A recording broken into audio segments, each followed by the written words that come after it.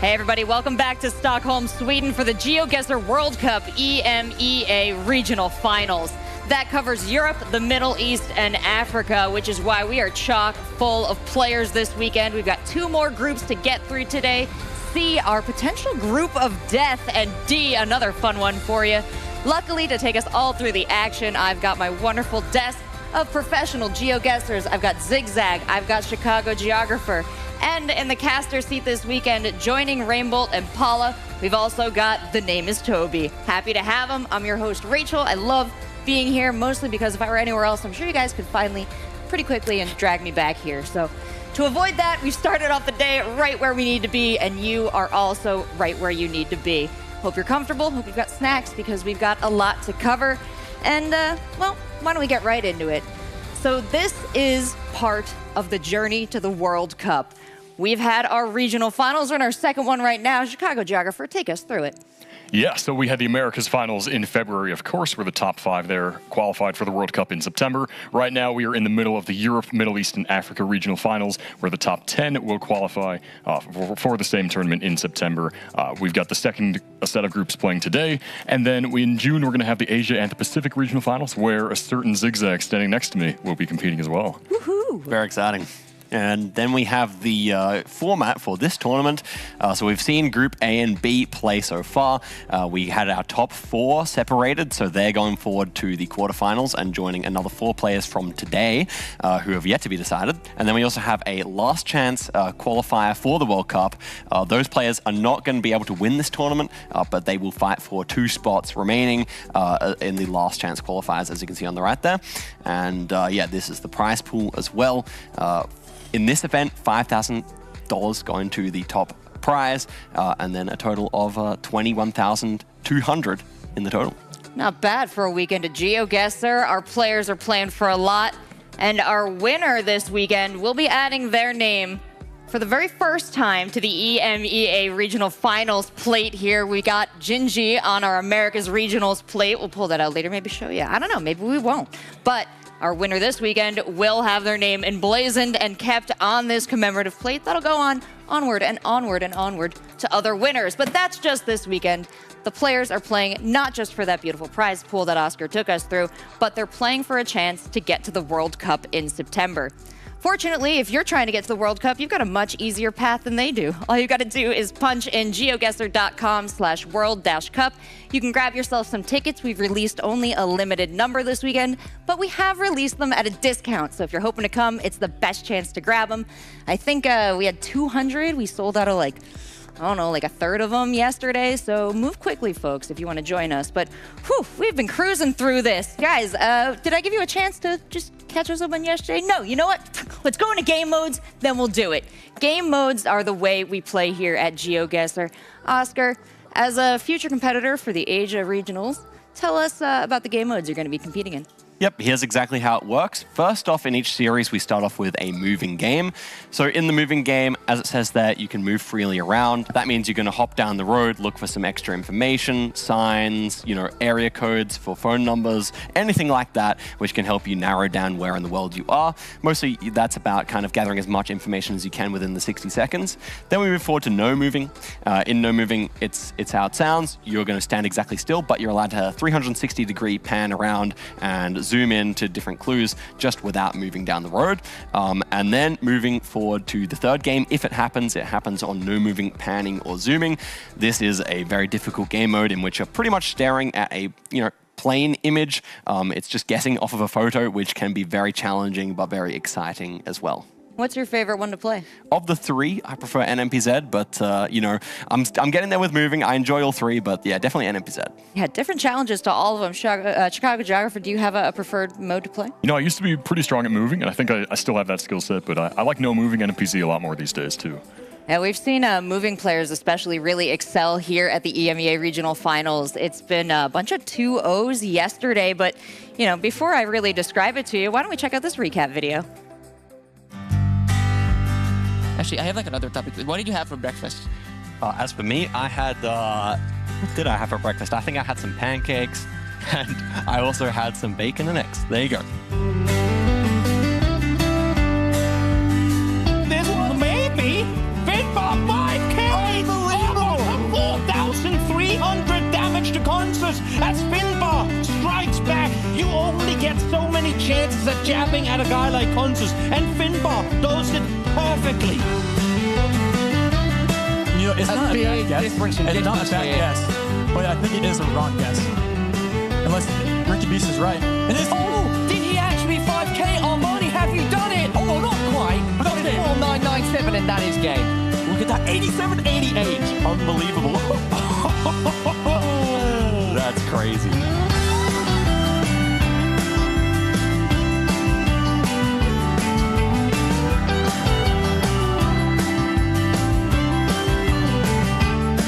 Finnish most definitely going to win this one with the Brockman side being right by, and this is going to be huge points. 4.5 multiplier, almost a 5K. 3,500 damage as we're heading into round 9.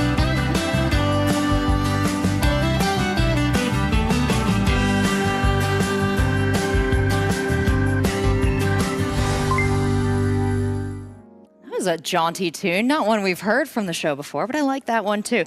Now, we saw a little bit of the gameplay and a lot of the handshakes, but the way the group shook out, CG, tell us a little bit about your thoughts and if you expected to see both these players at the top. Yeah, this is pretty exciting to see. We had Consus and Debray both sweeping their groups, not letting a single game through in any of their matches. So they are undefeated and looking really strong heading into the bracket on Sunday. We also had Finbar and Toponic in their groups, taking the second place spot, moving on to that bracket as well. Salak and Armani are going to be playing for that last chance slot as well. Unfortunately, we do have to say goodbye to Alok and Ricky Beast after yesterday, but I think all 8 of these players played really fantastically. We've seen great gameplay so far. Yeah, they really both groups here put on a masterclass of GeoGuessr yesterday. Between the two of you, would there be any, if someone wanted to catch up yesterday, wanted to pick one VOD to watch, one match, maybe you'd recommend them? Ooh, I think the game between Debray and Topotic was super exciting. Both of the games went to 10 rounds. And both were extremely close for that matter. So I think that was probably the series of the day. Obviously, they both ended up top of their group. And, Topotic, well, I won't spoil the outcome if you haven't seen it, but it did come down very, very close and, a good one to watch. Any standouts for you, CG? Yeah, that's a really great match as well. I had a great time watching Group A. Also, I think all the players did really well. I was impressed by Alok's moving performance especially. So I think we saw just fantastic skills, even from the players who maybe didn't qualify as high up as they would have liked. I was really impressed by all the gameplay. Yeah, Alok actually managed to keep up with Consus in the moving games. That was also a really nice one. Yeah, the games are a bit closer than the scores there indicate, but you definitely want to keep an eye on all our matches today so you don't miss any of those great head-to-heads, starting with Group C. And both of you have referred to this as the group of death, but CG, break down for me exactly why here. Yeah, so the group of death here, as identified by some of the players in this group themselves, this time we have 3 players coming from the World Cup last year and just 1 newcomer in Crooksd, but don't let that fool you. Crooksd is one of the fan favorites out here. He is a strong, strong player, so everyone in this group is here to fight their hardest, and it's going to be insane to watch.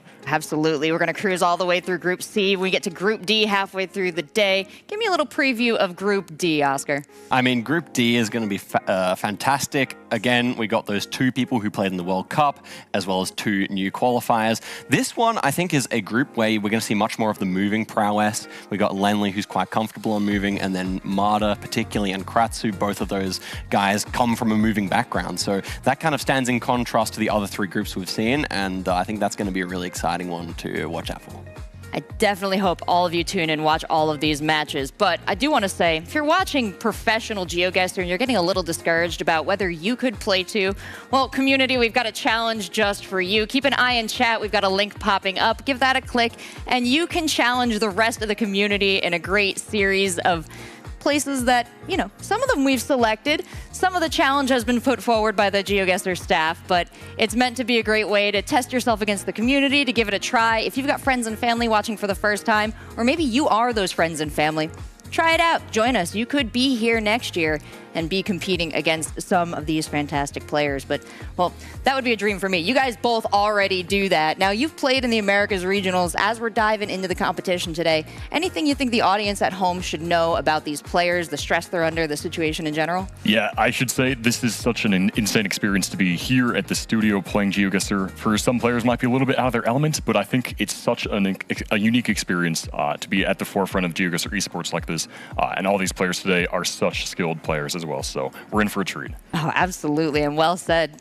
Oscar, same question as a competitor who will eventually be here in this situation. I mean, I think for me, it's the low amount of games. You know, people are flying here sometimes for quite a long distance, and then it's like a couple of best of 3s, and that pretty much decides your fate. So the stress is super high, but it's super fun to watch for that reason. You know, it's not like anyone can chill out and just, play, a little bit, safe tactics or anything like that. You have to come out all guns blazing, and, we saw that yesterday. All the games were really high quality. That's actually a great note to be aware of. These players are all so good. 3 matches might not be enough to prove just how good they are, but that's all they get if they go out last in their groups. So when they come up on the stage and we're asking them about their preparation or how they've been spending their time between or before matches, and they say, I have just been grinding, I have zero doubt they've been here early, they've been on the PCs, they've been practicing, and now we get to enjoy the fruits of their labor.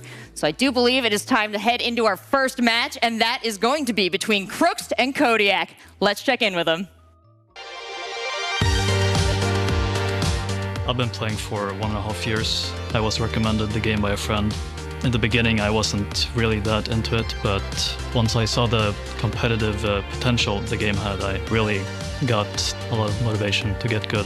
The skill ceiling is just infinite. Like, there's just no end to what your skill can be. And yeah, I just like that idea.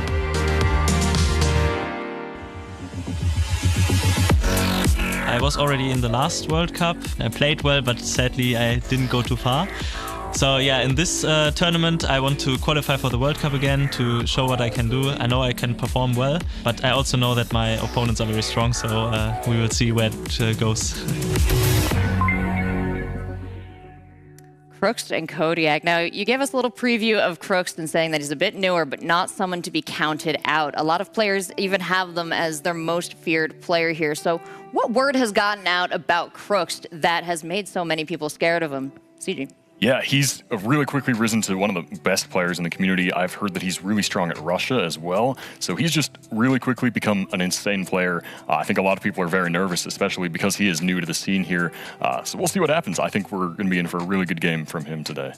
And I think one thing that we don't get a great view of just watching this high-level competition here at the GeoGuessr World Cup Regionals is that there is a huge community of GeoGuessr players, information gatherers, fans, viewers, team players. And so word has gotten out in this fan base. Like, what has he done? Has he been competing? People popping in his stream? Tell us a little bit about what the experience is, how these players interact with each other outside of the World Cup. Right, so for Crooks, I mean, most notably, he's gotten some really crazy records on particular countries. So he got like a 20 state streak in Brazil, which for anyone who's ever tried that is an exceptional feat. Then also similar feats in Russia as well. He's also been playing in tournaments. And also his reputation precedes him a bit because he was a Minecraft professional at the very top of speedrunning in Minecraft, and then has transitioned over to GeoGuessr now. So it's a really interesting story, and I think the skills might not be transferable, but he's definitely very, very good at GeoGuessr. Oh, the legends precede him. How about Kodiak? What kind of reputation does he have across the scene for being a type of player? Yeah, Kodiak is definitely a bit more of a veteran member of the community. He's known for being one of the greatest, probably the greatest at Indonesia. He's researched it extensively. He's taught me a little bit about it as well, which was really helpful. So he's got some of his own specialties. He's a world traveler as well, so he's a very well-rounded player with a lot of specific expertise. Well, I'm excited for them to go head-to-head. Let's bring out our first player, Crooks.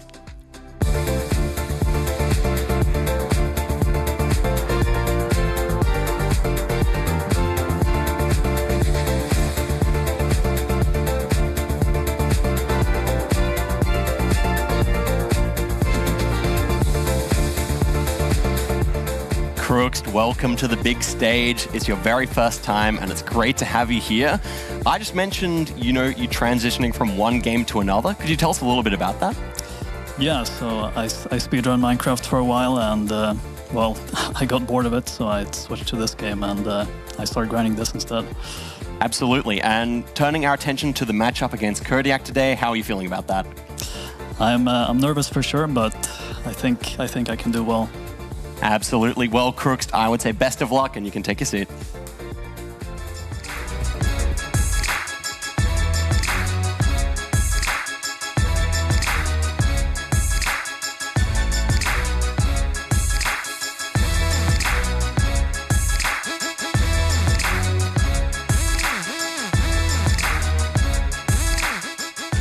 Kodiak, great to have you here today. A good friend of mine and stepping up once again to the professional stage here.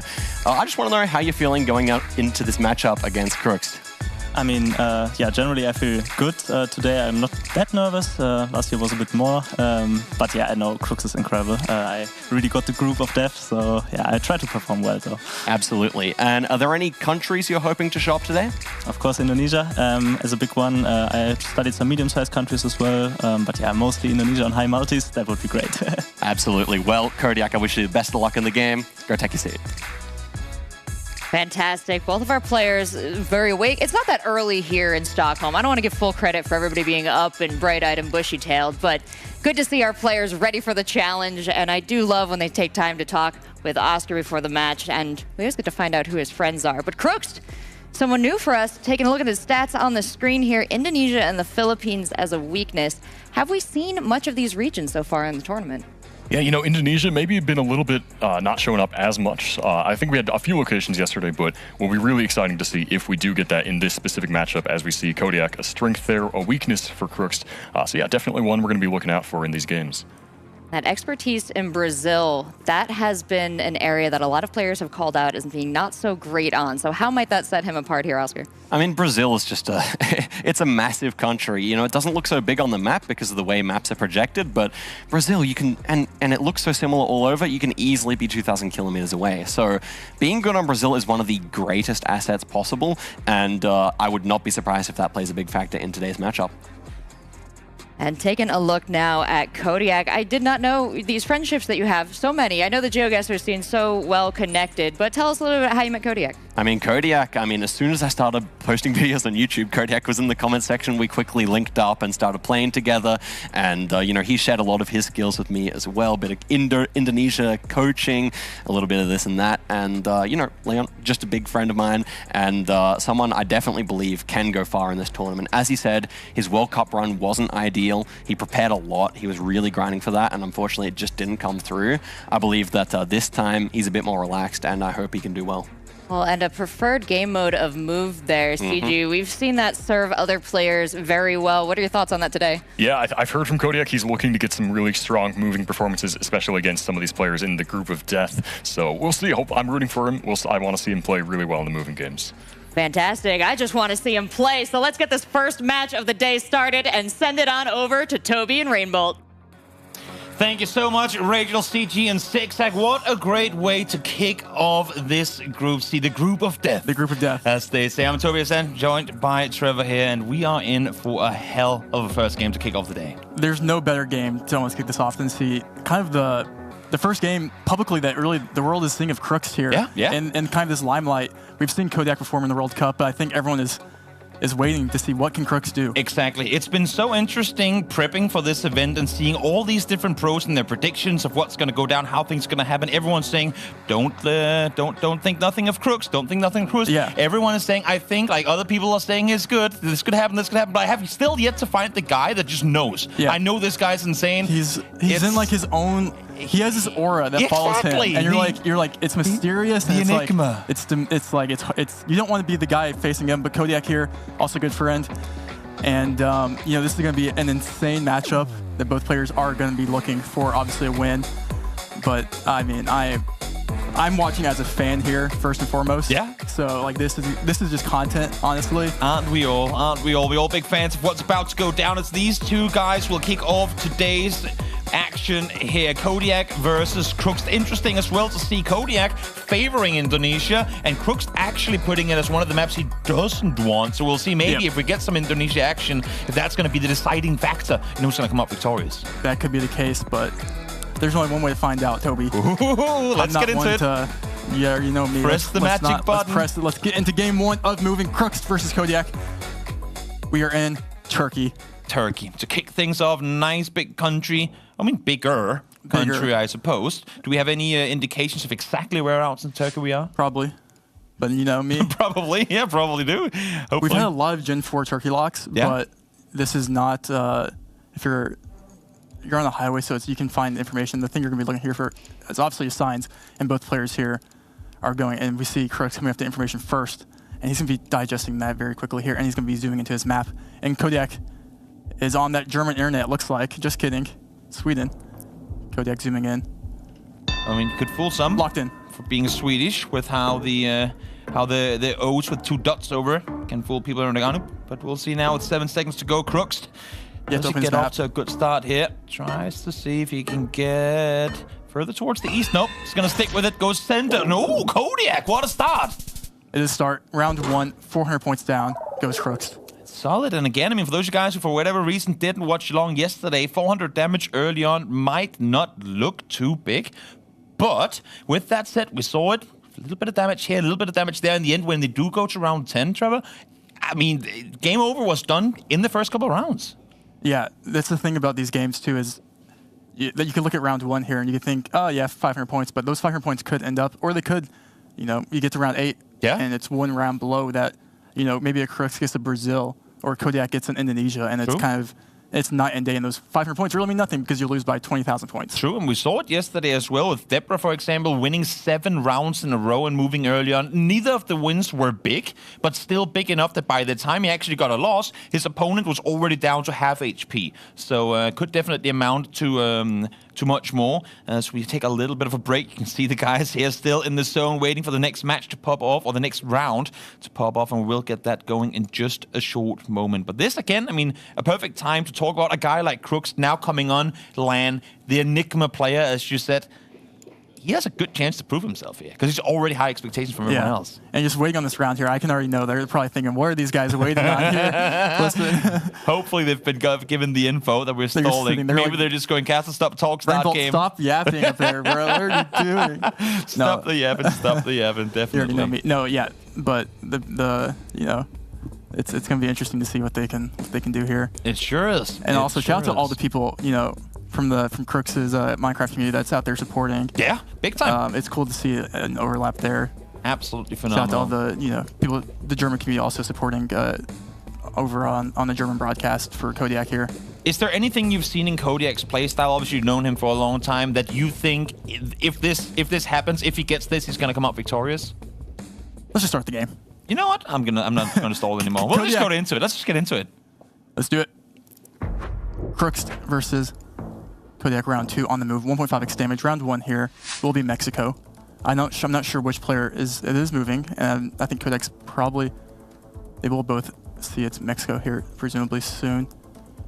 That sign looks like it might have information on it regionally, but a little bit of extra info on the left side. You can see instantly Kodiak looking towards the western shoreline. Kodiak is one of the best moving players in the world. I will say that. When it comes to top tier echelon moving players, Kodiak is him. So if Crooks is able to get a win here, that would mean a lot, but it is a best of 3, so it does 5 seconds left. Ooh, we see Crooks go down nearby as well. Not completely on top, but close enough that it shouldn't hurt too much. We'll see how much damage is going to come through. It's going to be a solid 500, 800 actually, as a matter of fact. That's yet again a little bit extra chip off the shoulder of Crooks. Kodiak in his bag.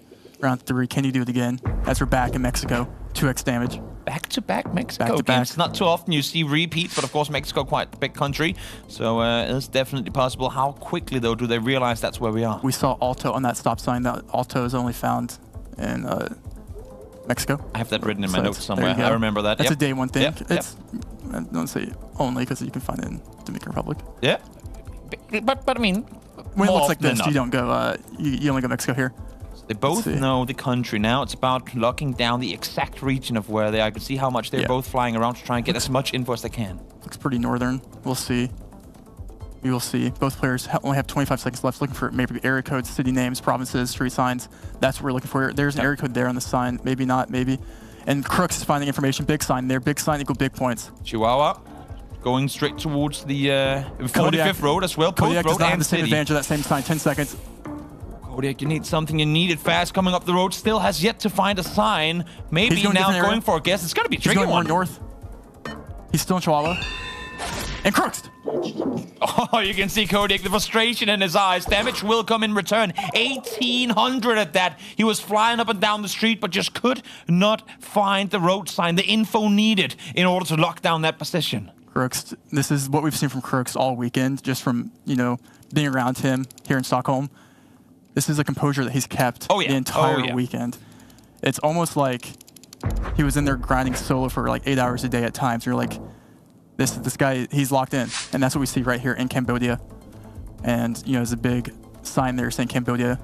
I mean, that does help. It does help. And Kodiak here does see the road number. Yep, road number 1. Most players will know that. The Cambodia, numbers. We have numbers on the pillars there as well. Do they indicate anything, or is there nothing to go by? It could. I mean, you're like up on the top of it. Yeah, I think it's like the distance or something. I'm not a moving player, so Kodiak's locked in southeast Cambodia. Usually in that region you do get more sand, and let's see where. And we do see Crooks is clicking on pin there in the capital, and Kodiak is right. See the joy again after a little bit of a hit to him. He does strike back once more, 700 damage. These guys very, very close in points now, set just above 4,000 as we head into round 5. Round 5. We're going to keep the small countries up in UAE here with a white car. 3x damage. No points here. We'll be seeing a round 6 because this is a small country, small points. But you could pick up, in these games where you're potentially looking at the round 10s. Every single point does matter. And yesterday, we had a ton of games go all the way to round 10, and I would be surprised if we're not going to end up seeing a lot of them do so here as well. So many good performances yesterday, but of course, in the end, only some can become victorious, and we already have seen people leave the tournament. Kodiak zooming in.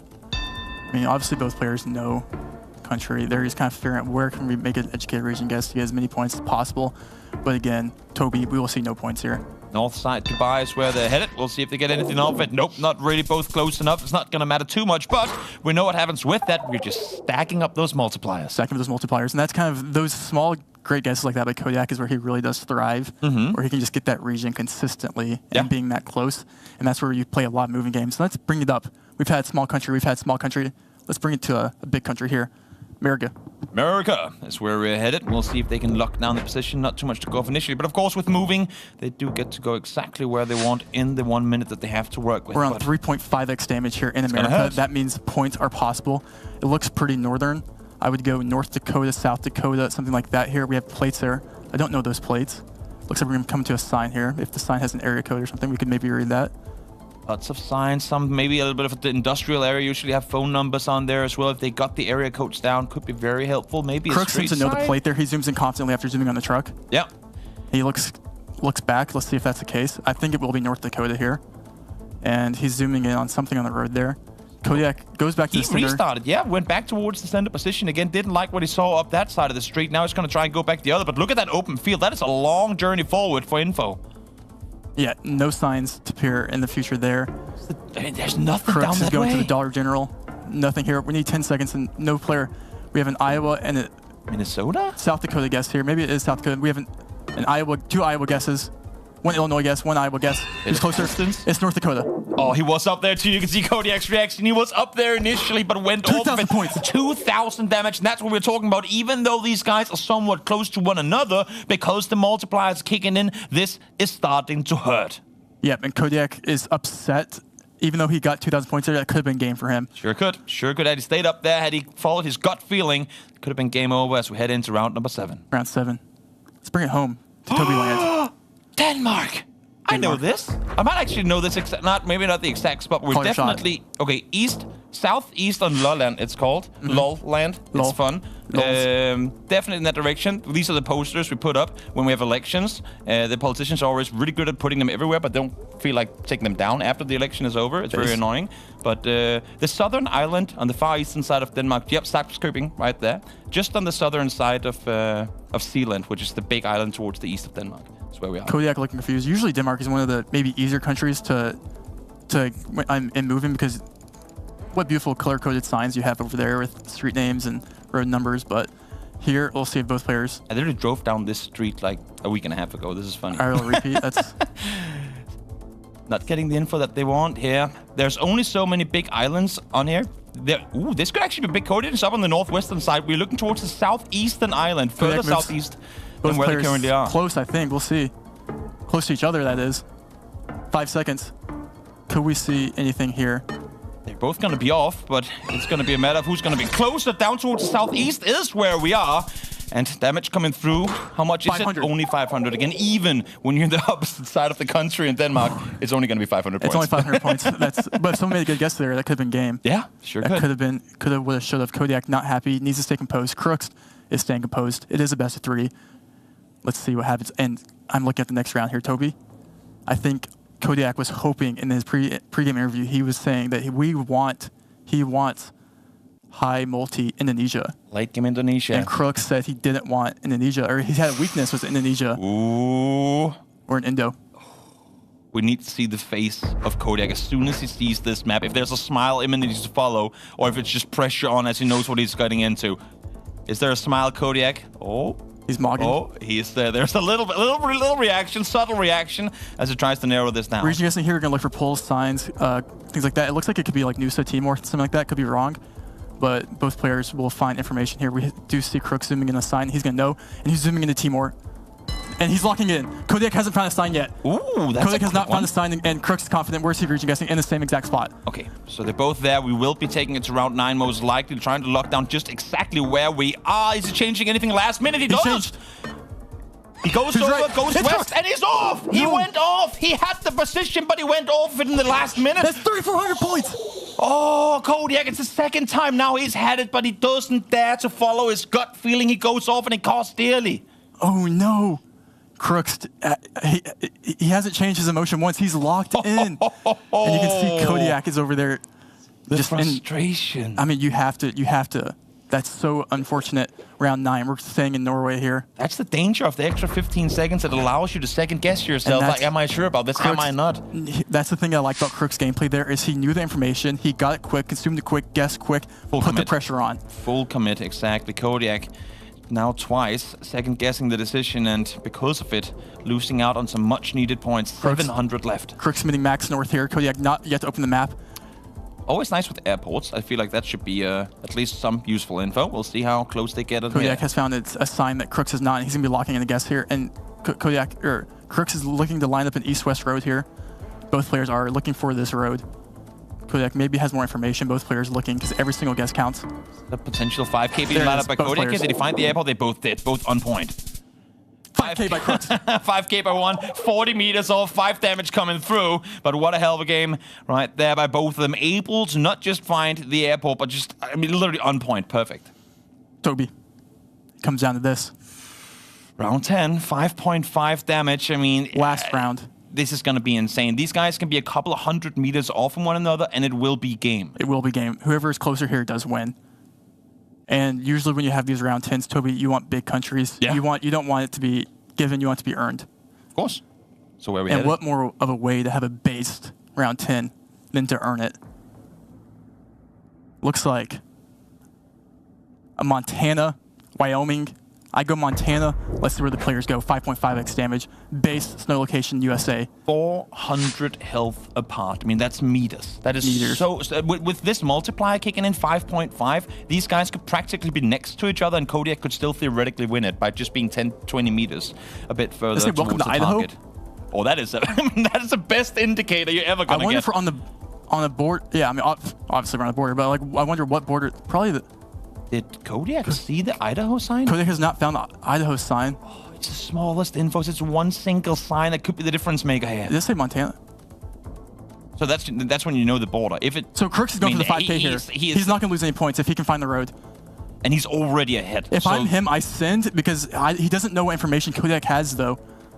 And okay, and Kodiak has found the Montana. Oh, this is going to. We could see potentially 2 5Ks here. Which in this case would massively favor 10 Crooks, seconds. considering he's ahead already. Has Crooks found it?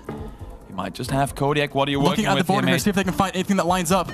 That looks like a 5K all the way This down is to it, the Toby, 1 street second. itself. Crooks! On point, picture perfect 5K for Crooks for the win. What a performance, what an effort. He was going from border to border to border, and in the end locks it down 27 meters out. Actual Giga Chad. Everyone was wanting to see him prove his reputation when it came to land, and here he is. And first off, takes out Kodiak in moving, of all players. That, my heart, at least 130 BPM right now for both players. That was an insane, and what better way to end it than a 5K?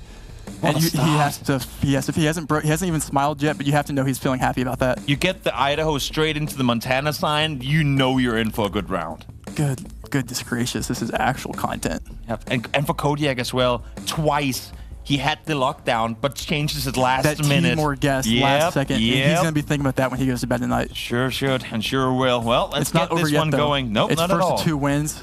Crooks needs 1 more win here to take a win. Let's do it. Into no move. This is no move for new players watching. Basically, you do get. Last game was moving. This is you get 1 360 panorama. No driving down the street. No using your gas today. We're using our cursor. We're just chilling in the spot, doing 360s all day long, It's round and 1. see what we can get. Looks like a Peru here with these poles. Both players will know that. Is there any region indications here that you can see right off the bat? I mean, it's western because of how dry it is. But the question is how along the coast where do you go? We do see Crooks zoom in immediately north, but there's not anything. And Crooks zooming in on the poles here. I wonder if those have any sort of value to him. Obviously, they probably do, or he wouldn't be zooming in. He seems confident. Yeah. I mean, is Crooks the GOAT? If he's able to, like... It's a quick scroll in. He already locks it in. It might not be exact, but he's going to be close to it. And both players, they're right next to each other here. Practically on top of one another. Is Kodiak going to move the last second again? That was a question, and he does. Will that seem to haunt him? It does not. He's closer. Oh, this time around it paid off. He was up by Crooks, but went back south second time around, and now ahead by just under 500 points. Let's keep it going. I'm not here to waste any time. Uruguay at round 2. 1.5x damage. Both players will know this. We have the white thick signpost, Uruguay, black car. Region guessing Uruguay is kind of crazy, but we'll see. A lot of open spaces here. Got some trees in the background. No buildings, though, whatsoever. Street signs, gravel, and landscape is all you have to go off of. Kodiak zooming in on the road here in Uruguay. Obviously, Crooks will also know it's Uruguay. All these points do matter here. I always get excited when they scroll right down to the ankle of the street itself. That's when I go, oh, we're in 5K territory now. If you can 5K something like this, to me, that is insane. And I said there was no buildings. There's a little roof there in the distance. But Kodiak... They're still so close. Yep, Kodiak not the biggest fan, and both guys close here once more. Crooks hedging away there with a couple 100 points. Kodiak needs to stay composed. It's not over yet. Little swing to kick things off as they both take 1 round each heading into third. Round 3. It looks like we're in Canada here. Potentially be the US. Let's see. Both players. Again, limited. No buildings. It's foliage. It's street signs. It's gravel. It's... Is there even a car method to be had in the car shadows? Not to really. I don't think to tell the difference between like region in Canada, or the car shadow. No. The car color. Yes. We do see over here by New Brunswick by Kodiak. We'll see where Crooks ends up zooming in. I actually like his guess. I think it could potentially be good. But he doesn't. He's not sure on the region there, and he's locking it in though. And Crooks is down near Montreal. For the most part, it's been Crooks logging in first. Kodiak to follow this time around, though. We swing it the other way. Crooks now has to figure out where he wants to go. They're a little bit off from one another. Kodiak is close. Let's see how much damage comes through. It's actually going to be quite a margin. 1,200 chunked off of Crooks. That's not insignificant. Definitely not. Let's keep it up. Next round, round 4. This is where the multis get higher. 2.5. 2.5 is where we are at, and where exactly are we here? Should be NZ. We'll see. I didn't quite see. Left side traffic, always a good indicator. Australia. Those guys getting into it. See now if, again, I mean, Australia with 2.5x, it can be very, very dangerous to be on the wrong side of this one. Yep. I think Crooks has a decent guess here. We'll see where Kodiak ends up going, and they're both going to be in Victoria, Melbourne. Melbourne territory, a little bit of a water hedge here, potentially. No, goes to Tasmania last second. And Crooks. 2,300 points. Tons of damage coming in. Again, it's Kodiak last second, kind of switch off the position he just had, and it comes to cost once more. It's a game of ebb and flows and a game of momentum. And Crooks has momentum right now, 2,500 points. Oh, yeah. And that Kodiak, how many times is he going to move off last second? And it's an amazing response from Crooks as well. He just took 1,200 damage himself to then be able to instantly bounce back. The very next round is absolutely huge. Round 5. I think this might be what Crooks is wanting here, Toby. Kodiak isn't going to roll over, but I think this might be Brazil. And, I think when we've heard from it could potentially not be, but I'm kind of confused what I'm looking at, but we'll see. Well, when we aren't sure, maybe the players won't be either. And if they aren't sure... You see Brazil zoom in, that does make sense, that region with these rolling green hills. 3 times multiplier, this could be a huge game coming in if one of these guys go off of Brazil. Because especially when you start on the East Coast, anywhere that isn't Brazil from there, you know it's going to be game. Exactly. It's quick. Kodiak is locking in. Lock? Both in similar regions, again, right on top of each other. They are literally downtown hugging each other right now. Let's see which of them is going to get it perfect. Crooks has been very, very good in the micro adjustments in the late game, but now it's Kodiak with the win again, bouncing back and forth constantly. 1,000 going off Crooks there. Again, look how close they are to one another. And still with that, because of the multipliers, every single hit hurts. It does. And we are even going into round 6 of 10. We're back in Mexico. 3.5x damage. Who's going to region against Mexico? It looks northern. We'll see. The third Mexico for them already into game 2. We'll see if they like what they're seeing. A lot of info to be found on the walls. That scared me, Kodiak. Don't do that again. My heart cannot. Tabasco lock in here. Tabasco lock here. Okay. Lock in here by Kodiak. And that when they zoom in that quick and that confidently, you have to assume they're right. Oh yeah. Crooks not opening the map yet. 5 seconds. Where's he going? He's going Ace of CDMX. Oh, it's coming closer and closer. Who's right?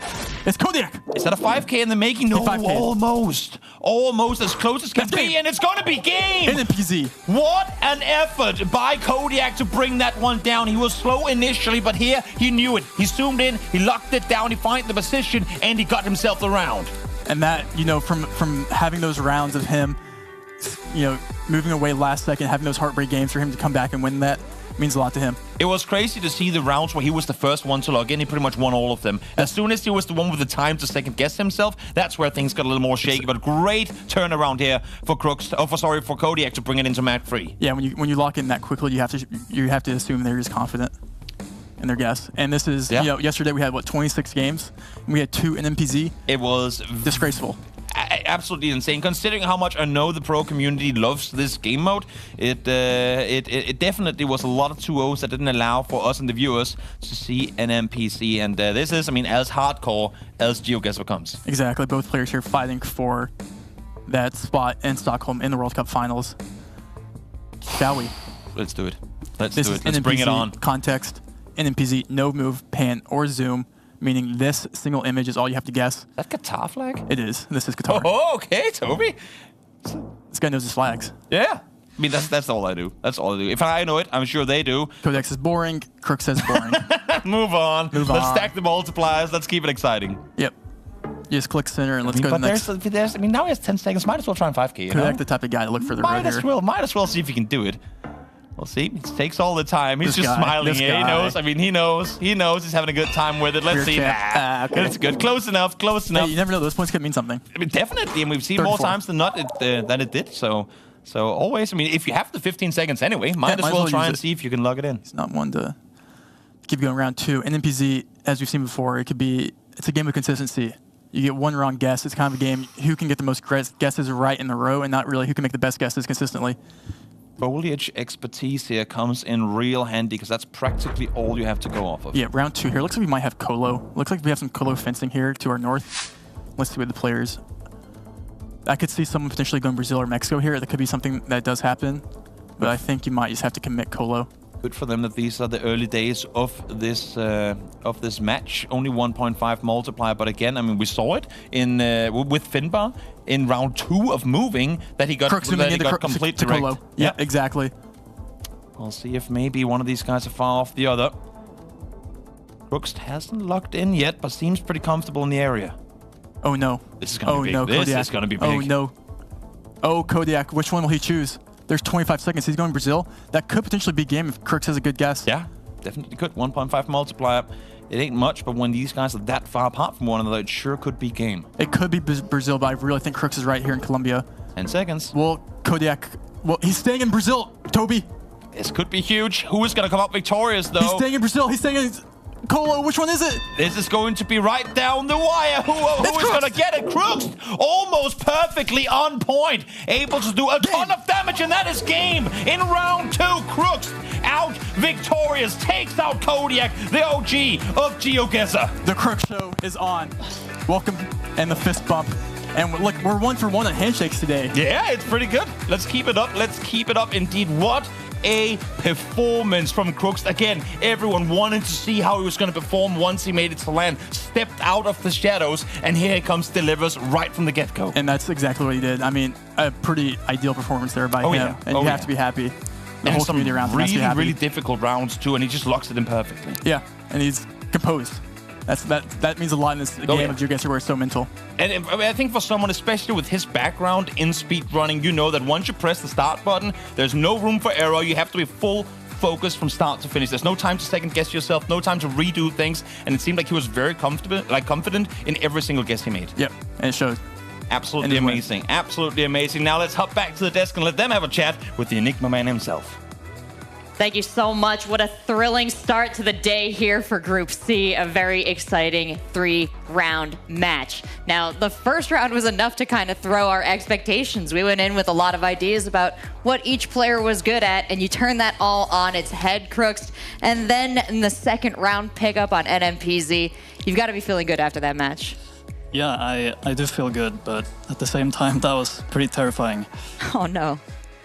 Are you feeling proud about how you prepared for this tournament? Yeah, I mean, I didn't do any specific preparations, really. I just played the game, but yeah, I'm happy with how I played and how I prepared. You must have been scared in the moving game when the Indonesia round came up. What was your reaction when you saw that Kodiak had picked the wrong island? Yeah, I mean, I thought there was always a chance he didn't find the sign I found, but I was really surprised. My first thought was Timor, but you know, I saw the road, so I just sent there as quickly as I could. Yeah, I think you played really well in the moving games. Do you think you are liking your odds in that format going through the rest of the tournament? Well, maybe not against Blinky, but against others, I think I have an okay chance. Yeah. Nice. And looking forward to the rest of the group. As you discussed with Blinky, any particular strategies that you feel like you have to shape to a certain player, or are you mostly focused on playing how you want to play? To be completely honest, I'm just trying to make the best guesses that I can. Like, I don't really think about my opponent that much when I'm playing. Well, it served you well in this first match. Can't wait to see how you perform as the groups continue. Let's take a look at those groups and see how they lay out for the day there. A nice 2-1 to get us started. Let's hope for more 2-1s. Now, Chicago Geographer, taking a look at our next matchup here. Any words to keep people warm over break? Oh yeah, this is going to be a really exciting match. Of course, we have Blinky, who was our second place runner-up from last year. Wolf Trekker as well. He's a veteran of the community, a really strong player, a friend of mine. So I'm looking forward to this match as well. 2 strong veteran players. Can't wait for it. Stay in your seats. We'll be right back with more GeoGuessr.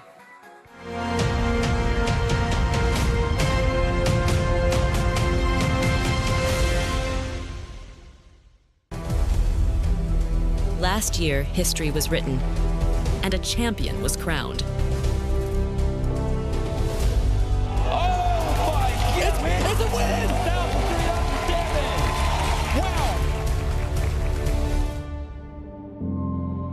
But every story has an end, and every champion must once again rise to the top. In the halls of royalty and where innovation is praised, a new master will ascend the throne. Welcome to the City Hall of Stockholm and the finals of the GeoGuessr World Cup 2024. Secure your tickets now and be part of this historic event. See you in Stockholm.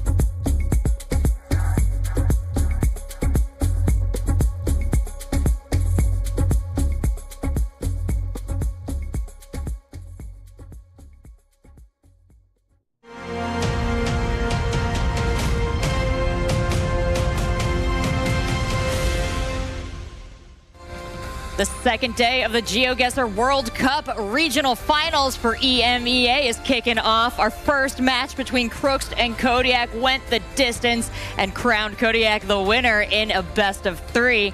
But now we're heading into our two other players from the group and their first match of the day, which will be Blinky and Wolf Trekker. Now, we've had a number of exciting matches yesterday, but of course, each player is put in one of 4 groups with 3 other players. So, you know, we got these little pods that they're in, and then Sunday, we're going to do something totally different and put them into a bracket.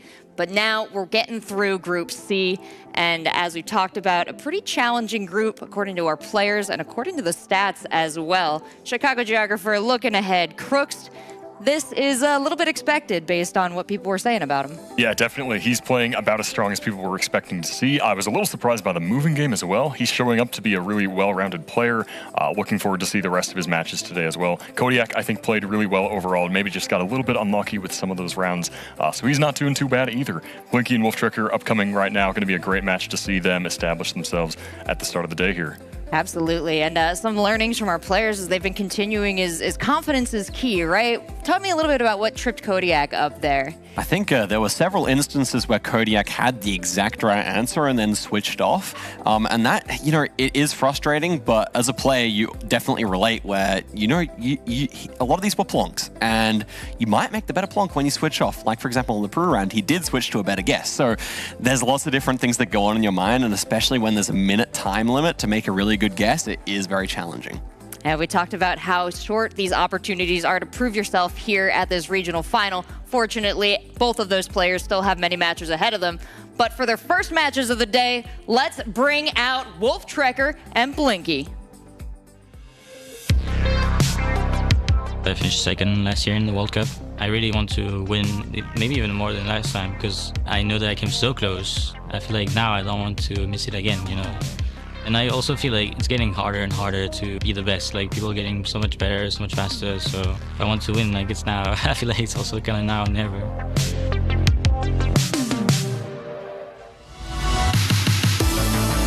I won 3 out of my 5 games last year at the World Cup, so I guess that's how I got the spot this year. I've just always loved geography, and I've been following like Google Street View coverage, you know, ever since that launch, and I kind of got into the game through that and just got absolutely hooked, and yeah, I'm still playing and going strong, so yeah, love the game.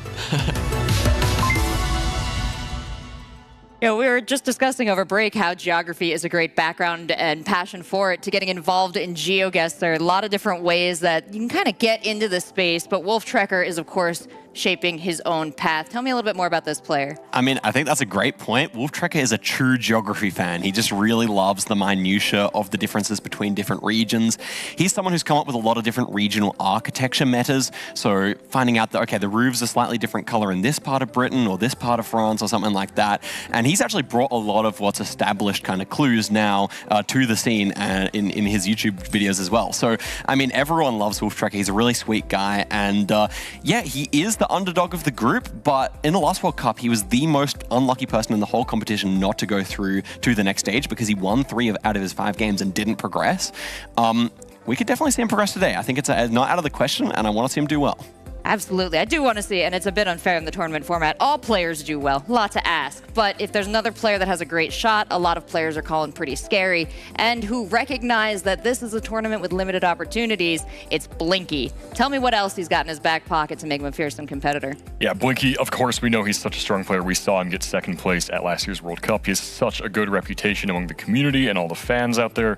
He's also widely regarded as maybe one of the best moving players in the world. So we're going to be looking out for his moving games today, especially against a player like Wolf Trekker, who's maybe more of a no-moving player. Interesting. Those moving players doing so well in our events as it's the first round in the best of 3. But let's see, it's still anyone's match. So let's bring out our first player for this one, Wolf Trekker.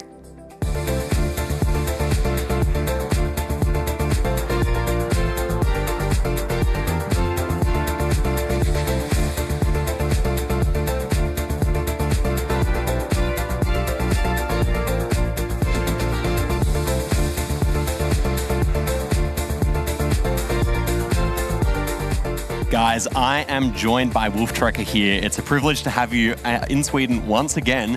And Wolftrekker, I'm wondering, given all your little minutiae details that you study, is there anything you're hoping that shows up in your games today? Yeah, I guess I'm hoping for lots of Europe. I guess Europe is my strength, so I'm hoping for a good round. Maybe my opponents don't know, so that'd be really good. Absolutely. And my second question, how do you feel that you match up against Blinky today? What are you predicting will happen? It's a really tough matchup. I feel like my chances are quite low, but you never know. There's always a chance, and the moving game, yeah. Blinky's the best moving player in the world, so gonna be tough, but see what happens, I guess. Absolutely. Wolftrekker, I would say good luck, and you can take your seat. Cheers.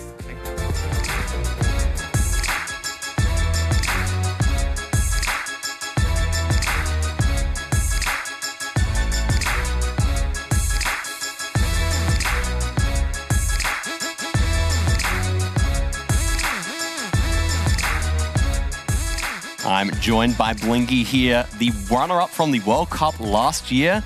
But Blinky, I want to take it a little bit less seriously for the first question. What influenced your decision for the color of the beanie this morning? I actually forgot my other beanie, so I only have this one with me. Okay, so we're going to be seeing a bit of the beige beanie this week. Yeah. And I want to hear a little bit of your thoughts about this next matchup against Wolftrekker. How do you think you stack up? I feel pretty confident, but yeah, obviously, as Wolftrekker said, anything can happen with this format. So even though I may be the favorite on paper, I definitely think, I need to play well, for sure. Certainly the case. All right, Blinky, I would say good luck and go take your seat. If I were to give out an award for best match to their avatar, that would definitely have to go to Blinky as well. Just a one-to-one there. It's really good. Taking a look at Wolftrekker as he gets settled in, we talked about his unfortunate tournament placement last time at World Cup. Able to win so much, not able to squeak by thanks to stats here. So we know he's got the experience. What else is he bringing to the table that really might give him the edge in this group, Zigzag? I'm seeing India there. India's a huge country that shows up quite often, and it's full of... Wolftrekker loves these culturally rich places. India has so many different languages, styles of architecture, religions. This makes guessing in India really kind of specific and really plays to Wolftrekker's strengths. Same thing kind of goes for Europe as well. I think those are the two continents or two places that Wolftrekker wants to see come up as much as possible, and it is a tough matchup for him against Blinky. Now, that shout out of the UK expertise too. I really do love when people get to go to their particular areas. That's a bit of a home team advantage there. I love listening to Toby talk about maybe he drove down that road in Denmark pretty recently, but Blinky also has a bunch in his back pocket. Tell me, Chicago Geographer, what stands out here among these many strengths? Yeah, so Blinky's strengths, he says he excels in these sort of specific countries where what they have in common are not too many roads covered, so you can really get a good feel for memorizing specific areas and landscapes. Countries like Kyrgyzstan and Iceland really speak to that kind of ability of his. He's also, as we've said, the best moving player ever, so we're going to be watching out for those kinds of strengths today. I can't wait to see. When people are hyped up as moving players, it's so interesting to see the difference in how they approach those first couple seconds in the map there. As a moving fan yourself, what is your first thing? You go north, you go south? Yeah, it's always tough. That's like the first thing you got to choose. Like, what's the right way to go down the road? Generally, there's a trick. If you go downhill, if you're like in a hilly area, that usually leads you more to signs and towns, but doesn't always work. That's interesting. That's opposite. I would have hiked up the hill and looked out in the panorama if I were lost as a human, but that does not help me in GeoGuessr. Anything you want to say before we head on into the match, Zigzag? Just keep an eye out for Blinky's movement. He's going to have extremely clean tech. He's going to get to signs really efficiently. Wolftrekker is going to have to take a bit of a different approach, maybe go for fast guesses, or he's definitely going to be more measured, I think. Definitely going to be going down the road a bit slower, in my opinion. It's going to be interesting to watch the difference between these players, and it's going to be a super fun matchup. Absolutely. Not just for entertainment factor, but also for learning factor. So really pay attention and enjoy this one as we hand it over to our two geniuses on the casting mic. Boys, take it away. Thank you so much, Rachel and the guys on the desk. This is going to be an insane one. Blinky versus Wolftrekker. France versus England. A tale as old as time. And what a hell of a game we're about to get on here. Yeah, I mean, anytime you get to watch Blinky play the game of GeoGuessr, it's a beauty. I mean, people keep saying, oh, he's one of the best of them. No. He is the best. And it's not even, I don't even think, conversation. He's the best moving player in the world. And it's going to be hard to take him down. Now, as we're getting into this match, though, tell me, because we have a lot of amazing moving players in the world. Yeah. And we've seen a lot of them in this tournament already. What makes him not just amazing, but the best? What is it that makes him stand out? It's his beanie.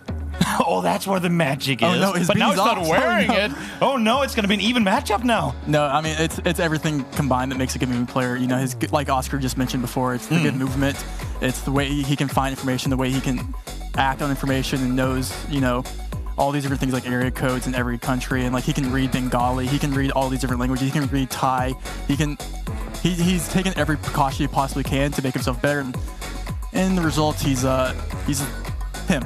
He is him. We'll see if he gets to stay him or if Voltrigger takes the spot away from him, as these two guys will go head-to-head as we head on into round number 1 of map 1. It is Move. It is Blinky's favorite, one that everyone in the world says that he is the master of. Let's see if he can claim that title once more. Let's do it. Game 1, round 1, moving. Blinky versus Wolftrekker in South Africa. The game is starting. Blinky needs to lock in. Both players locked in. Both players will realize where we are with the yellow outer lines Gen 4, driving left, Za. And again, we see Blinky just kind of finding that information and looking for anything he can. But both players immediately will even have a good region guess without even moving. So that's kind of what we're looking for here. And you can see Blinky just, both players are using that new kind of tool where you can hold the spacebar and go quick. Thank you for breaking that down, because I was looking at it yesterday and thinking, how exactly is it that they make it so that you can move like that so fast? And that is, as you said, click and hold down spacebar, you can move a lot faster. And we'll see a Blinky 5K here, and I just assume he is 5K'd. This is type of. Is that what it does? Just like clicks and out there. 5K. Yeah. And Wolf isn't. He has a sign, but he's scanning for a different direction of South Africa, and Blinky already knows he's already found the 5K presumably, and Wolf cannot find cannot find it in Blinky. When you're up against a guy like Blinky, you have to be as on point as possible. Not 5K, but almost there. 700 damage on Wolftrekker to kick things off here. I like what they talked about in the desk 2 coming into this, saying if you want to catch Blinky off, maybe you go for the fast picks. We saw Amani try and do it yesterday, not with that much success, but maybe that's how we catch him. And in rounds like this, I think you might have to do it too. Is Wolftrekker fast enough? Can he get the info down fast enough to compete with a guy like Blinky? Sometimes just maybe have to just make a good region guess. Here, this literally looks like downtown Bangkok. It's beautiful. It's beautiful. We'll see where the players end up guessing here. Blinky can read Thai. That does come in incredibly handy. But both players will see, like, I think you just click urban Thailand usually just equals Bangkok. Main road here, we'll see. We see game modes online in 0.1 seconds. Oh, they're both going north. They're both in Udon Thani here. Wolf is locking in. Fast. Trying to see if he can maybe catch Blinky. If not, put a bit of stress on him. But again, I mean, Blinky not only has he played in the studio. They're both in the same city. So they saw information and they both got it, and they ended up there in downtown Lao border in Udon Thani. Get it down, both of them. But that's the thing, right? You're up against Blinky, a guy who already is phenomenal. Wolftrekker will take this round, though. A solid 3-point hit comes through onto Blinky. Probably won't be feeling the hurt of that one. He won't. But up against the guy who has not only played in studio before, but played before a live audience. Blinky has tried everything, and he wants to go back and claim that title that he was so close to last year. Will he do it again? It's almost like it's maybe you would call it the Blinky revenge arc. You know? Yes, definitely, and it's starting right here, right? It's this is effectively his first step of the grind that will be making it to the finals once more of the 24 World Cup, and it all begins with taking out Wolftrekker here. Blinky going to be zooming in to Czechia here. We had that beautiful snow coverage. You do get winter coverage here in Czechia, and when you see someone zoom in that quickly and you are in that level of zoom, you have to know something, and he does have information there that both players do have information. We do see these blue signs with these wide arrows would indicate Czechia. Blinky's locked in. A lot of road info on that sign. 4 different main streets to be found, and if you can find the middle of all of that, well, you're in a pretty darn good spot. Let's see if Wolftrekker can lock it down the same way. They are somewhat nearby. Only 2 times damage modifier. Shouldn't be a big hit. Blinky. On point once more. This is going to be a 5K. Yes, it is Blinky. Takes one right off the get-go. Round 3, first 5K for him, and probably not the last one to come. Probably not. Definitely not. You would imagine, especially in moving, that he's going to find a couple more. I mean, but also, Wolf. What a great guess by Wolf there. Yeah, that's the issue, right? We had it yesterday, too, where Amani played phenomenal games, but his opponents just did it that much better. And here for Wolftrekker, hasn't really made big mistakes yet, but still is almost down 1,000 health. Get these big multis. You just need one good guess in Malaysia here. Looks like we're going to be Blinky zooming into mainland Malay. See if he can find information here or a sign that can further educate his guess here. And he's found a road marker, presumably, or... Oh, there's some city names, town names. Both getting the same info here, going up the same exact street. No one deviating from the main roads, because why would you? But Blinky, I mean, Wolf found a valuable sign. Let alone the speed at which Blinky is flying up the hillside. Now they're at the same area as well, and this should be info for both of them that they could lock based on. And Blinky just zoomed into the right road, and Wolf is also right there. Both players playing amazing. Almost 5K, both of them again. Minimal damage. We're already in round 4 with multipliers going, and we're still down to single-digit damage because these guys are playing as well as they are. Yeah. I mean, Wolf is phenomenal to watch. Wolf is keeping up with Blinky's gameplay here. Which you have to. You're just waiting for the one opportunity, the one slip up. Which, I mean, over the entire day, yesterday, Consus had once. Across all his games, all his rounds, he had one error that was not punished. Wolf Trigger hoping that Blinky will have one here. I think Wolf lost all of his points in that first round in South Africa. You know, he's really not... It's been close ever since. It really has. It really has. Next round here. Looks like Spain or Italy. Probably Spain. We'll see when the players move. Out to the main street they go. You want to get to the highway quick because you can see the signs there. Usually see on that CV indicates where you are in Spain. And you get the 2-kilometer indicator as well. Yeah, he's going to 5K this within the next 10 seconds, Toby.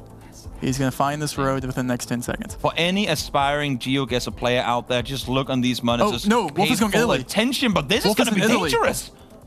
Find the sign. He's going to realize it's Spain now. He's going to realize it's Spain. He's getting over there. Oh, Wolf, you're playing a dangerous game here.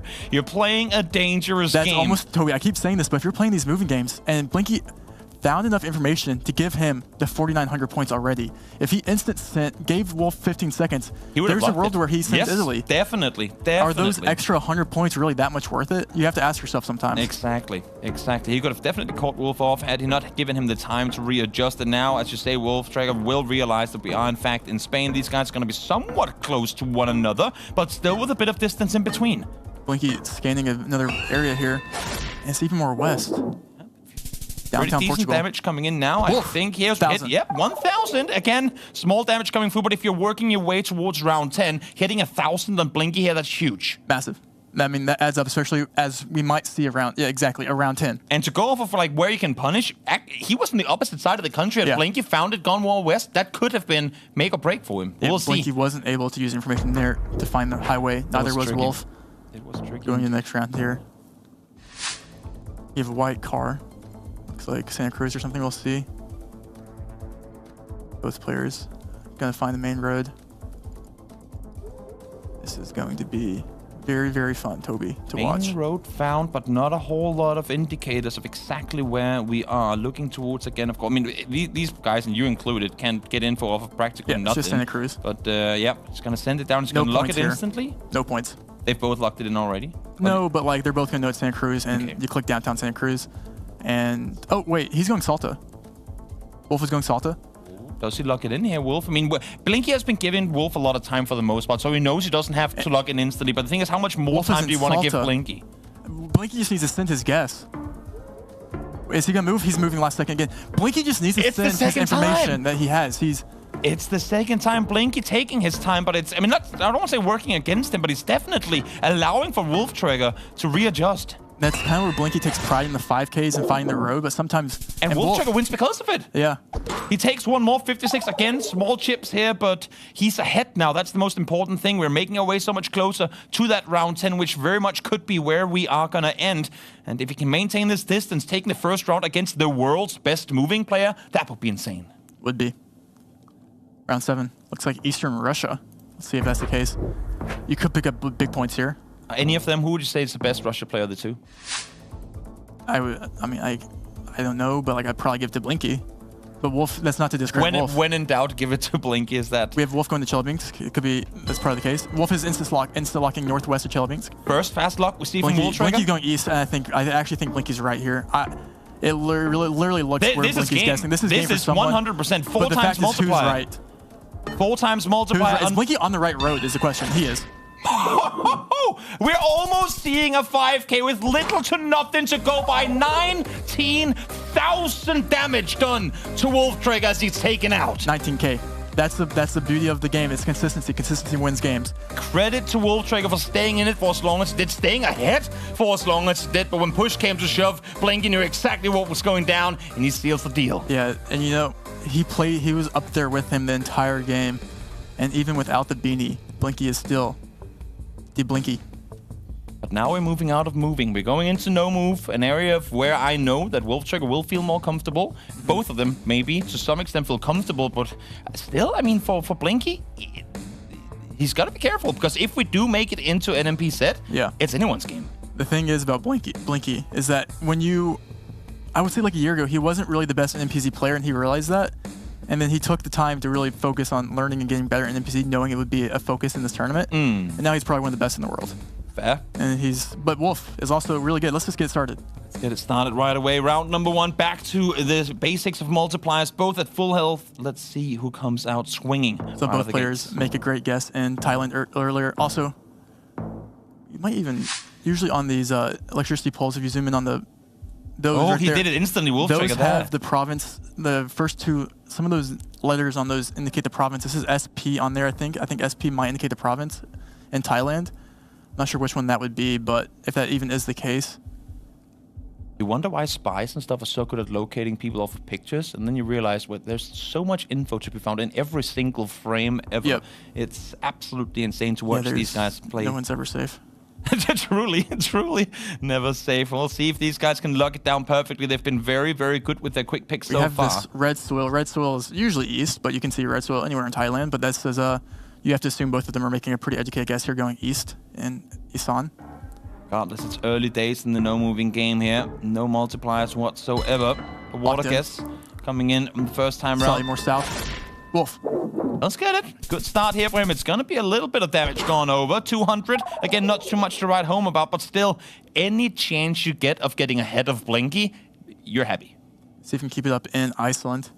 Beautiful. 1.5x. I think it's hard getting a job as a gardener in Iceland. Not a whole lot of cheese. Blinky. Cheese to chop. That's true. Yeah. Blinky is the type of guy to know the road in Iceland. And when you zoom in like that, Iceland's one of those countries where with so many coastlines on the road or like around, you can really line up with like the distance of like where the land is and the direction of the land. And that's kind of like Blinky is really, really good at, is finding roads that do line up. And Wolf is locking in first. They're in separate regions of Iceland. Blinky's confident in northeast. Then we'll see who comes out victorious here. Sticks towards the eastern side. Not locked in just yet. It's only 1.5 multiplier, but with the distance they currently have, it's going to be big damage regardless. Let's see. It's going to be Blinky getting the closest spot of it, and that's going to be a good chunk of damage coming through. 700 onto Wolftrigger. 700 down. Blinky takes the lead. Up 400 going around 3 in Ghana. Ghana, not the biggest of countries, and I would imagine somewhat limited Google Street View coverage. Yeah. And it says Accra on that sign there. We're going to have a zeroer. Oh, that's up. So let's move on. Let's just stack the multipliers and keep going. Yeah, gentleman's agreement, just click Accra and move on, I think. And yeah, Wolf is taking his time. Again, I mean, when you go against Blinky, if he gives you 15 extra seconds to figure things out, might as well use it. Can you get an extra couple of points? No. As a matter of fact, Blinky off of the instant guess, still out victorious. 42 additional done to Wolftrigger. What? Yeah, I mean, that's pretty good. That is pretty good. Blinky, round 4 of 10. What is this? Let's see. No move. Looks like you have like Philly Asphalt or something, but I can't really put a pin on where it would be. Let's hope that one of these guys can, or maybe for the sake of entertainment, let's hope that they can't. And we'll see. Maybe this is going to be the deciding round of everything. Blinky up 1-0 so far. If he comes out victorious here, that is him winning this battle. Weird. Is that ever weird Brazil or something? No, I can't tell. No. I mean, if we're going this Philly, concrete would never make sense, I don't think. I think it's just Philly. I really hope this game gets so big that everyone around the world just starts like doing different stuff in their regions just to mess with GeoGuessr players. Yeah, you start painting like poles. Just casually doing double yellow lines in, I don't know, Denmark. Would be good fun. It sounds illegal. It probably would. If you buy the road, you know, if it's a private street somewhere, I don't know. I don't know. In any case, let's see where are we going. Wolftrigger first one to log it in. And we have a devout. We have a minute out, and it's north. 2.5. Wolf is closest. A little island action there. That's a lot of damage coming in. 2,600 down to half HP. Wolftrigger, again, favoring no move, and ahead once more. Round 5 of 10. Finland. I mean, Wolf is staying in there and proving that he can be up there with the best here. Yeah. And he is one of the best. One good guess off of having a really, really good game in the last one too, because everything prior to that Russia pick was going amazingly. But then Blinky just had the info that he didn't. That one guess defines it all. Finland too. Pretty big country, obviously not the scale of your Australia or your Russias, but still big enough, and especially with the 3 times multiplier that a lot of damage can be done. We'll probably see no points here. Finland isn't a small country, but it's not the easiest to reach. You guys, you can click center and probably get good points, but Wolf again closer. Against Wolf, again chipping away at Blinky here, moving closer and closer to that final 10th round. Ahead this time around, almost now with double the points. Keep it going, round 6 of 10. This is no move, and we're starting in an urban area here. Let's see what the players end up going. Looks like you're in Perth. Nice surf shop there. Built in 1973. Australian Red Cross. I mean, it looks like Perth. Wellington Street. Do not go Wellington here. That would be kind of... Always dangerous to go by the road names. Quick login coming through from Blinky. Will we see the immediate follow-up from Wolftrigger? No. Now he knows. He's got 15 seconds. Might as well see if he can get himself a little bit more info to go off of to get that 5K locked down. Both is going to be super... Does he have it? No. Yes? Yes, he does! The 5K from Wolftrigger up against one of the best in the world and able to hit him once again. Wolf is cool, calm, collected, and he's 3 more rounds away. It's the 15 extra seconds. It's the 15 seconds. He already had the area, but he said, oh, he's going to lock in. Great. Now I know I'm playing by myself. Now I have nothing to worry about but to find all the info needed. He did. He changed his pick the very last second, locked it in. Solid 5K there from Wolftrigger. Solid 5K and a solid game 1 from Blinky where he won on Australia, but can Wolf do it again? Will he make the same error here, or will he bring it back on his redemption arc? Blinky, looking for a good guess here in Russia. This could be big points for someone. Sure could. Gen 4. Is there any region info to go by off of what we're seeing here to you? To me, no. To Finn, yes. Finn, where are you? We need you. We need the expert and to on Blinky, the yes, assuming that he's zooming in on literally 2 pixels right now.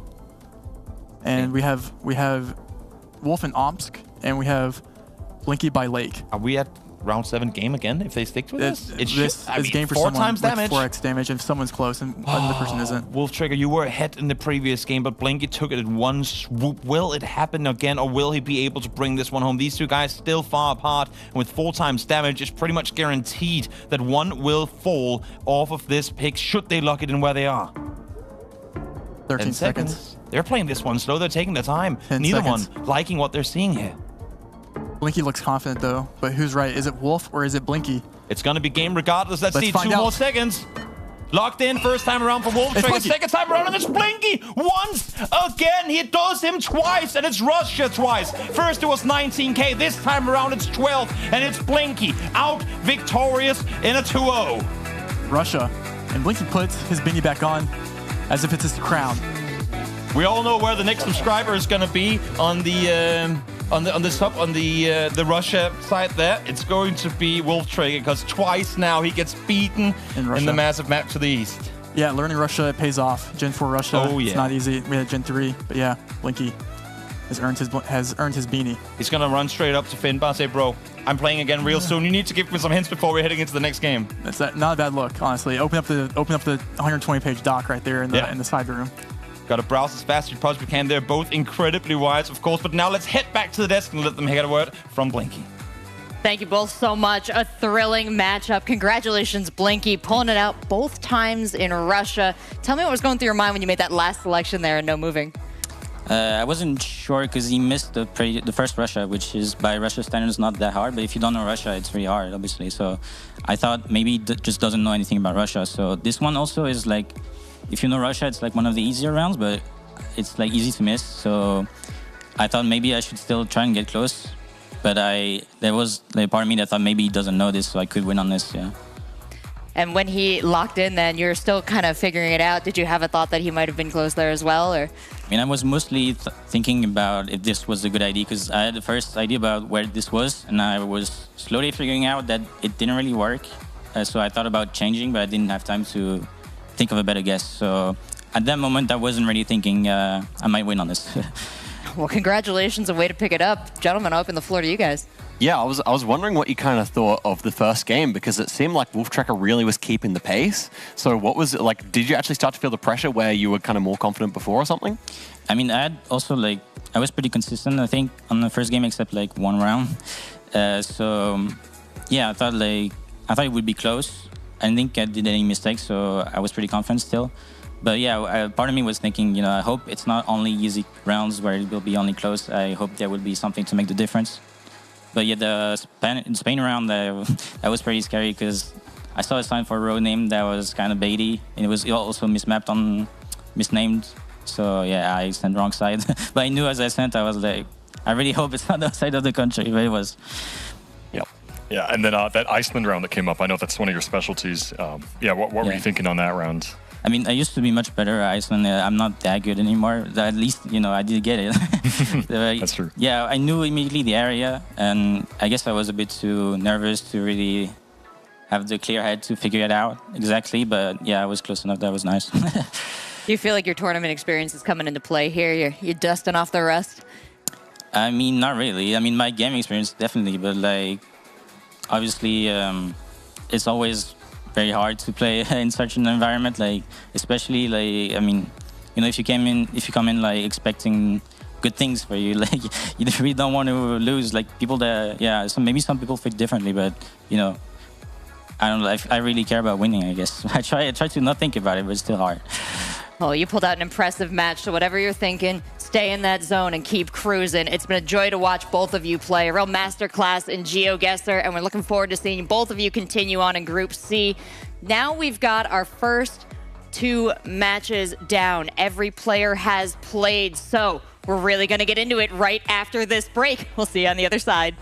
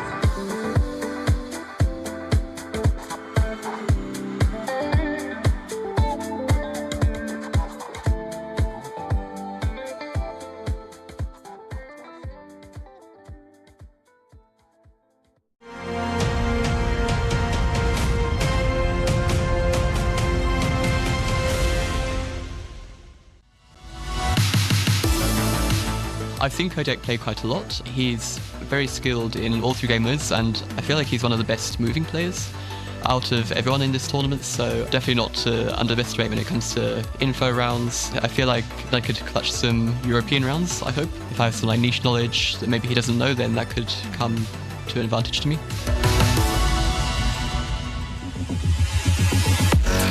I really like Wolftracker as a person. I mean, he paved the way for many other Authors players, but I think I have like the upper hand against him, and especially moving, because I play that a lot and he doesn't really focus on that. I just hope that we have some nice rounds against each other, because I really value him as a person and he's a great player as well. The Wolf and the Bear. I'm excited for this face-off here, especially because Kodiak has come in asserting himself with the moving skills, hasn't quite had the opportunity to showcase them yet. This might be the perfect matchup for him to do it. What are you thinking about this matchup, just from the top down there, CG? Yeah, definitely going to be an important one for both of these players. They're coming off of losses for each of them, so they're going to need to win, especially Wolftracker. That's going to be really important for him. He's down a little bit worse in the ratios so far, but definitely both of these players looking for the win here. And Kodiak maybe gets some moving redemption this time. We'll see. Yeah, that's actually a huge call out here. This match, very important for both of them. It's going to be pretty tough for either of them to fight their way out of it if they go down here. But there's an important factor. If we do go the distance, and it comes down to indicators, that could be the map. So what do you think our likelihood is of getting all the way to NMPZ? All the way to NMPZ, I'm not too sure exactly like what I would place it at. I definitely think, as Kodiak said, he's the favorite going into this matchup. And I think you would have been watching that last one. We had a really interesting situation where in the first game, Kodiak was often making a good guess and then switching off, whereas Wolftracker was often wildly off and then last minute getting to the exact place. So maybe Kodiak is going to be thinking, okay, just trust myself a little bit more and go a bit quicker against Wolftracker. Or maybe he just wants to play his game and be nice and considered instead. I don't know, but that's something that came to mind when I was watching the last 2 games and seeing the difference in playstyle there. Yeah, and that's actually a huge thing to consider too. Just talking to Blinky, thinking tournament experience is going to help, but no, you're going in and it's raw emotion and your ability to keep your head in the game here, though. Wolftracker, though, looks like he came in with a great attitude. What can you tell me a little bit about how he approaches playing GeoGuessr? From watching his streams, from talking to him just as a friend. I mean, I think Wolftracker is a very considered player. He loves to take in all the different details, and he's definitely, as I said, someone who loves to look at the architecture, the vegetation, all the clues available to him. Yeah, he's a bit weaker on the moving. I think we will probably see him locking in first, or actually not necessarily. Sometimes locking in first when he knows, or otherwise, you know, going for the extra info and trying to get everything he can. Absolutely, and let's hope he doesn't get any more Russia chances there. That was a lot for him and a bit to uncover, but Kodiak does not quite have that same weakness now. A bit better spread of what he calls his expertise, and some very small areas that he calls areas he's not that he is more concerned about. Yeah, absolutely. Kodiak is such a strong player in these very specific areas. As we've mentioned, Indonesia, he's really strong. We saw him almost make that perfect guess against Crooks, so we'll definitely be watching out for that again in this matchup. And yeah, looking for that moving redemption here. He's going to want that. I'm sure he's looking to play his best here. Well, both of these guys, tell me a little bit about their history in the community. Have we heard of them facing off before? Have they, you know, been friends? Is there beef? Tell me. What's the goss? Oh, I'm not sure that there's any beef, not that I know of. But I haven't heard of much beef. Yeah, these guys are good friends. They have a lot of respect for each other as like longtime players. They have each, you know, their own specific skill sets. They've brought a lot to the community in that way. So yeah, looking forward to a good match here between these two friends. And I'm pretty sure Wolftracker consistently playing since like 2018. Kodiak says he picked up the game in 2017 for the first time, played quite a bit, and then like I think around 2019 started playing consistently. So both players playing considerably longer than the average player at this event. So pretty cool. Incredible amount of accumulated knowledge between these two players. Now, I'm going to drop a piece of knowledge for y'all at home. If you would like to come on out to the GeoGuessr World Cup, you don't have to fight your way through these groups and brackets like our players are doing. All you got to do is head on over to geoguessr.com/world-cup.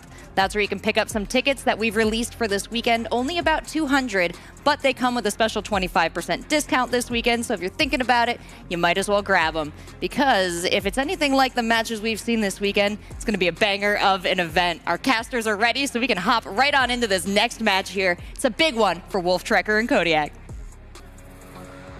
Thank you so much, and welcome back to the match here. Kodiak versus Wolftracker, both down a map already here, Trevor.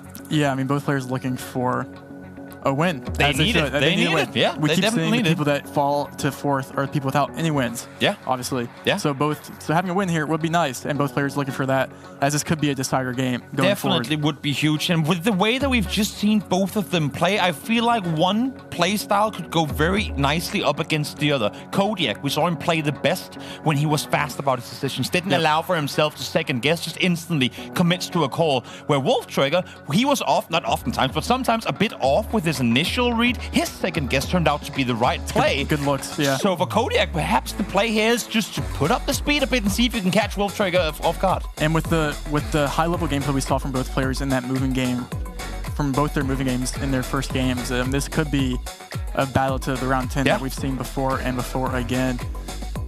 Shall we? Could be. Let's go. Let's get right into this move game. First round, no multipliers, both at 6,000, where we like to kick things off. Let's get right into the move. Sounded like what you were about to say. Let's do it. Round 1. Let's get moving. Brazil. Yep, Brazil is where we're headed. A nice big country, a good chance of these guys to get a lot of damage in early on, but let's see if they get the info that they so desperately need in order to lock down the exact locations they're looking for. You have the Brazilian ladder poles black on the back of the sign. This will be Kodiak again, bringing his German internet with him to Sweden. The Blurmany is not just the country, it's also the buffering on the internet. Yep. Wolf going max south, making his way downtown, walking fast, faces past, and he's southbound. Yep, trying to make his way further up the street. Now he's going to reset, go all the way back to the side. You can see the eyes of Kodiak. Kodiak doesn't know. He's back and forth, not really liking what he's seeing so far. Wolf Trigger already found an area. Yeah, and the top two, he knows the state he's in Brazil because he found a kilometer marker that does say the first two acronym on the top. I can't read what it says, but and we're in different states in Brazil. Big damage could potentially be coming in right from the start. We are only just kicking this match off. Let's see how hard it's going to hit as this one draws to a 0. Wolf Trigger, the more time given, the better position. He's going to find 800 damage in the very first round. Not something we see too often. We look at 30, 100, maybe 200 to 300 damage when it's high. So 800 to kick it off, that's huge. That is big. And that is when Wolf saw the BA, he knew he was going to be in Bahia. Round 2, who has the advantage in France? Is it Kodiak or is it Wolf? Wolf Trigger said in the previous rounds that he wanted a lot of Europe, but... I think this is France, but we'll see.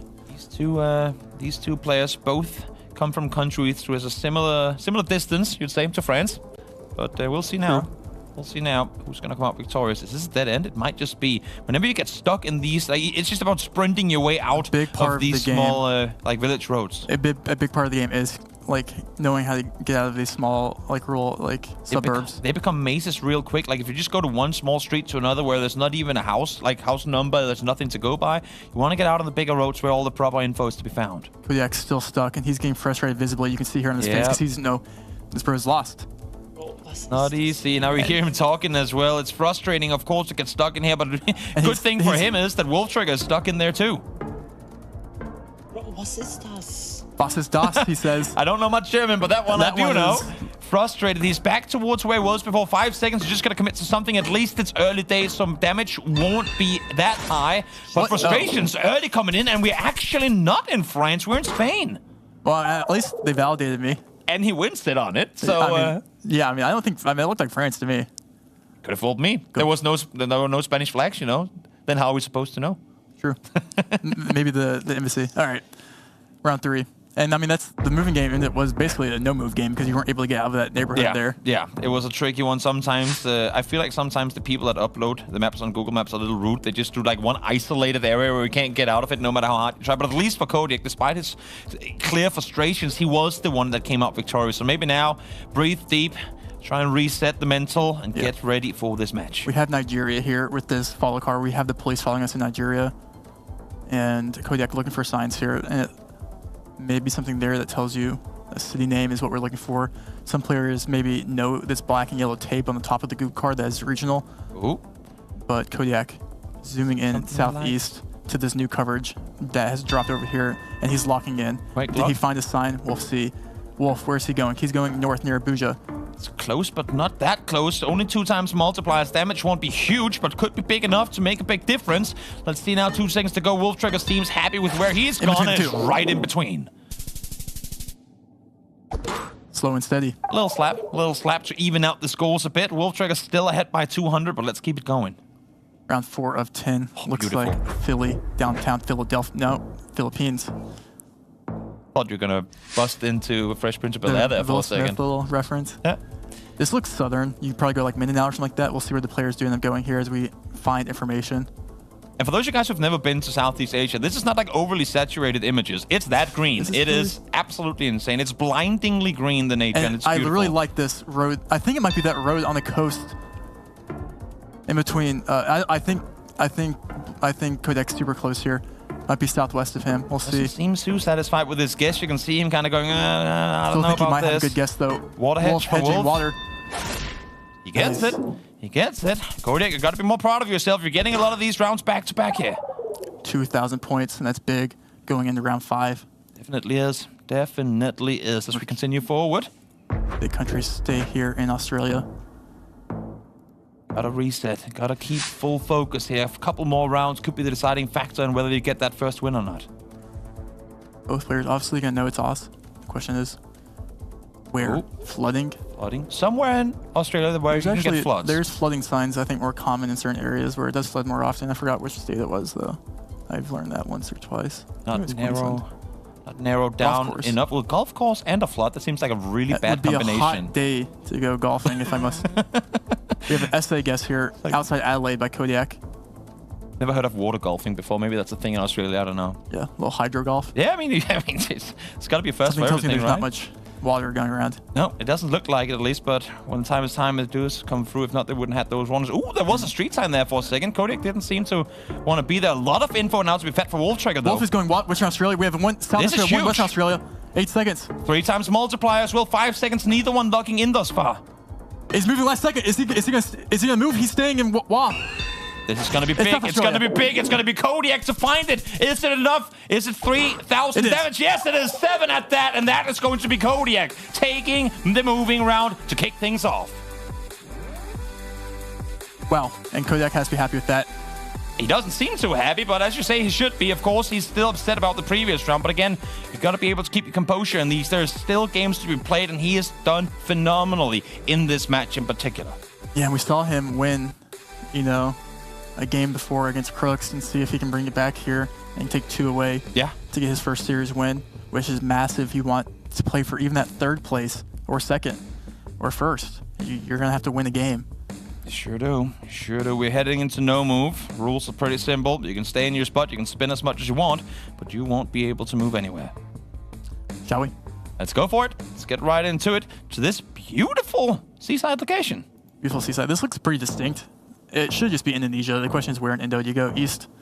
You do so you get Sulu. Let's see where the players, and they're waving at each other. Oh, that's gentle. Nice. They could just wave over the top of the screen. True. But And look at Kodiak instant locking in Nusa, and we do see a water hedge here by Wolf. it goes back to what we were talking about before, right? Wolftrigger had worse results when he was put on the clock, when he was forced to think fast. He's getting closer there at the end. Kodiak obviously is a main in Indo, and he's knows the road. Right on point, 3.8 kilometers out, almost 5K. Not going to matter much, but still, 800 damage, kick things off. Now we're seeing the smiles. Now we're seeing the bobbing of the head. Kodiak is starting to feel it. It goes back into what you said earlier in this broadcast where you said Kodiak plays best when he guesses quick. But when he guesses quick, he knows what it is. Yeah. So, and we have a Za here, South Africa, driving left. It looks southern, coastal-ish, maybe. We'll see. Both players obviously get no country, but you can't pick up big points. Mountains to be seen in the distance, North but of all Eswa kind here. of waving in and out from one another, so it's hard to really differentiate exactly what valley you're in, exactly what specific area. 5K is probably out of the question, but can we get close there too? 1.5 multiplier is not going to be the biggest hits, but if someone gets way off, South Africa is a big enough country that you can get hit We pretty have hard. one going near East London here, over here, Kodiak, one North Eswa. Maybe Wolf is thinking this grass that's more taller is maybe near the Eswa border because you do get similar grass. The question is, who's right? We're just about to find out. 15 seconds to go. Neither one wanting to log in thus far. Kodiak put his cursor over kind of the up there north Will he switch though? He's confused. Oh, he doesn't seem happy with it. He doesn't seem happy with it. We've seen him bounce back and forth lately. When he changes the decision late, it's not gone his way. But this time around, it will. Just exactly a little bit extra damage. 300 at that, gone in the direction of Wolftrigger. That could have been worse. Sure it also could have been better. Round 3. That's usually how it goes. That is, unless if you're 5k, then it couldn't be any better. True. Round 3 here. Let's see. It looks like a Columbia off the bat. Let's see what the players do. Zooming in. Looks like we might have seen some Colombian fences there on Kodiak's screen. We see Wolf zooming into the red tip fencing there that usually is Colo. Just exactly. Can't read. But this is interesting because those houses in the distance look interesting. Yep, sure does. Someone sad that the cameraman didn't take a step either closer to the poster or closer to the house on the other side, because this house in particular doesn't give them much. There's a little bit of text on the back of the wall there, though, but can they find it? We do see both players zoom in to Colo. Let's see. 27 seconds, neither one confident enough that they're going for a quick pick here, and I think for Kodiak too, he knows that either he goes instant, or he might as well just play the whole minute, because giving it up, like giving him an extra 15 seconds where there's 20 seconds on the clock, exactly. That's just you unnecessarily guessing early. Exactly, because it's like 5-second difference. Exactly. And it's 5 seconds you're giving to him for free, so there's no reason to give it over. Might as well just wait it out. Neither one seemed too happy with their picks. Let's see where we are. Kodiak on point once again, despite not being fully satisfied with it. Right next door, and 1,400 damage done to Wolftrigger. Perfect game so far as we move into round 4 for Kodiak. Flawless game so far for Kodiak. Different game than what we saw from the first no move from him. Definitely. And next round here, it looks like we might be in Yucatan. I think most players will get this. It does look like Yuc. We zoom into the antenna there, which is found in Mex, Colo, Ecuador, and Brazil. Maybe you just go Yucatan, and that's exactly where we see Kodiak zoom in. It almost is a free Yucatan, I would say, based off the vegetation, but we'll see. 0.5 multiplier. Yucatan, not the biggest country in the world, but big enough that damage could be done. He's going to lock it in. He liked what he saw. He knows he's not going to get it on point, but close enough that he won't lose any either. Wolftrigger, in the meantime, not too comfortable with it yet. As I say that, Yucatan is now his pick as well, and this is going to be minimal damage. But Kodiak slightly, again, this is what we saw with the Armani game yesterday, where slow and steady wins the race. It's 5 rounds in a row now for Kodiak, looking very, very solid. Round 5. Let's bring it home. But having said that as well, Kodiak is also a player that does favor moving, so he needs to come out victorious there, because we know how much Wolftrigger likes the no move, right? Exactly. Yeah. This is so we've been facing no move. NPZ. I missed it. Yeah. we have Thai here. And you have the canals. You ever just in downtown Bangkok with the water canal meta? Fake meta. Sometimes it works. There's no such thing as a real meta. Nope. All about what you make up. Both players obviously gonna get Thailand here. Question is, where do you go in Thailand? Big enough country that with a 3 times multiply and only 3,000 health for Wolftrigger, this could be game if they go far apart from one another. Kodiak so far, flawless performance, 6,000 health still for him, but hasn't even looked at the map one shit with 25 seconds left to play. Now he goes in. He's going just north of Bangkok. I think they're somewhat close. Not going to be game for one player or the other if this stays like this, but we could see big shift endpoints.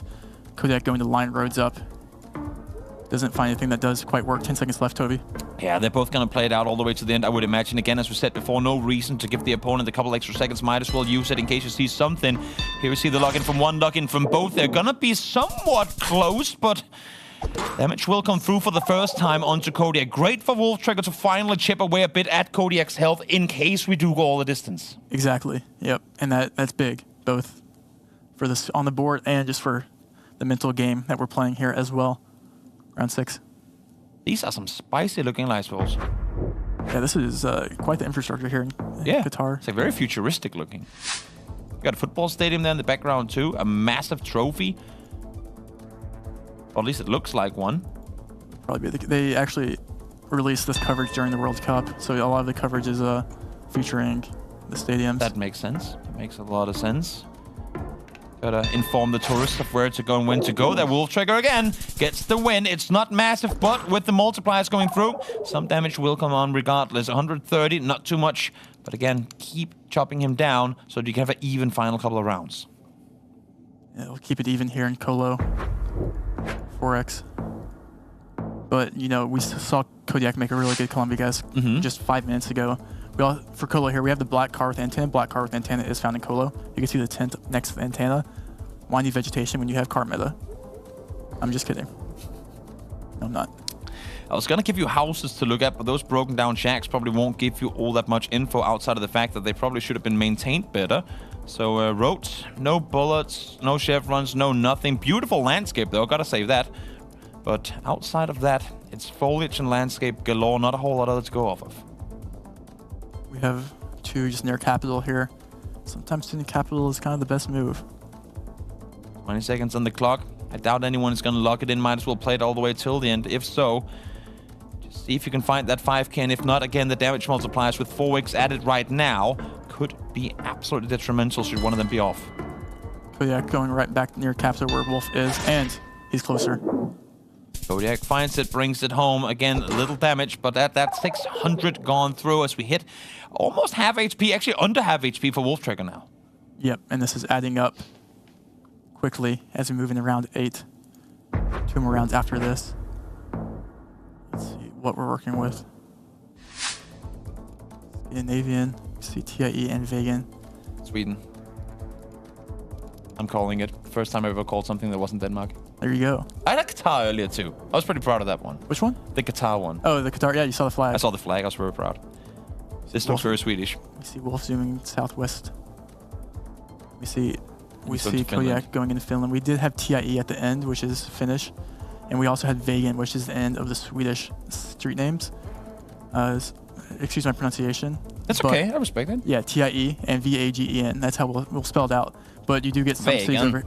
Yeah, you have to do the when you're talking Swedish. Vegan. Yep, Danish is up there with it too. I'm sorry. I thought we were against Sweden together. Come on, man. Sure, sorry. But this will be... This could be huge. I mean, if it is in fact Finland and Kodiak knows something I don't... No, they're both in Finland here, so... Probably does. We just thought there's it was some Sweden. Swedish places that use Swedish signs. Cheating. They're both there. They get it. That's massive points by Kodiak. Huge damage coming through. Oh, almost enough. 42 left to play with for Wolf Trigger. It was, in fact, Finland. Despite my Swedish pronunciation being on point, it was just to the east. This is content. We have 42 points and a dream. Kodiak is looking for a victory here, closing his eyes, locking in, deep breaths. Wolf locked in. He wants a small country now. He wants one. A quick pick, small country. What is this? Kulo or Mex? That's the only 2 options here. Neither of the 2 very small. So Kodiak still, with 5 times multiplier, has to be on point. He can't just throw this one away. It would be absolutely terrible to lose out when your opponent is on literally no health. Chiapas is a great guess. We have the blue car. I like the blue car, the front of the blue car in Chiapas. I think you do get the blue front car in Chiapas, so that's both players do going there, which makes sense. Is there anything in the landscape that you can pinpoint off of here, though, in the distance? All the mountains, the hills? I mean, you're not going to be able to find the road based off it, but you can make an educated guess in the part of the province or the state that you guess. High ground is good ground. You get to see a little bit more of what's happening around you. It's always hard when you're in the valleys or in the small crevasses where there's little to no info to see in the distance. But here, at least, as you say, educated guess. Maybe they can get nearby Kodiak. This could be game. 42 damage is all he needs, but it's Wolf Trigger to stay alive coming into round 10. Wow. And it comes down to this. Kodiak basically just needs to hedge his life away here. Yep. Because he cannot make any. Just do not lose 4,000 health. That's all. Just stay afloat. Stay afloat, Kodiak, and it's yours. The tensions are high. Everyone's waiting for the impressive violence. Caster, stop talk, start game. Yeah. Here we go. Yap bolt. Round 10. 5.5 multiplier Kodiak. You cannot lose 4,000 here. You cannot even lose 3,900 something. You gotta stay afloat. If you're Wolf, you just have to make a risky guess. We've talked about this before, but exactly. Do you make a good guess and hope that Kodiak blunders, or do you make a risky guess? Oh, he's zooming into the side. It should be Norway, but the question is you go south. Norway's kind of hard to. Yeah. I think it's going to go a bit more inland, perhaps here, just based off the fact that, quick guess from Wolftrek. He's like, you know what? It's all or nothing. Might as well go for it. I don't know if they're far enough apart. If Wolf is even right, it could be if he 5K'd. Comes down to this, Toby. 5 seconds. Kodiak is taking his time here, wanting to get the exact pick down. It is going to be Wolf, and it's going to be really, really close. Is it going to be enough, though? Is he going to take him down? No! Oh, Kodiak stays alive, and Wolf Trigger down 2-0. And Kodiak is happy to walk away with that. Definitely. That could have been way worse. If he even went Oslo, maybe downtown, that could have been game. Wolf, great guess. No cigar. From the match in Spain where he looked all kinds of upset with what was going on, to now seeing the smile on his face as he bring home his first win of this tournament. What a performance. What a long run here for both the two. And we saw this yesterday as well. Every player, no one's playing bad. That's Not the at thing. all. Every No, single no, no, player. no, no, no. When you get these high stakes, you expect some blunders. No one's blundering at all. It's a matter of, like, this is a marathon, not a sprint. It's a difficult race. But this time around, Kodiak brought it home. Let's head on over to the desk and hear what he has to say. Congratulations, Kodiak. Way to pull it out there. It looked like every round was really hard fought. Tell me what it was like to finally pull through on such a stressful choice. Yeah, I mean, the round in the end was kind of favorable for me because it was Norway, and I kind of hedged just in the end because I knew I had enough health left, so I knew it should have been South Coast, but I wanted to safety hedge a bit more Northeast. But yeah, like, it was a good match. I think I played fine. Also, GG's to Wolf, a nice fella. I really like this guy, and yeah, hopefully this means that I can move on, but we don't know yet. Well, friends as you were, did you come into this maybe a little more worried about Wolf Tracker, or is he more of a known quantity for you in this tournament? No, I mean, I know him from like long ago already. He's an absolute legend of the community. I really respect him, and especially his Europe is scary. But luckily, we didn't have too many Europe rounds that were unfavorable for me. But yeah, like I knew the group will be tough no matter which opponent. So yeah, I'm happy to have one here. Definitely. I was happy to see that the multis didn't change the result at the end of the last game because it was definitely one of the ones where you were ahead the entire time. I'm thinking about the next game now. Obviously, you could potentially lock a spot into the World Cup if you manage to beat your brother Blinky. Yeah. So that is going to be a really interesting game. What are your thoughts going into that one? I'm so fucking hyped. Sorry for the language. He's my best friend from the Geo community. We play for so long already. I'm just excited to play against him, and I think I can put up a fight, especially moving. I want to prove that not just Blinky can move, you know. I guess I played against Crooks kind of fine as well. But yeah, I'm super excited to play against Blinky, and I can win. It's less likely than him to win, but it is possible. Yeah, absolutely. Speaking of moving games, how are you feeling about that game you just had versus Wolf Tracker? I know there was that second round where you both went France and Spain. Like, you seemed a little frustrated. Did you see my movement? Yeah, like, that was... First, the round didn't load properly. Like, I had blurry images half the round. The movement, like, I went in a circle the whole time. I was actually, like, about to, like, call someone because, like, this is not normal movement. I don't know. That was kind of ridiculous. Anyway, I didn't really think about that round. I was just like, okay, I saw a house that looked northwestern France, and I just clicked there. I didn't even think what happened in that round, to be honest, because I was just frustrated by the movement. In hindsight, I had, like, Spanish poles, I think. But anyway, whatever. It's, like, too late anyway. But yeah, I mean, it was kind of frustrating that round, but apart from that, it was fine. Absolutely, yeah. Kodiak, thank you so much for the insights. Best of luck in that matchup against Blinky, and we'll be checking in for you then. Taking a look at the groups here, we can see just how much that has shaken things up. And when we come back from this break, we're going to shake it up a little bit more. Stay tuned.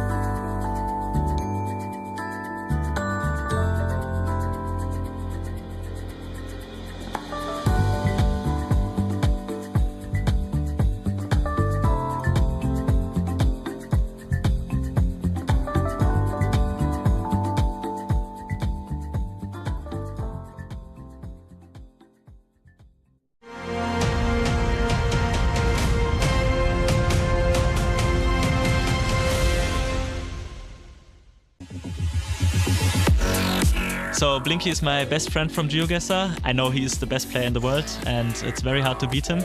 But with the right rounds and the right round order, I can beat him because I know him so well. Like I know where he lacks some knowledge or where I have an advantage. So yeah, I'm very hyped to play against him. Yeah, I think Kodiak is a very all-rounded player, but he has some weaknesses that I know I can exploit, I guess. I do get surprised from time to time, like obviously, and I can always underperform, you can overperform such and such, but I feel like it's gonna go my way probably. Now, I noticed two different tones to those interviews. Blinky came in focusing on the challenge. Kodiak, friends with everybody, best friends with Blinky. Tell me a little bit more about their relationship over the years. I mean, that is definitely accurate. These two are probably two of the closest people in the entire community, just every single relationship taken into account. These two, like, you know, they've hung out in real life a whole lot, and they just really, they love each other in a way, you know? And it's going to be great to see them come up against each other today. I think Blinky's words are pretty accurate. Like, he is the favorite here, and he knows it. And he does know Kodiak's weaknesses, where Kodiak, I think recently, he's taken a more chilled approach to the whole preparation for this. He giga grinded for the World Cup this time. He's kind of letting things be a little bit more, but I think his gameplay has been probably improved since the World Cup anyway, and I think Blinky's gonna hope to exploit those holes which he does perceive. Blinky here with some pretty impressive stats, but going up against a friend, you can't just look at stats. How do you think that factors? Yeah, absolutely. As we heard from them in their interviews, they know each other really well. They know their strengths and weaknesses on the individual side. So going to be seeing Blinky definitely taking that into account, not just showing his like strong moving skills, but also playing into Kodiak's weaknesses here in the no moving and NMPZ. And I don't know if we're at a point, or is there a way in GeoGuessr to play one way, and then if you think somebody knows you, to switch it around entirely? Do we have a turnabout that could come into play? Certainly. Of course, it's round specific, so it comes down to which information's available. But generally speaking, it comes down to how fast you guess, and that also is dependent on the mode. So, for example, some people might guess instantly on moving, but then very slowly on no moving, where they feel they're more even. But as we said, it's extremely important for Kodiak to win the moving game here. Tough ask against Blinky, I know. And then also, both players sit on one win, I believe. So that is exactly like that. That makes this super, super important, in my opinion. And a smile makes me believe, though. Kodiak seems so hyped for this matchup that I can't help but think, that might give him the edge here. But knowing as you do these players so well, as the community knows them, I think nothing can speak for them quite as well as their gameplay. Well, except maybe our casters. We've got Paula and Rainbolt. Hey, guys. We're in the building, we're in the mix. I'm very excited for this one, Trevor. Kodiak versus Blinky, both just fetching wins earlier today. I've also heard they're best friends, so lots of dynamics going into this matchup. Yeah, this is an interesting matchup because, like you mentioned, they're best friends. Like, they send Discord calls and bicker. That's how good of friends they are, you know? So to see this live is about to be some content. I'm going to be content with the content we're about to see. I'll tell you that much, Trevor. Yeah, last night I was having a sit-down chill with Toby when we got back to the hotel, and Kodiak happened to be there with Zigzag. And yeah, Kodiak told me that little factoid that he and Blinky are apparently very close friends. He actually literally said best friends, and so this one's going to be bittersweet, I think, for both players. Yeah, when you think of Blinky, you think of Kodiak. You don't. They're the same person almost sometimes. They're so close. So. This is going to be an interesting thing to see. I know when the groups were announced, they were like, "Oh my God, really Blinky versus Kodiak? This game is going to be insane." Yeah, and if we're talking Blinky, we're talking, of course, second place at the World Cup, falling to Constance, but he's still the player that every player here cites as the most feared and the one that is potentially the most skilled. And so, yeah, this is going to be a tough matchup for Kodiak in that regard. Let's do it. Let's do it, Trevor. Whenever you're ready. Match 4. Group stage, day 2. Can't wait to see how the action plays out. Day 2, moving round 1, Kodiak versus Blinky. What better way to start than in the USA? Many better ways, actually, Trevor, but not in London, that's for sure. To break it to you. Let's see. This looks Midwest. Also, the fact that we get a Blinky versus Kodiak moving game, this is going to be some extremely high-level gameplay here. But we'll see what the players do. Is it an Ohio play ever? We'll see what the players do. Moving here for information, we have McDonald's, and Kodiak does see that it will be Ohio with this state outline. Trevor, if Blinky is the favorite going into this one, what are the advantages that Kodiak needs to look for? Is it specific game mode or if he can win a moving game, then he's going to look good. It looks like we're in Findlay, Ohio. Oh, Kodiak's scanning right over it. It's right south of where his cursor is right now. 10 seconds. And I think Blinky's in it. Yeah, Blinky's in there. Kodiak, is he going to find it? I don't think he will. But Blinky is right there. Starting strong. Strong, Trevor. Yeah, what do you think Kodiak needs to do? What advantages does he need to leverage to take out Blinky? Sometimes a lot of the game is just getting rounds that favor your skill set. Okay. So he needs to be looking for endo or different rounds where he has an upper hand in the game versus Blinky. And I don't know if that's Mexico, but we'll find out. Indonesia, Norway, and Japan, perhaps countries that Kodiak would like to see sharp. Which country do we have next, Trevor? This will be Mexico. Looks We're like in Mex. Not Japan, Norway, or Indonesia. We have short plates. Blinky zooming in. And when you see that AZ from Blinky, you might just assume bro just knew the city or has information that he's read that can give him exact city, and he's going to line the road up. And Kodiak, will he follow suit? Right now, he's not. Not yet. Blinky already lining up roads, though, within roughly the first 25 seconds of round 2. Impressive. Anytime this guy is on the server. It's another thing Blink and you'll miss it, Trevor. Nice one. It's one of those things, again, where Blinky had the exact information to get 4,900 points. And that's an interesting distinct mountain that Kodiak does not know. But he can almost, and Kodiak is going in on the border of Texas here. It's not too far, but it could be big points if Blinky is right. And he goes Monterey last second. And of course he's right, Trevor. Big points. Actually, no, it's round 2, 1.5x. Yeah. But nonetheless, solid stab from Blinky towards Kodiak. Kodiak frustrated, but still playing well. Can't be too frustrated. Round 3 looks like Arj. I hope Blinky can... I mean, it's against his playstyle because he really wants to get that 5K, but he's getting 4,900 points within 10 seconds and then giving him 20, 30 seconds for his opponent to get information. And here we go. He zooms in to something very quickly because he has city information right there. I'd almost like him to act on it this time, but Kodiak also has found the same sign. Both players are going to be scanning for this right here. Staying on the sign, both in their maps. Kodiak and BA. Scanning more west. And when you look at the road like that, as you see on Blinky's screen, it means he's trying to find the east-west road. You put the compass down to see what side of the road, or what the angle of the road is. Locked in. And then look how close they are. They're in the same city. Neighbors.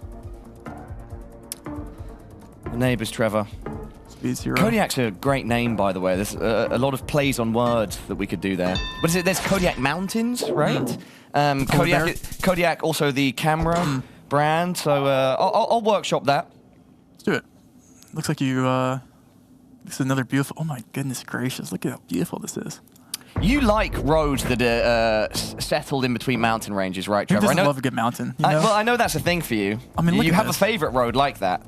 Yeah, definitely. We all have, or everyone should have a favorite road. Look how, I mean, they both immediately know the road, though. Blinky. Oh, yeah, they're straight in there together. Round 4. Not going to be much to write home about here.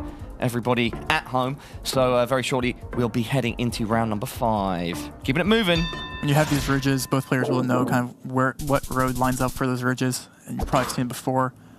48 points down, nothing too crazy as we move into round 5. This is the kind of level of gameplay we will see from both players who are widely considered the best moving players in the world.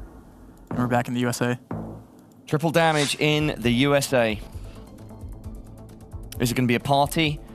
Whose party will it be? Both players going south. Not many points separate our players right now as we approach the halfway point. Blinky looking for information on these trucks to see if we can find area code or anything. What did that say? I didn't quite read it. Looks southernish. We have southern, nah. Blinky goes northeast. You can see it.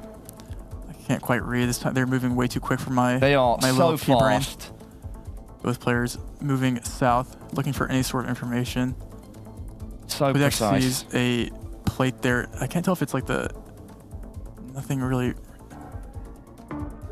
And no one even, Kodiak hasn't even opened his map yet, and 10 seconds left.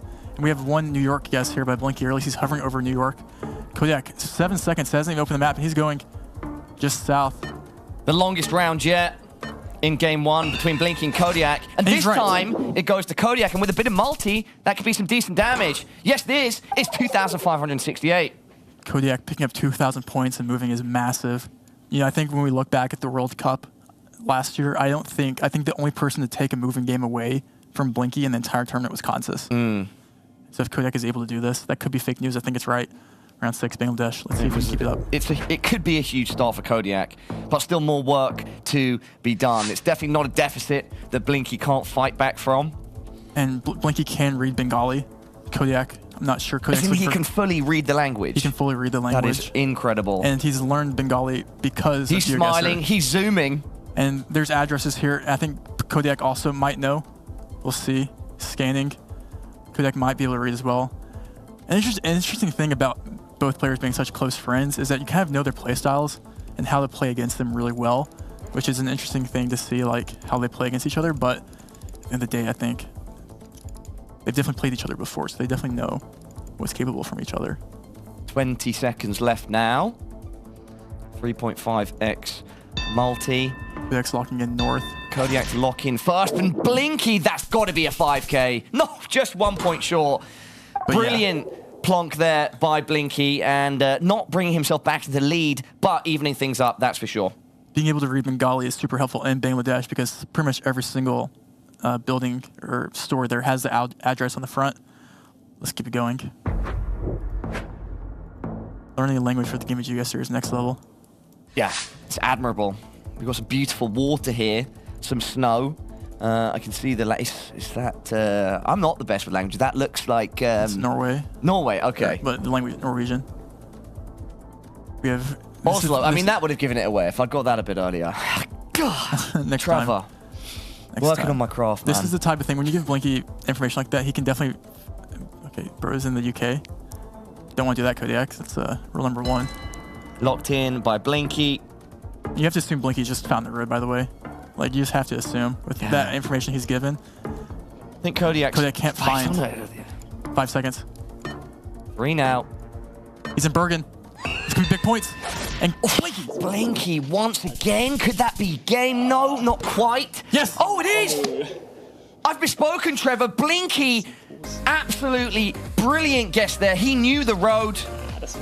Kodiak did not, and the mountain is toppled. And that's what we get in these gameplays. It's a consistency game. You have to keep just making good guesses. And you give that much room for Blinky, you know it's over.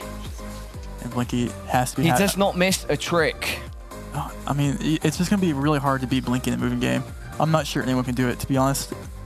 It's his revenge season, you know? Like you can tell he probably his revenge arc? Yeah, I mean, he lost the World Cup last year. Okay, but he's going to be in revenge mode versus everyone, not just Consus.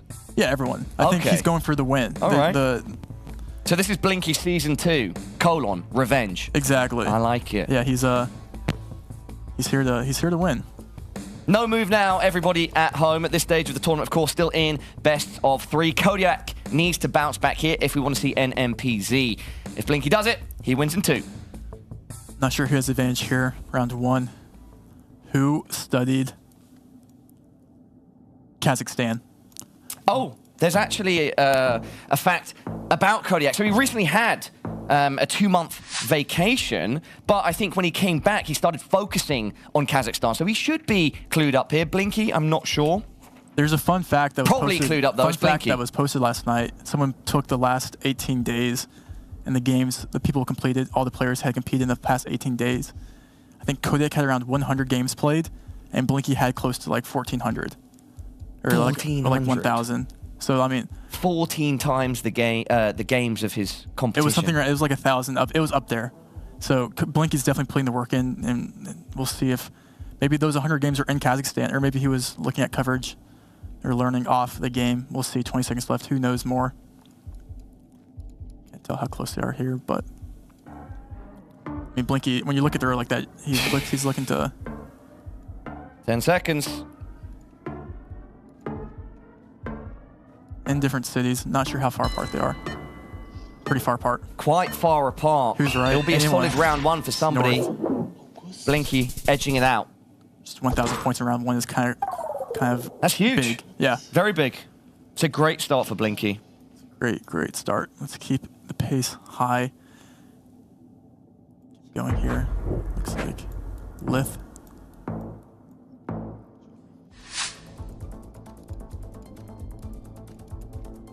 You see Kodiak or Blinky immediately just lock in Lith. This is a boring small country. Lith pulls everywhere with these A-frame. Not going to be many points here. Blinky's jamming some music down there. And look at how close they are on the even. Yeah, it's just south. And that's just 69. Nice.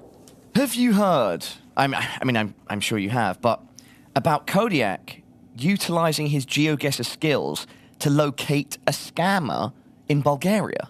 I think I saw a documentary on that, yeah. I need more of the details on that. It was like a German doc. If anyone in chat or anyone in the studio can give us the full breakdown, I would love to know the story behind that.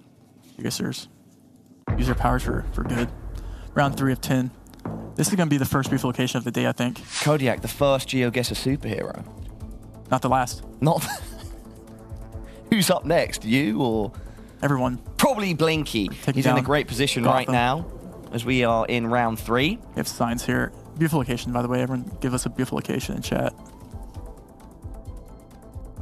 South Korea moment. First time I'm seeing South Korea with you, Trevor. I'm unsure if you've seen it in other games. I think it was a couple appearances yesterday. Okay. I just missed out then, but I'm happy now to be involved in another beautiful location 5K. and a beautiful plonk by Blinky. That's a 5K straight to the way of Kodiak. Of course, not much of a difference between them, but we've got to give the respect where it's due. When you have those small countries like that with information readily available with highways and signs, that's an expected thing. Not to discredit the 5K, but somewhat expected as you move into what looks like the US or Canada. We'll see. This should be the US here. Rhino Electric, do you trust them with your cables? Yeah. Okay. I'm sure they're trustworthy. Garfield, lasagna. What? Never seen Oh yeah, his favorite food. I'm hungry, Paula. 406. Who knows their area codes here? 406. 360 is Seattle. I don't know if it goes. Only a 360 degree of information for both players. Not too much to go by right now. Well, I say that, but Blinky looks like he's lining up a road. There's quite a lot, actually, I think. Blinky, you are on another level, mate. Look how deep he's diving in. He's looking at like the Zillow listings at this level. Looking to move in. It's locked in by him first. He knows he's got the 5K. 5 seconds left for Kodiak to respond. Far away. And Blinky, have you done it twice in one game? Yes, you have. 768. And what a monster. And Kodiak just gave him a bow. He said props. He knew it, dude. For a new Southgate triangle in Missilo. Incredible. All right, let's give it up. Can he do it again? I mean, Kodiak knows that's to be the case. Not sure who has the advantage here in Oz. This could be big points because there's no signs, nothing readily available here. You have to landscape guess, vegetation guess, user. Oh, there is a sign. What's that sign? Blinky zooms into the camera. I can't quite read it. No, Mount Sahara? Mount Samara? Something like that. Okay, Kodiak is on the Vic NSW border here. Kodiak taking a quick look over Sydney. Blinky's favoring more to the northeast of Melbourne. Samaria, maybe? It should be Vic. Neither player's fully committing now. You can see is Blinky sort of lining up the geography here? Is he looking for? He's looking for like roads, like yellow roads that maybe line up on the angle. And he's probably. looking at, in the horizon, maybe at the elevation. Up 1-0, needs another win here. 10 seconds. Locked in by Kodiak first. They're kind of close, no big points. And even closer now on the same road. Wow. Close. Very, very close. 0. Both players just operating at such a high level. Yeah, this is the highest of levels you can possibly get. Let's keep it going. And Kenya. Kenya for round 6. It's kind of interesting. Can you do it? Yes, you can. Thomas the Tank or Thomas the Train? Was it the... What? Thomas the Tank Engine? Yeah. Is that not the Isn't it a song? Can you do it? Trevor, let's just leave that one on the door, mate. Sorry, bro. We have 2 Western Kenya here usually with this vegetation or like farm. You usually get Western Kenya with the Gu car and the follow car. 40 seconds left. Blinky likes that. He locks it in. Kodiak now. The pressure is on, my God. I'm not exactly sure of like the full difference in distance here. This could be some strong points. But no, not if the location is directly in the middle. 53. I mean, this is going the distance, Paula. This is going the distance. It's entirely possible. They're both making extremely good guesses. No room for error.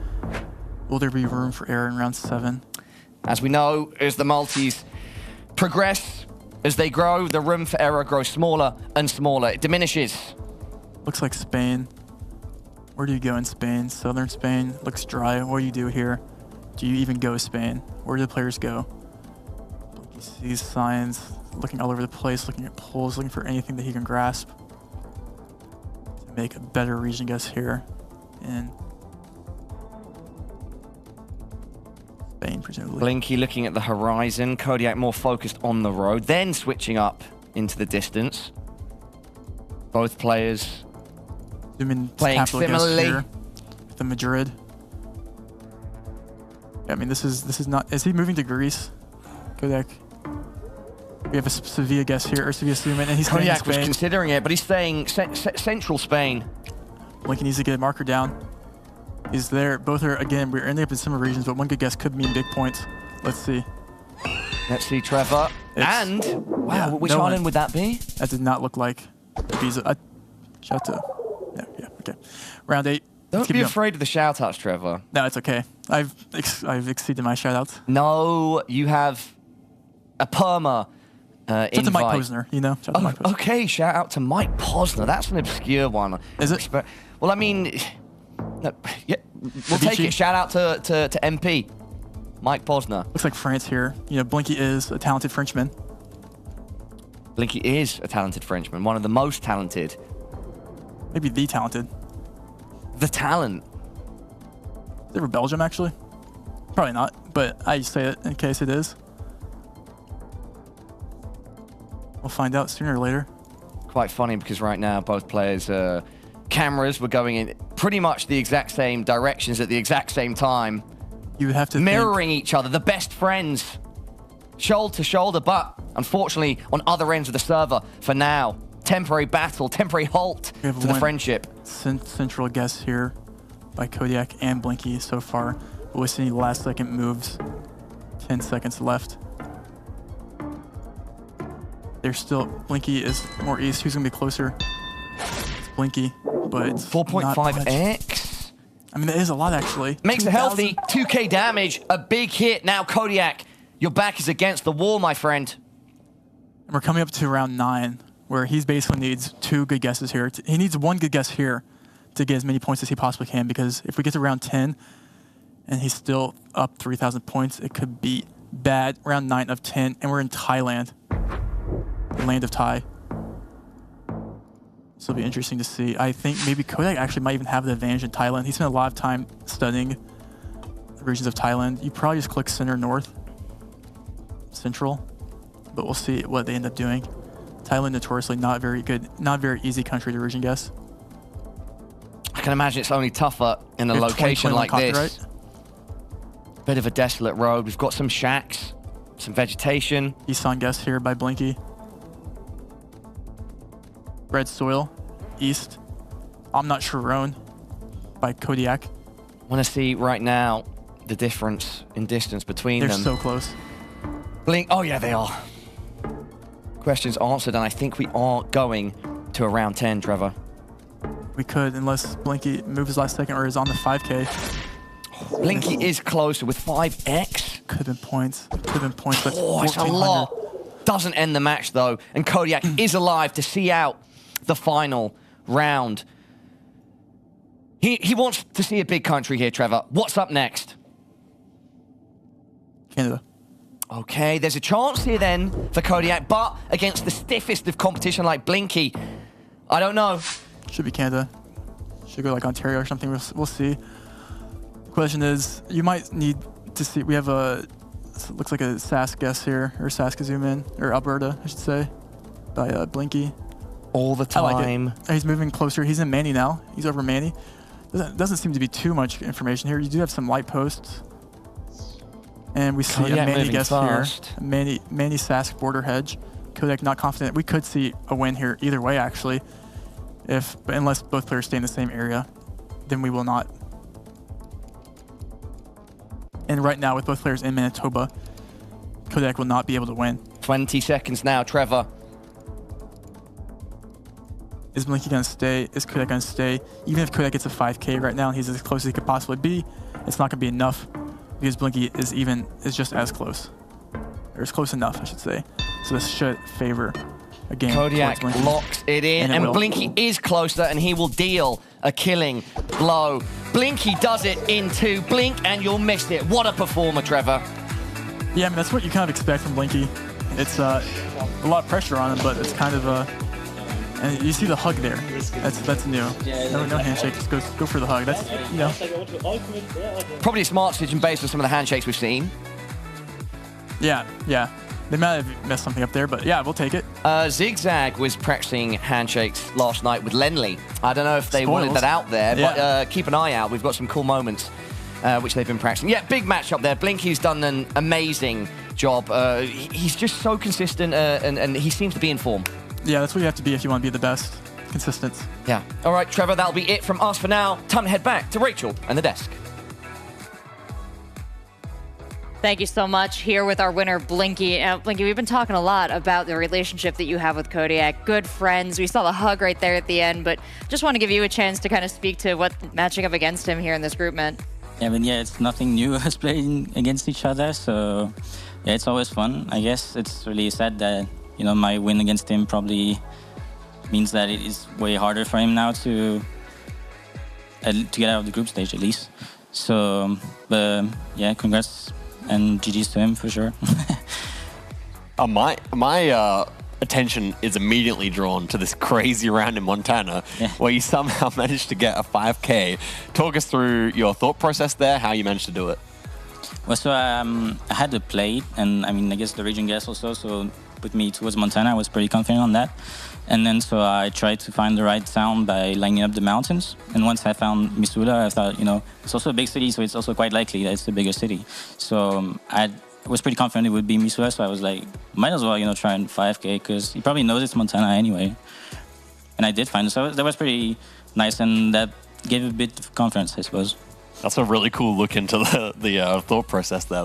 That's like, not many people in the world could have done that. Absolutely. Yeah, definitely. And thinking of the moving game, like the first 5 rounds were all these really big countries. I'm wondering like if that set the tone of the game between you and Kodiak, like how that influenced your decision making. I don't really know, because I mean, they were also pretty close, and until the second US, which I pretty kind of messed up. I didn't play that out too well, but it was pretty hard. I guess I didn't really went the right way. Like I guess playing one mid moving under this kind of pressure always can lead to difficult situations for sure. You've got one match remaining now for the group against Crooks. Any thoughts on that matchup heading into it? Any special preparations you've done? I mean, I'm happy that I'm 2-0 right now, so that I don't need to win against him, because I feel like that's a hard task for sure. Crooks is very, very strong, especially he has the right skills for this tournament, I think. Like, he's very consistent in large countries, and that means trouble for me. Well, I know it means a treat for us, though. Thank you so much for coming on, sharing your insights. Congratulations on picking up another win. Taking a look at Group C now. We promised a shakeup. We gave you a bit of a shakeup, but there's still much to be decided. We'll see that right after this break.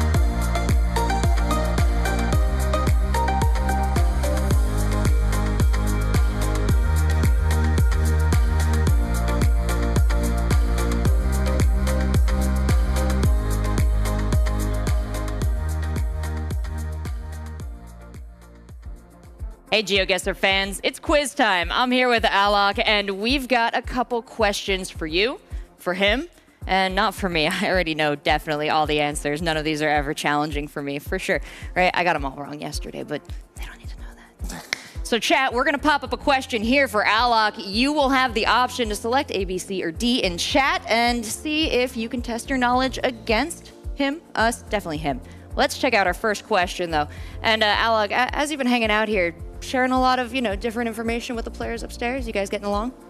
Yeah, of course. The GeoGuessr community is always getting very well along. We are just having all the same interests. I'm glad to hear you guys seem like you're having fun up there. Chat, I was buying you some time because now, Alok, you have to tell us which color is the most common in national flags around the world. Okay, this is a bit of a tough one. I would say blue, but let's see. Interesting. All right, time is up, chat. We're going to find out what you've picked. A vote for blue. Red. Wow. As a TF2 red. player, I feel really betrayed. I was with you on blue, too. Most common color found in national flags, symbolizing elements like blood and love. Yeah, flags would like that. Makes sense. Yeah, if you would design a flag, what color would you put on it? I don't know, my favorite color is blue, so I guess that's why I gave that answer. But That's not even a geography question. Give us a geography question, quiz masters. All right. Which of these countries' flags does not contain a dragon? This is another flag question. Alok, do you feel like you can still solve it?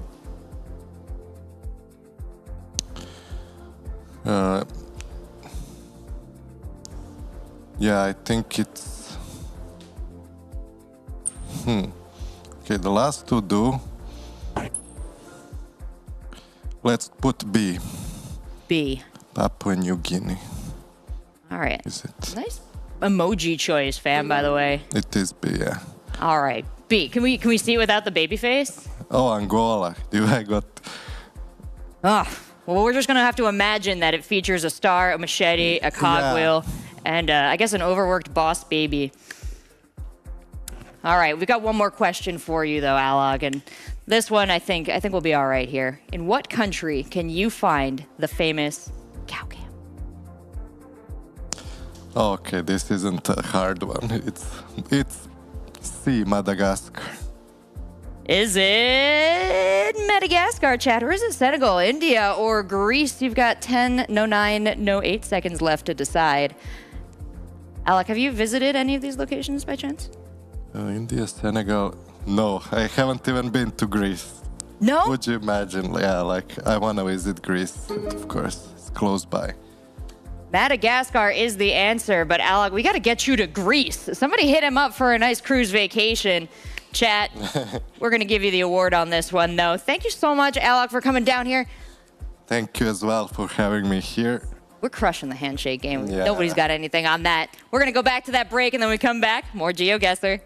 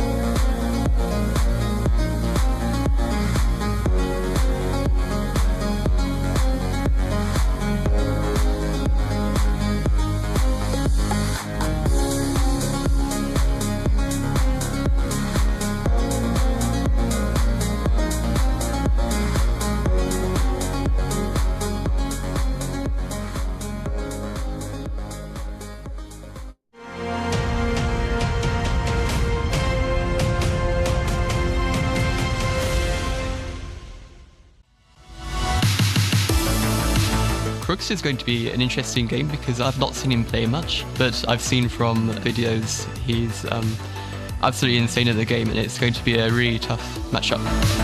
I'm hoping with maybe the moving game, I'm pretty good with info, so I'm hoping I can clutch a game that way. Going to be a tough one for sure.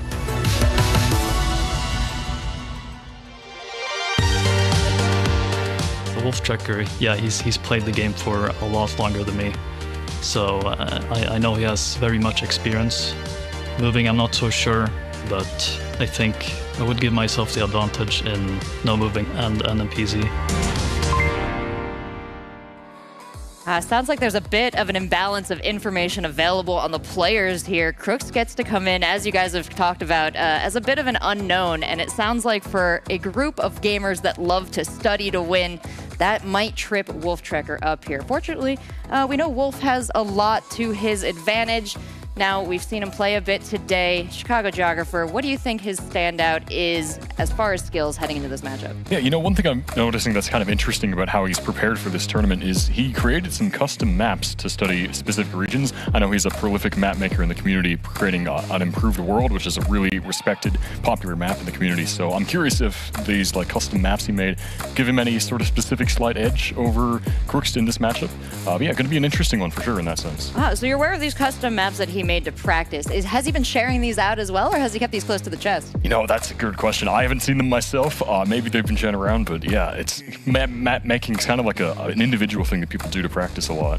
Yeah, very impressive how each of these players has prepared for this tournament. Even more impressive is how it is coming to fruition here. We've seen a lot of talk about Crooks. Now we're about to see him in back-to-back matches against Wolf Tracker and then Blinky.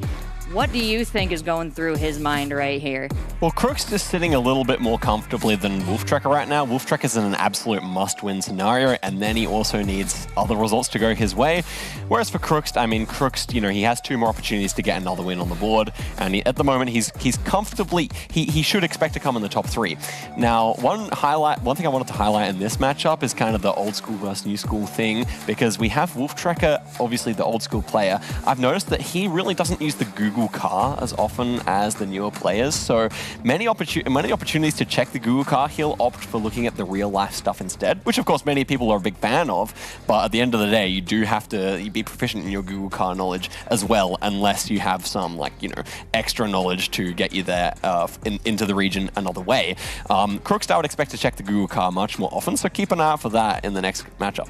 Actually, that's such an interesting call out, because as we saw in the last match where Wolf was playing against Blinky, there was a lot of similarities in how their screens moved, how their mouths moved, how they looked around. So you're telling me that represents a little bit more of the old school way to play the information gathering. Crooks now, it's all new. It's a different approach, and I wonder how many of our players we can categorize in this way. Yeah, well, it's also just a moving versus no moving thing, where on the no moving rounds, we could expect Crooks to go for that Google car check probably within the first 10 seconds. Wolf Tracker might forget / might find it not that useful for him because he hasn't studied it as much, and he might be looking elsewhere before he uses the Google car as kind of a final check instead of as, you know, helping him get the right region at the start of the round. Right on. And of course, I didn't mean Kodiak there, but yeah, 3 old school players, Crooks, a little bit new school mix. Love to see how it all plays out. And you know who I love to see play? New players to GeoGuessr. We've got a challenge in chat. Make sure you click that link, give it a try, especially if this is your first time encountering GeoGuessr. It's a little intimidating watching these pros play, clicking the triangle in the middle of a state that he's never been to and perfectly nailing it. That looks a little intimidating, but don't worry, folks. Lots of ways to play GeoGuessr. One's in chat for you right now, and another one is about to come up on the screen as soon as I hand it over to our casters. Take it away. Thank you, Rachel. Yep, back to us in the casting booth. Trevor, you excited for this one? Crooks versus the Wolf Tracker. The Wolf Tracker. I've never been more excited, Paula, quite frankly. This is about as excited as I've ever been. In your entire life? Right here. Wow, okay. Fantastic. Can't wait. I'm hoping that the Wolf Tracker can pull it back for the UK. I'm going to let my national bias take me by the reins here, Trevor. In Sweden, you say that. It's bold. Yeah, I mean, I got to throw it out there sometimes, right? You do. I mean, this will be a great matchup, and it's a must-win for Wolf. He needs a win if he wants to get third. Yeah, currently 0-2. Yep, and if he beats Crooks here and then Crooks loses to Blinky, that could be an interesting predicament to be made. So Crooks looking for a win as well. This is his second game. Wolf is on his third, looking for a win. Yeah, I wish the best for Crooks as well. Between these two players, I'm curious to see who is going to get off to the better start. If either player can sort of start with strong, fast momentum, Trevor. It will be interesting. I think Wolf, definitely, the way he played against Blinky in his game was quite a thing to watch, and we'll see if Crooks can keep up with that same pace. And quite frankly, there's only one way to find out. Absolutely. Everybody at home, this is the GeoGuessr World Cup Europe, Middle East and Africa Regional Finals. Group stage, day 2. Match number 5, Wolf Trekker versus Crooks. Trevor, when you're ready. Moving, Crooks versus Wolf Trekker, game 1, round 1 in Nigeria. We're in Nigeria. It's interesting. It's round 1, no multis. We'll see what the strategy is for both players here. And we see Crooks immediately zoom into Lagos. And he's right. Wow, okay. He should be right here. This is the follow car. Crooks just sending it straight away. Wolf Minimal Trekker points just round down 1. the road. Very, very minimal points. And the last 5 seconds, Wolf is looking for something that lines up, and he's going slightly more east, but regardless, it's no points, and it was slightly more east. Wolf picking up a couple points there. 69. Nice. Nice. Nice. I'll let you have that one, Trevor. Thank you. That's the second time I've had that today, so. Oh, okay. Yeah. All right. Round 2. Czechia. The more you know. 1.5x damage here. Czechia now, Trevor, one of your favorite places. Is it? You tell me. It's probably not one of my favorites. It's a cool place, though. Yeah. Well, I'd visit one day. Yeah, I just feel like I've heard you say Czechia so many times now. Czechia. Yeah. Well, let's check out which player can get off to a better start in Czechia. Great little portrait there. We see a .cz domain there. CZ does indicate Czechia. Crooks does know that. And he's checking out that man's smile. What a smile he has. Yeah. And Wolf has mentioned, Wolf has a lot of signs on info. the screen now. A lot of information there, which he can potentially then place when he brings up his map. I'm not sure if Wolf Trekker has even brought up his map yet, 40 seconds in. Crooks locking in. Northern Czechia. We see Prague, outside Prague guess here by Wolf. Yeah. Crooks. Reasonable difference between the players. We'll see where the marker actually is, the location. And it's further south than both. Wolf Trekker is closer, 1.5x. It's a pretty healthy, close to 600 points of damage going the way of Crooks. That is. And Wolf has yet to lose any points yet in this moving game as we move into the next round in Mexico. We saw Crooks make a couple really good guesses in Mexico earlier with the Kodiak game, if I remember correctly. And this could be another case of that. We'll see. I do like Crooks, the way he starts the games on these moving. Does he know it's a moving game? Because he has not moved.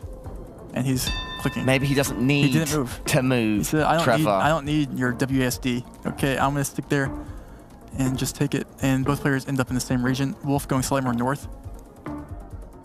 3 seconds remaining now. Wolf settling in. We'll see who's closer. And it is Crooks. He doesn't need to move, Trevor. Wow. Double 900 damage. points. 900 points of damage. He takes the lead with that one without even moving. Is that the move that he should be going for? By no move? Round 4. It's the new meta. This could be big points, Paula. Big points, big country. We're in Australia here. Big country, big points. Australia very often delivers the action, the exciting moments. We have this red soil here. Usually when you see red soil, you want to go WA or something like that, but I don't think this is WA. I think this will be South Australia, north, like on the road near to like Alice Springs, that one of those suburbs going up Australia. That would be my best educated guess here. We'll see if the players do agree. Looking for information. That house is for sale. Wolf might be interested. Wolf talking to himself, perhaps trying to figure out anything from the information he just saw on the sign. Roxby Downs. There were some bin zooms as well. Looks like we're going to be in Roxby Downs, South Australia. My best guess. Awkward if not. 20 seconds left, Trevor. We'll find out soon.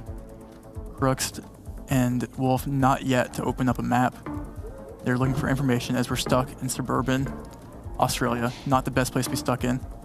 And we see a South Australia guest here. I don't think it would ever be there, though. 5 seconds now. I think Crooks is... Oh, he moved there's to West quite Australia. a big difference here. He moved back to South Australia. It's going to be big points for someone. Wow. Oh. And he was there. Crooks just with the edge. Not huge points, but with a 2.5x. Again, another healthy swing the way of Wolf Trekker. Almost 1,000 points. The guesses they made do make sense. I thought it was going to be a bigger difference there with the multi. No, but they're so close off that it does not add up too much. And I'm looking at round 5 here, Paula. And only, I think, a couple of people in the world will know what I'm about to say. And I think Wolf might be one of them. Well, Trevor, what is it that you're about to say? I've seen this road before. In a competition I ran against Wolf last year that I never published. So this is sort of like the situation we had yesterday in one of our matchups where you thought we were dropped in a location that you'd literally been dropped in before. It was no move, and I remember it being a crazy India, if I'm not mistaken. Wow. So you believe this is India, and you believe it could be hard to guess If I remember, it was over a year ago, and I don't remember if this was against Wolf or not, and he looks confused. But they can move here. They can. Which will make things... and we do see it easy to stomach. India, but I don't remember where in India. And there's a sign there. But like this could be massive points because this is trekker coverage in India, and it's not the usual cam. This is like not a main road you usually drive on, I guess. And it's trekker coverage here. So it could be confusing since you're on trekker and not like the official coverage. It is official coverage, but not the car that usually get the poop cam, is what we like to call it. Okay. So this is that is official terminology, or? Yeah, a different word that I won't say on broadcast, but it's known for not being the best quality camera. But this is interesting. I don't think Wolf maybe remembers it. He could, because I think it was outside Delhi or something. Let's see. He's like going for his first zoom into India. Will he go outside Delhi? I don't remember exactly where. And we have both players in India. Crooks. 2 seconds. All of a sudden, the round's over, Trevor. There's quite a big difference. Oh, I put the marker sort of centered between them. And Crooks making a good guess there. And both players getting away unscathed from that is actually a pretty good thing. Yeah, that's insane. And we're going to continue the... We were outside Hyderabad. That's good. Oh. Good pronunciation. Yeah. Thanks, man. I mean, yeah. We're going to keep the base locations going here, Paula, because I hope any of these players took their time to learn. You know, in one of the first ever rainbolt TikToks, I think this was brought up. Do I remember where in Greenland? No. But the Google cart in one of the Greenland cities was actually, and Crooks is the type of guy to know. Crooks going straight away. Did he watch So is Wolf Tracker. They both know it. That's a big AZ by Crooks. Yeah, you both know it. You get this coverage here in Greenland, and they both know it. Okay. Both of them down the docks. Crooks knowing the bridge. And it's a 5K. Wolf Tracker 1 point off. 4. Let's keep it up. Okay, pace high. These are some amazing locations here. Around 7. Where are we now, Trevor? Looking here. Looks like Spain or France. We'll see. Presumably, maybe southern France. Not too sure. Both players heading down the road. Looking at the polls, looking at the signs. Not too much information right now. Wolf Tracker does like that one. Is that Portuguese? Could be some Portuguese action there. Maybe a Portuguese no hunting sign there as well. And I do like Portugal here more than anything, actually. No hunting, but we've got a wolf on the server. Wow. And he's looking for Crooks. Wow. That's a little good parlay of good sayings there, Paula. Thank you, Trevor. Scanning. Ponte Cainheiras. So at this point, you're certain we're in Portugal? Yeah, we're in Portugal. We're definitely in Portugal. Wolf Tracker feels the same. With 10 seconds left, Crooks needs to make a move too. I don't think he's... Oh, no, he has. Yep. He's locking in first, even. They're not too far away from each other. So in round 7 with a 4x multi, not much is going to happen in terms of the action. Was northern Portugal there. And we're seeing more points, only 40. But that 40 can mean a lot as we're moving into round 8. Round 8 means one round closer to round 10. Game. Barely anything separating these two players. Chile. Southern Chile here with this vegetation, or like the climate here. If I may, shout out Chile. Shout out to everyone that's chilly in their room with a cold room under a blanket, enjoying their Saturday, watching some GeoGuessr. Based. Imagine spending your day besides watching a Wolf Tracker Crooks 1v1. That would be a sad day, in my opinion. Unfortunate. That'd be me. Both players obviously You're know not that guy, pal. I'm not. Oh, Wolf has found a valuable sign. He's zooming into Porto Montt here. I can't read exactly what is on the sign. If I'm Crooks, I'm looking to get to a main road to find the same sign or a similar sign here. But I think with Crooks' skill level, he can probably get close without a sign, so it's okay if he doesn't. I think Wolf Tracker has a decent idea of where this road might be that he's currently on. I mean, he's opening the map, closing it, reopening it. adjusting his pin. Crooks is zooming around, looking for grids that line up in the city in Chile to see if he can find a grid that lines up. What's the difference in distance here between the two? I'm not quite sure. 3 seconds, we're going to find out. 4.5x multi, that's why I bring it up. Oh, and Crooks is right on the money. That's going to be big. No, it's not. Jeez, okay, my bad. Yeah, 90 points. They're super close. And that's just like, Crooks didn't even find much information. He just matched the grid of the city up. And that's actually an insanely impressive guess there. And this is going to be interesting because we just have the new DLC of Kazakhstan. We've had a lot of Kazakhstan here, 5x damage. Yep, but nice to see with that new DLC. We're getting to enjoy the new content that it's brought here. I definitely would give Crooks an advantage in Kazakhstan. Crooks, straight away, really lining up the road? Is he him? There's no way. Is he him? Do it! Lock it in! Is he him? He's locked it in. He thinks he's him. We don't know yet if he's quite him. We're gonna find out. We're gonna find out if he's him. Wolf could also be him. He's going up closer. He's going more west. Oh, this could be game, west. Trevor. Is Crooks confident? This is game for someone. He's him! Crooks! He absolutely is him. That is huge. It's 13k points of damage. We do not see around 10. And in game 1, it's the Swede that ends on top. And Wolf is facing 0 wins down tunnel right now. To be that fast and that precise with a new location like Kazakhstan, hugely impressive, Trevor. To be able to memorize a country like that within 3 weeks, you know, there's a lot of public information already out there, but we don't know what he knows that other players don't. But that is, we saw the same level of gameplay from Constance yesterday that I don't think very many players can match up with. Crooks. We're going into moving. No move. No move now. He's just 1 round away from taking a win here from Wolf. And Wolf really needs this win. If he loses here to Crooks, he's 0-3 in the group.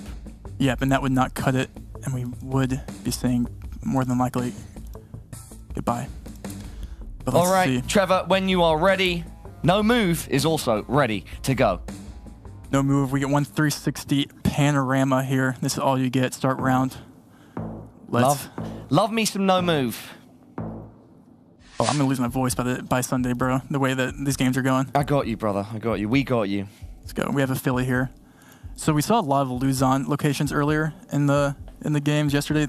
We do see Crooks going mid and out here with palm trees. Does maybe add up, and we see a Cebu hedge or a Cebu guess here by Wolf Trekker. It's round 1, so no big points maybe, but could be intriguing. Steady start. The pace slows down. 30 seconds now remaining on the clock. The Wolf unable to trek now. Just 1 360 panorama. 20 seconds now. Wolf really edging close to his monitor. On these no move games, you're going to have to look at everything and take into account. But again, he's staying in Cebu, and we have 1 in and out. It's going to be minimal points. And Crooks is actually super close again and picking up 700 points. Actually, a really solid round 1, Trevor. Crooks is looking very good. Yeah, he's looking crafty. He's looking crisp. He's looking crooksed. And this is looking Sri Lankan. Small country, small points. Yep, this will be Sri Lanka. I think that's a Sri Lanka car if we turn around here. Both players should get that. And we see that we have the blue, white, red. That's Sri Lankan car. And when you have this dry, you go northern half, and Crooks locks it in. Yeah, Wolf locks it in. Round 3 we go. Just saying, let's get into round 3. Wolf does want to refine his pin somewhat, but it shouldn't make too much of a difference. Yep, super close. No big points. Just 66. Close. Close. No cigar. Round 3. Flex nickel. Lovely image here on screen. He's zooming in. It's a tuba-based location. Tuba. We have 2 tuba guesses here. And I think Crooks locks it in. He does lock it in. I like the way that Crooks is speeding things up and pushing the pace, regardless of the fact that both players are very close to each other. I think it's good. He's in the lead. He's 1-0 up. Wolf coming from behind. And I think he's trying to keep that momentum. He is. And move on to round 4. And this looks like a very fun location. No move. Let's take a look. It's a dirt road with very, very minimal clues. But I'm going to call a shot here, Paula. Let's see if it pays off. I'm going to call this is northern Argentina. Okay. Trevor laying it on the line. We'll see. We'll see. Everyone in chat. I'm not sure where else it could be. Put your guesses in. And we'll Crooks likes it. And Wolf likes it. We'll see where Wolf and Crooks go. You're thinking northern Arge, Trevor, both players will be close here. These roads are pretty distinct. Wolf potentially lining up the road here. That would be huge by Wolf. It's a pretty straight north-south road. And Crooks is over here analyzing vegetation. He's decided to go into botany. That's okay. Crooks is locked in. Wolf is looking for big points, and he's going slightly more south. I think it is more north. So I hope he stays for the sake of his own points. Because we're on some damage multi here. Yeah, we're now up to 2.5x.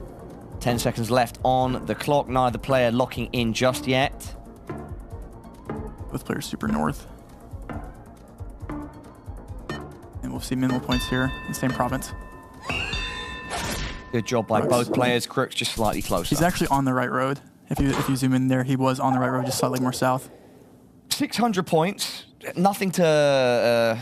well, I mean, he's policing him right now. It's decent damage there. You know, it might not be the end of the game. He didn't knock Wolf Tricker out with that one, but that's some solid damage to send the way of his opponent. It is. We might be back here. This looks like it could be Arge again. I'll leave it to them to see what they think. Both players taking their time on this one, presumably. I mean, what's the information here? It's landscape guessing. Landscape guessing. I was going to say it's got to be looking into the horizon, looking into the vegetation. I don't see anything besides Arge here, personally. Southern Brazil actually does make sense. I like the Crooks call here. Southern Brazil does make sense. And I'm assuming both players. We have an Arge. We have a BA guess here by Wolf, and we have a Southern Brazil guess here by... And he's moving. Okay, he's moving to BA. Oy. That could have been... something. Scanning for something. We'll see. I mean, when you see Crooks go to line the road, he's going just outside BA here. 10 seconds now.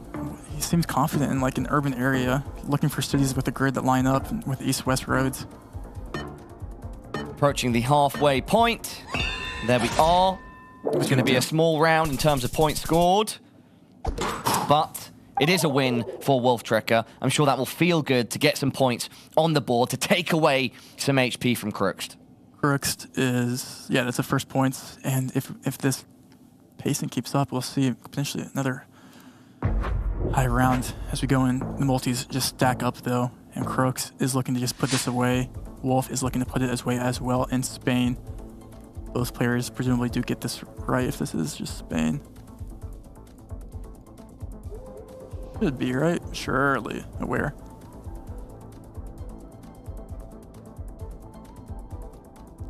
Region guessing could be interesting. I'm locked in focus right here. I'm watching as a fan for both of these players. Crooks. It's heating up, Trevor. Has been kind of the unknown force to be reckoned with, and he's proving himself right now to see if he can go face to face with some of the GOATs.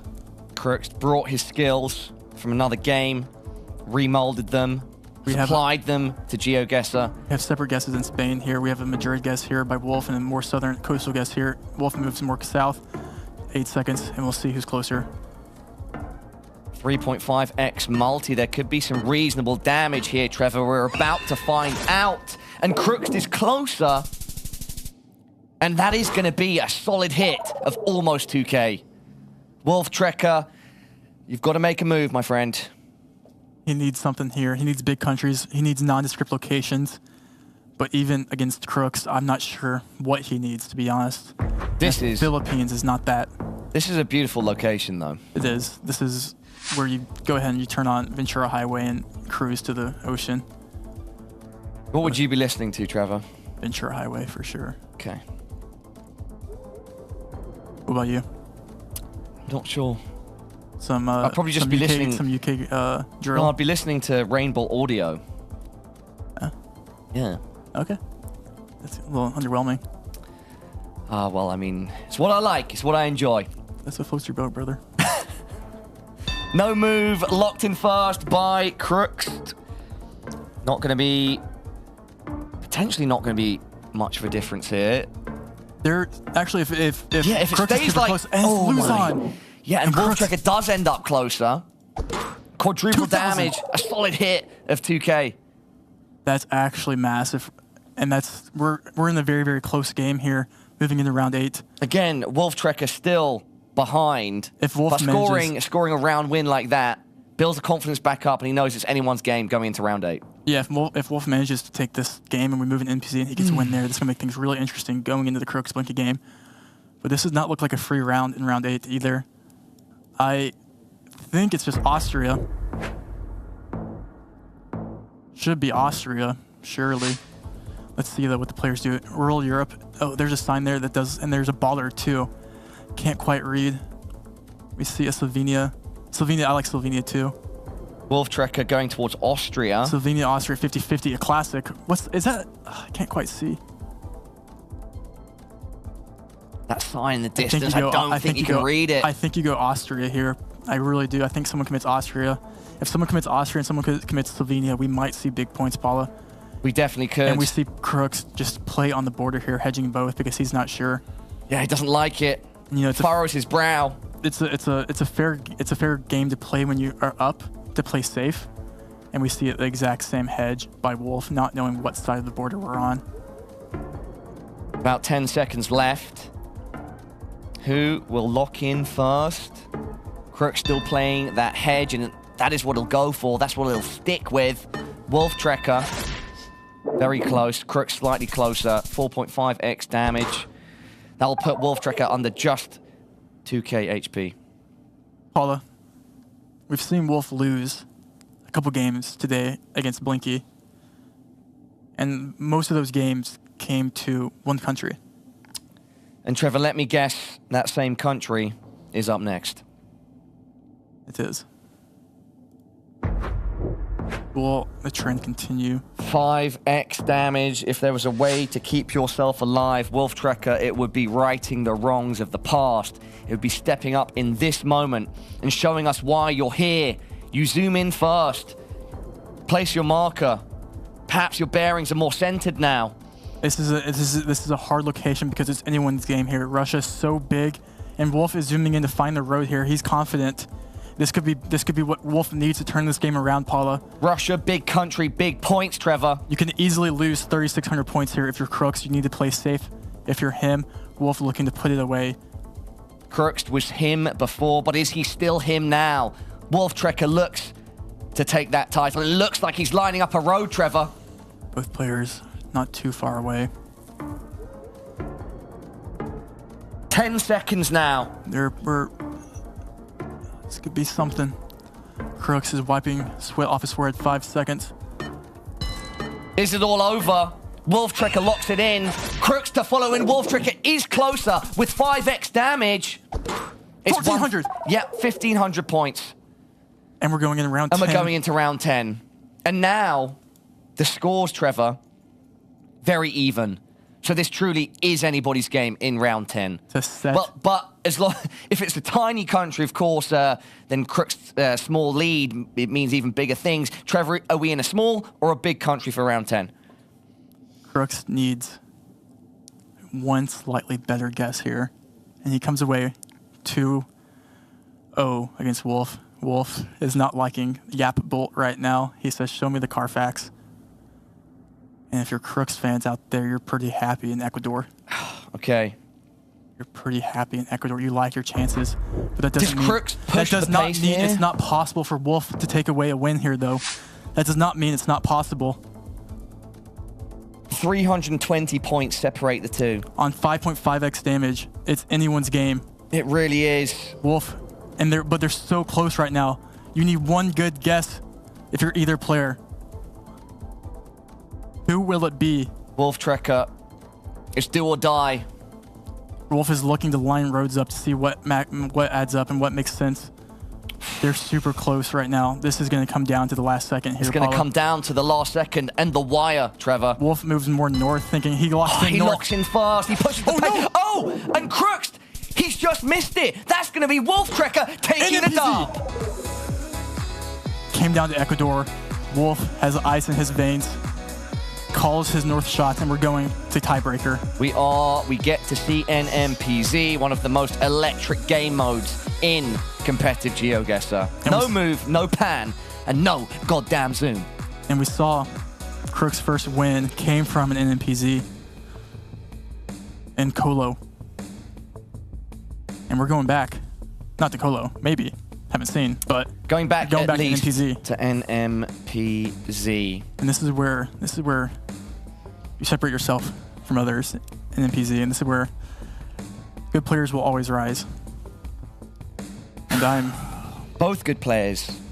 Which one is better though? That is the question. Wolf Trekker or Crooks? It comes down to this, our third and final game. Deep breaths as we start NMPZ. You get one screenshot right here. We have Norwegian outer lines. Start round. I'm not sure if I can even continue talking. I'm so nervous for both players. Both players, obviously we'll know it's Norway.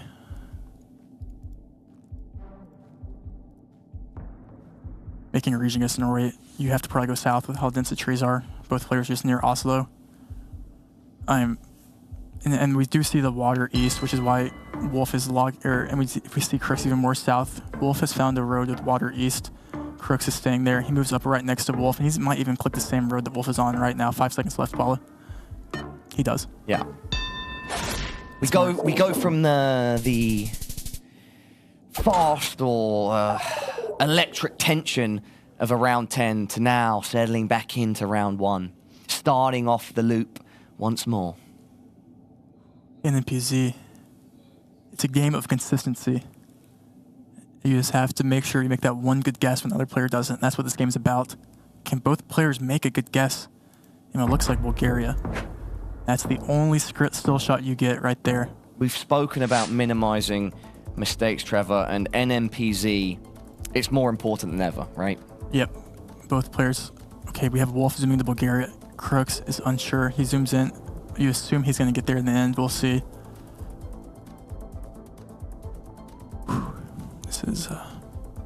Wolf is staying in Bulgaria Central, and we see Crooks click Bulgaria, which would mean probably minimal points, and we'll see round 3. 30 seconds left on our clock. No move, no pan, no zoom. Probably going to be a somewhat quote-unquote inconsequential round here, Trevor. Crooks is the one to lock in first. Wolf Trekker will shortly follow suit. Crooks is closer, just by 100 kilometers. 1.5x damage. Solid little swing, little jab there at the Wolf Trekker. Crooks looks for revenge in Ecuador here. Double damage now. Wolf came out last with a better guess. This is intense. The stakes when you get into NMPZ, they are higher than ever. Crooks said, "Fool me once, shame on you, fool me twice, shame on me." He's going northern Ecuador. Both players right there. Locked in by Crooks. Oh, look how close both players are. They're on the same road. And it was literally where I think Crooks had his cursor. 20.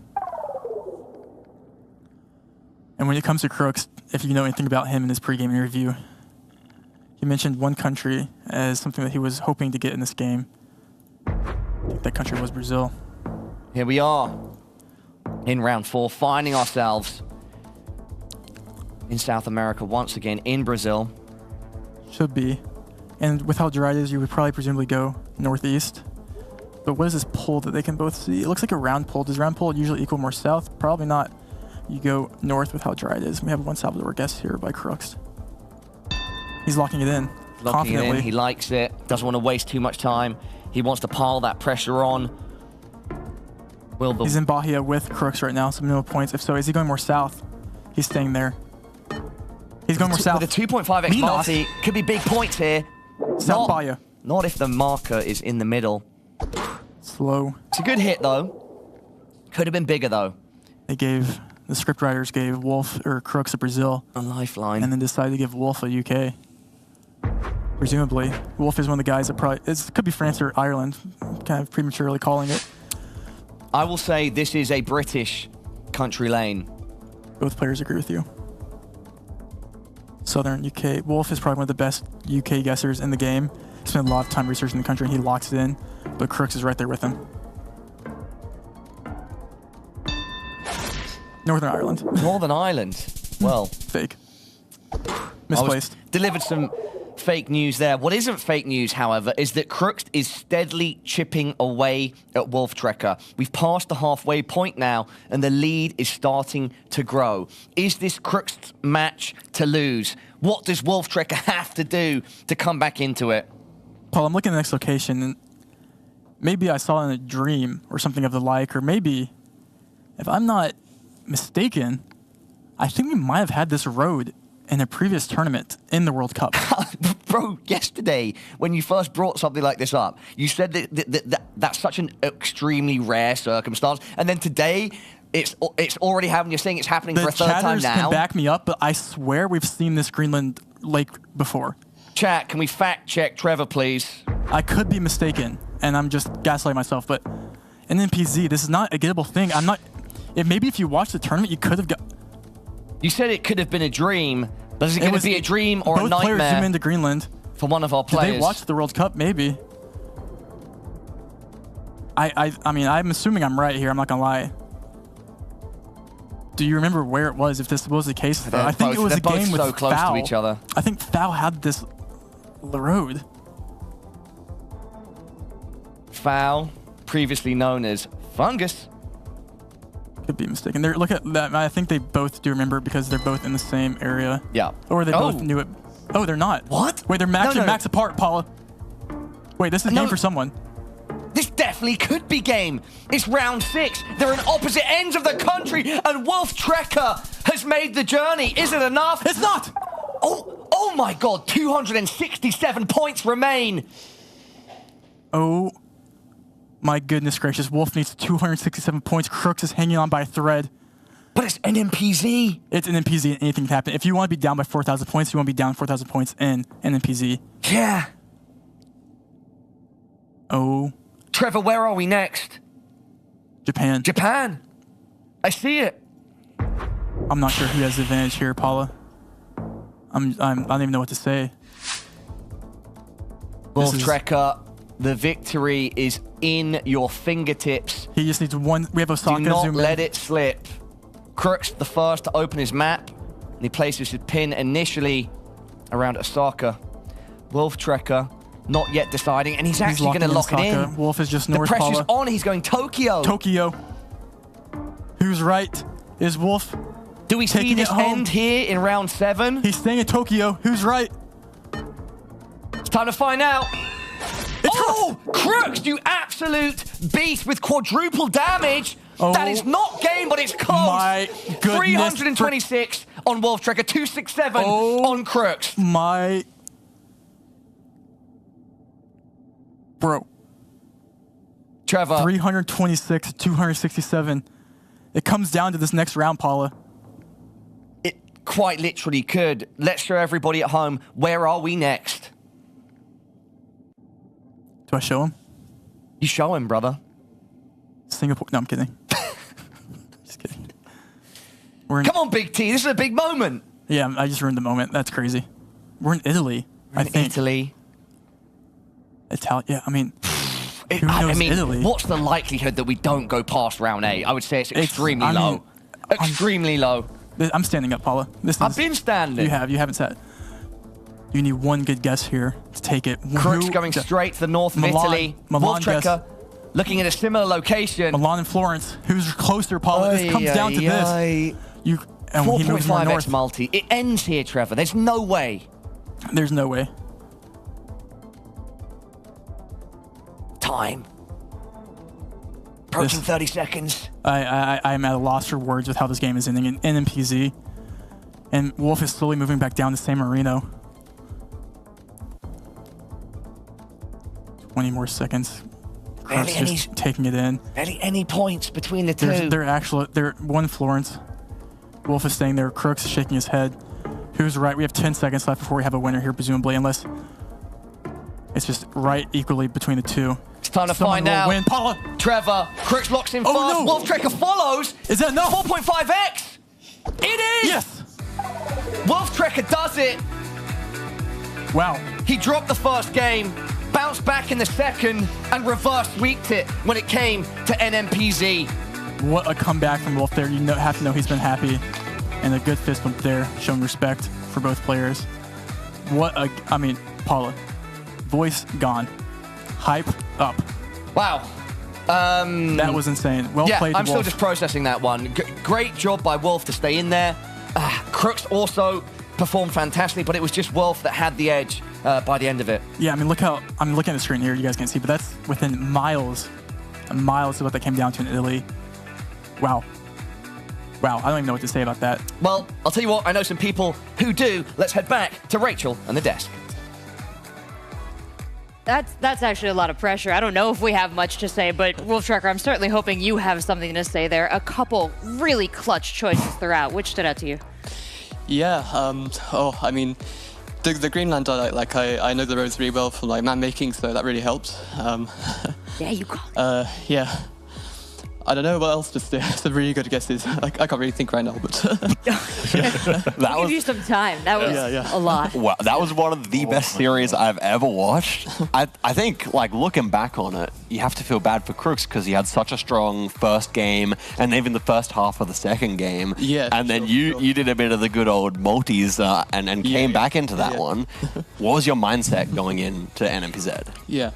I mean, my mindset, I guess, was just to stay calm and just. Do you think you did so? Focused and make guesses that I think make sense, and yeah, it worked out. So yeah, just really happy. So absolutely. Yeah, it must have felt so amazing. You were getting flawless through the first 4 rounds of that no moving game, and then you were able to turn it around. How pumped up are you from those games? It must feel so amazing. So happy. I mean, because I lost the first 2 games, so I just really wanted to win, and I'm happy that I can come out today knowing that I've got a win. So yeah, just. Really happy about that. So yeah. Amazing. We needed the Wolf Trekker visit on the desk for a win. Yeah, for sure. Exactly. I can think of another place they're excited to have a Wolf Trekker visit too, because a little studio insider knowledge. We're on the basement. We go up 4 flights of stairs, and that's where all the players are hanging out watching. And we could hear all of them reacting to your entire match. Wow. They were screaming throughout, and they're going to be very excited to congratulate you. Cool. Yeah. Anybody you want to say a shout out to? Any last things? Just shout out to everyone at home watching, I guess, and my GeoGuessr friends as well, of course, and yeah. Congratulations to you. Thanks for your insights. Now, taking a look one last time at the groups here before we head on into the final match of the group, which will be Blinky versus Crux. That much more important. Stick around. You're not going to want to miss it. We'll be right back after this break.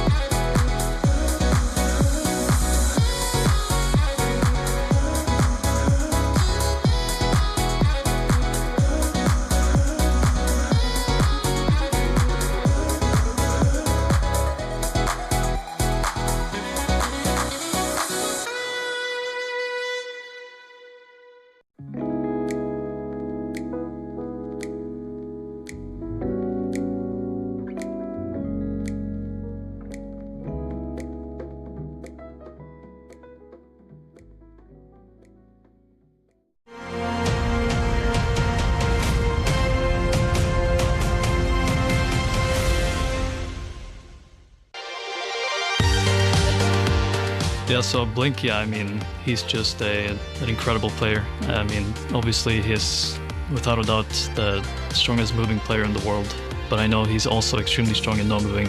I think I can have a chance in no moving and NMPZ. I don't expect to win in moving, but a best of 3 is still really quite volatile, and basically anyone can beat anyone.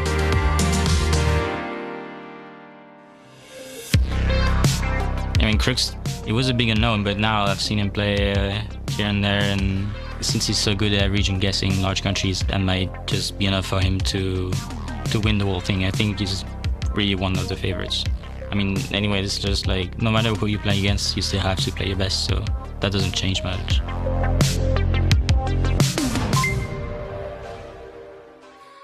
This next match is the meal we've all been waiting for. This is the big dinner feast that was promised, but they have been setting full course and full course in front of us. I don't know if I can take another one. My heart is a little bit strung out on all this, but you guys, you're used to seeing a little bit more intense GeoGuessr. I don't know if it gets much more intense than Crooks coming off an incredible match, but a loss, looking to score that back, and Blinky coming in so undefeated. I don't know. What I can say about that best of 3 is if you take the aggregate of all the guesses, I think Crooks actually made the better guesses than Wolftrekker, but GeoGuessr is a game of making the right guesses when it counts, and of course, as the multis went up, that is when Wolftrekker was able to clutch it up and make those close guesses. So I think this is really a matter of Crooks having to reset, knowing, hey, I played really good in that game, I go back into this one, look, I'm expecting to lose the moving, so let me just throw everything I have at it, make as good guesses as I can, and then hopefully clutch it up once I'm in the zone, second and third game. Well, and as someone who has been in this hot seat already, CJ, I gotta ask, is it easier to write off a game mode that you think you're not gonna win at and not put that stress on yourself, or do you really feel like you have to claw for every possible win? Yeah, personally, I feel like it's really important to, like, even if you're not expecting to do well in a game mode, still try your absolute hardest. Oh, of course. I know, like, for myself, like, NMPZ maybe is sometimes a hit or miss game mode. So yeah, definitely, I always try to put in my strongest gameplay. So yeah, we'll be looking for Crooks to bounce back from that tough loss against Wolftrekker here. As Oscar said, he was doing so well. So I expect him to pick his head up and keep on showing his strength here. Yeah, it's really hard to talk about a loss in GeoGuessr. It's a great play and a slightly greater play that edged you out. So Crooks, if you can keep up what we saw from him in that last match, just put a little polish on it. Do you think that's enough to bring against Blinky? I think so. In the second 2 games, it's a matter of, you know, in the first game, if he takes the win in the first game, I favor Crooks. If Blinky takes the first one, then I think the quality of guesses he was showing in the last game are enough. But Blinky's world class. It may not be as well. All right, well, any final words before we head into this matchup? I have to say, this is the match I was most looking forward to today, saving it for last in this group. It's going to be really, really exciting. I think we just hop right in. 100%. Fantastic. Well, let's go. We got our casters ready. Our players are set. Let's go. Crooks versus Blinky. I'm worried for Crooks on this one because, yeah, Blinky arguably the strongest player, and Crooks is coming off the loss against Wolftrekker. Trevor, what are your thoughts? The script writers are working overtime tonight. Okay, where are they? They're in somewhere another room? Are they this behind Crooks this? Blinky matchup to end the group is actually nuts. Huge. The end of Group C. Especially with all the stakes on this game, Crooks is pretty much playing for second or third place here. So it's gonna be interesting to see. You know, can he get a win over Blinky and bring that second place? Can he rise to the occasion and topple the giant? It's a lot to ask, Trevor. It's a lot to ask to pick up a moving game against Blinky. But if anyone can do it, you know, it could be him. Could be Crooks. All right, everybody at home, it's match 6, day 2 here of the group stage of the GeoGuessr World Cup Europe, Middle East, Africa regional finals. We've got Blinky going up against Crooks. Let's get right into it. No time to waste. All the good guesses to be made. Round 1, game 1 moving. Blinky versus Crooks, and we're starting in Australia. Starting off in the big A. A-Town. But is it going to be Na, Sa, Wa? What'd you say for East Australia? NSW. What? No, because you say Wa for Western Australia. Yeah, because it's like, that's the name of the Western Australia, and then like there's NSW and like Vic and like Queensland. Oh, I see. Okay, yeah, it's like an official terminology. Learn something new every day, Trevor. I thought it was just a shortening for Western Australia. It is. Okay, but then why don't you say... Well, okay, doesn't matter. Let's keep a focus on the game here. Spun me like a wheel there, Trev. Sorry about that. That's all right. Both players are in That's why we're SW, here. which this is, because we have the yellow plate there. And both players pretty much played this no move. And when in doubt, just expect that Blinky gets the 5K. I mean, yeah, it's a strong start. 800 points in round 1. This is, yeah, that's going to be hard to beat Blinky in this game, let's be honest. Round 2. Blinky is on, bro. He's on. He's turned up. Turned up and he's performing. These dash hour lines with this holy pole here brings us to Romania. The no beanie meta is a real thing. Yeah, but I wonder what the choice is with that. Did we get word on why he's taking the beanie off? Maybe like headphones? Maybe it allows the brain to breathe better. The noggin. Yeah. Got to let those brain waves connect with the server, the PC. Brooks, both players looking for information. We see the yellow on the pole. We see the black on the back of the sides. Both signs for Romania, obviously. But we're going to have to get better region guess in here. And it's almost like the more time you give Blinky, the less likely you are to make a better guess for yourself. It's kind of the way I look at it. Well, we've got about 15 seconds left now. Crooks moves in first, locks just outside Cluj-Napoca. And Blinky not able to get any signs, and he has to make a region Blinky guess. going to a similar location, but more north. And it is Blinky in the final moments, just doing a bit of a better job than Crooks. Great guesses by both players there. Keep the pace high. Indo. Indo. Could see big points here if there's no relay information. I'm assuming both players do know Kabupaten. And we'll look at the sign and probably get exactly where we are for both players. And you can see Blinky zoom in immediately to Sulawesi. And He's going to be a lot. That was an AZ and a half, It's an AZ because he knows exactly where it is, and Crooks knows he knows. And it doesn't look like Crooks does know, which will not be good unless he can Crooks, make a good region guess based off the landscape. Crooks, you've got to open your map.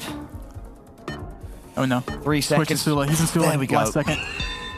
And Blinky 5K. Oh, Blinky pretty much on the doorstep. Just shy of the 5K, and it's big damage in round 3.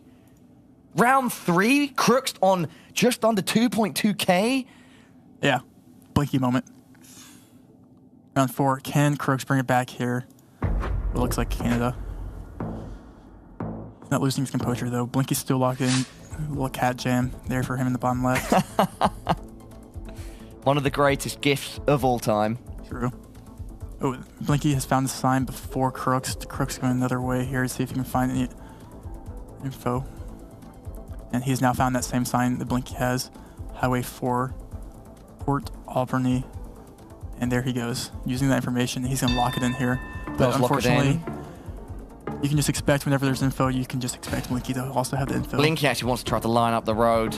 He's going to go a bit further east. Would he earn some extra points because of it? Not quite. Nope. But Crooks not with flawless. the edge. No, not flawless anymore. Which is actually a good, like, it's good for the mental to at least get that one good guess. And which actually Crooks hasn't really made any bad guesses. That's the thing. Triple damage now, Trevor. 3x. Crooks is looking to 2. If Crooks 2-0s this, I believe he automatically gets second place. And I think if Blinky loses a game here, that means Kodiak is in third place. And Crooks advances to second. Correct me if I'm wrong, someone, but I think that's what we're working with here. See the California polls. Will that be Oregon? We've seen that happen before. This time you probably have to go back to Cali though. But Blinky with some signage there. Resets back to the start position. Qantas's only bad guess yesterday was because of the Cali poll bait. Santa Clara County. What's your thoughts on that parking? $6 per vehicle? Seems pretty reasonable, no? Look, you're on a family holiday. Get off there. Santa Clara. $6 and you're set. That's actually, Blinky has not found the information, I don't think. Has he? Maybe he has. 5 seconds now. I don't think they're both in NorCal. But they're both in NorCal. Who's closer? Just Blinky by an edge. Bay Area there.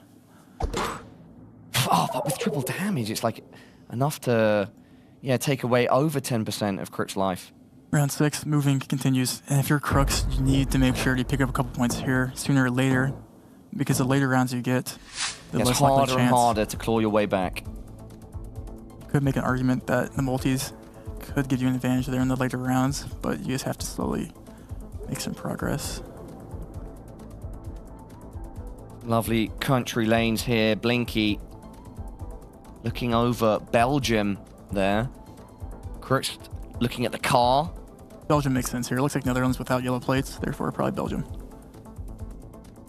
Not potentially. Is there a reason here why Blinky is going down that road looking at the side as opposed to like forward? Who sort of locked eyes on the front. Regardless, Crooks locked in first by Crooks. I wonder if we have 2023 copyright. We might. That might be the persuasive. I actually like the Germany guess here. Actually, I do like it a lot. 5 and seconds. Blinky also likes it, and he's moving to Germany with Crooks over here. Who's going to be closer though? Oh, this time it's Crooks. Second bit of damage going the way of Blinky. This time, almost 500 points. And if you're Crooks, the thing you're looking for here is big countries. And the game is giving you big countries. Keep the pace high. Keep the games going. Big country, big points. 4x multi. This is going to be great. The old US of A. Crooks looking over Oklahoma City, just northeast. Wants to lock it in. Try to put Blinky on the back foot, but can this man ever be on the back foot? He always bounces back. Picking a similar location, a bit more northeast. Okay. Both in Oklahoma. They end up being so close to each other. What are the odds? Yeah, what are the odds? 16. 16.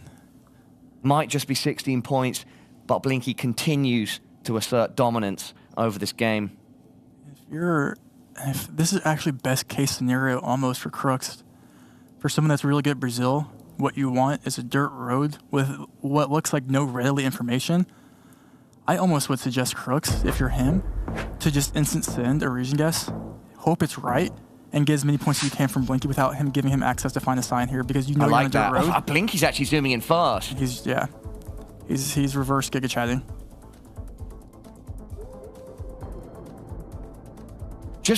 And Blinky has found the main road way faster than Crooks, giving him a massive advantage here. Considering the speed that Blinky zoomed in, I don't know. I think he's got a good read here, Trevor. That's what I'm picking up. Yeah, but I mean, Crooks is also very good at Brazil, and he'll also get the region here in the south. But 30 he seconds. has to move quicker to find more info because Blinky is just way ahead right now. He's going back to read the sign. Nothing helpful there, presumably. Blinky is way ahead, zooming in on a poster now.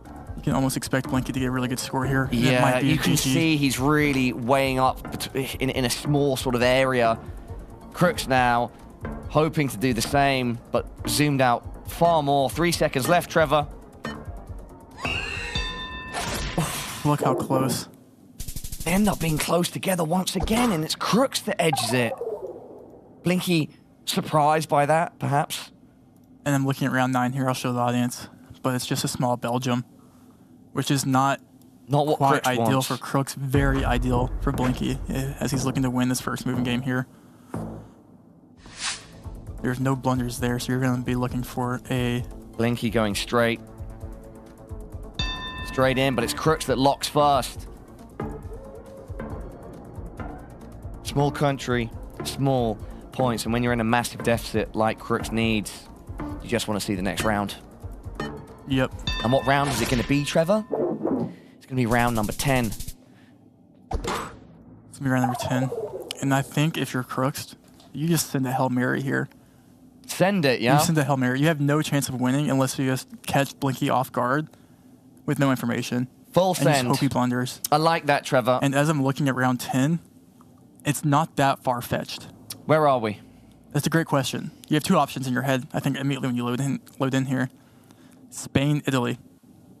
Okay. Portugal, maybe. Don't know. That's why I think it might be beneficial for Blinky or for Crooks to just instant send something with the good vibes. Because I don't know if there's going to be information really. Like, what even is this location? I've never even seen anything like this, but we'll see. Yeah, and we will see if Crooks can do exactly as you just suggested. I like that idea. I do think it would benefit him here, but it's Blinky that opens his map first. Crooks going uphill. This match has been a bit of an uphill struggle so far. Can he turn it around? He does lock in quite fast. He needs a blunder here from Blinky, and he's going to read a sign here that's going to tell him Italy, and he's not going to make a blunder unless he somehow just misses a region in Italy by... He's going Sardinia. Oh, I But it wouldn't be enough, right? I don't think so. We'll find out. It's Sardinia. Oh, Blinky, you are just unstoppable. On the money, it's Sardinia, and he gets a killing blow. He doesn't just squeak through round 10, he does it in style. Blinky taking game 1, Trevor. The Blinky, that's a Blinky moment right there. Cool, calm, collected, playing pretty much a perfect game. Actually, yeah, a pretty perfect game if you want to. I think that might give Crooks a 3rd place, potentially, but we'll see on that. Blinky in the lead as we go into game 2, which is going to be, of course, no move. No move. A beautiful occasion here. Let's just, when we can, we're going to get right back into this. Blinky versus Crooks. Crooks is looking for a win still. Can he do it here? No move.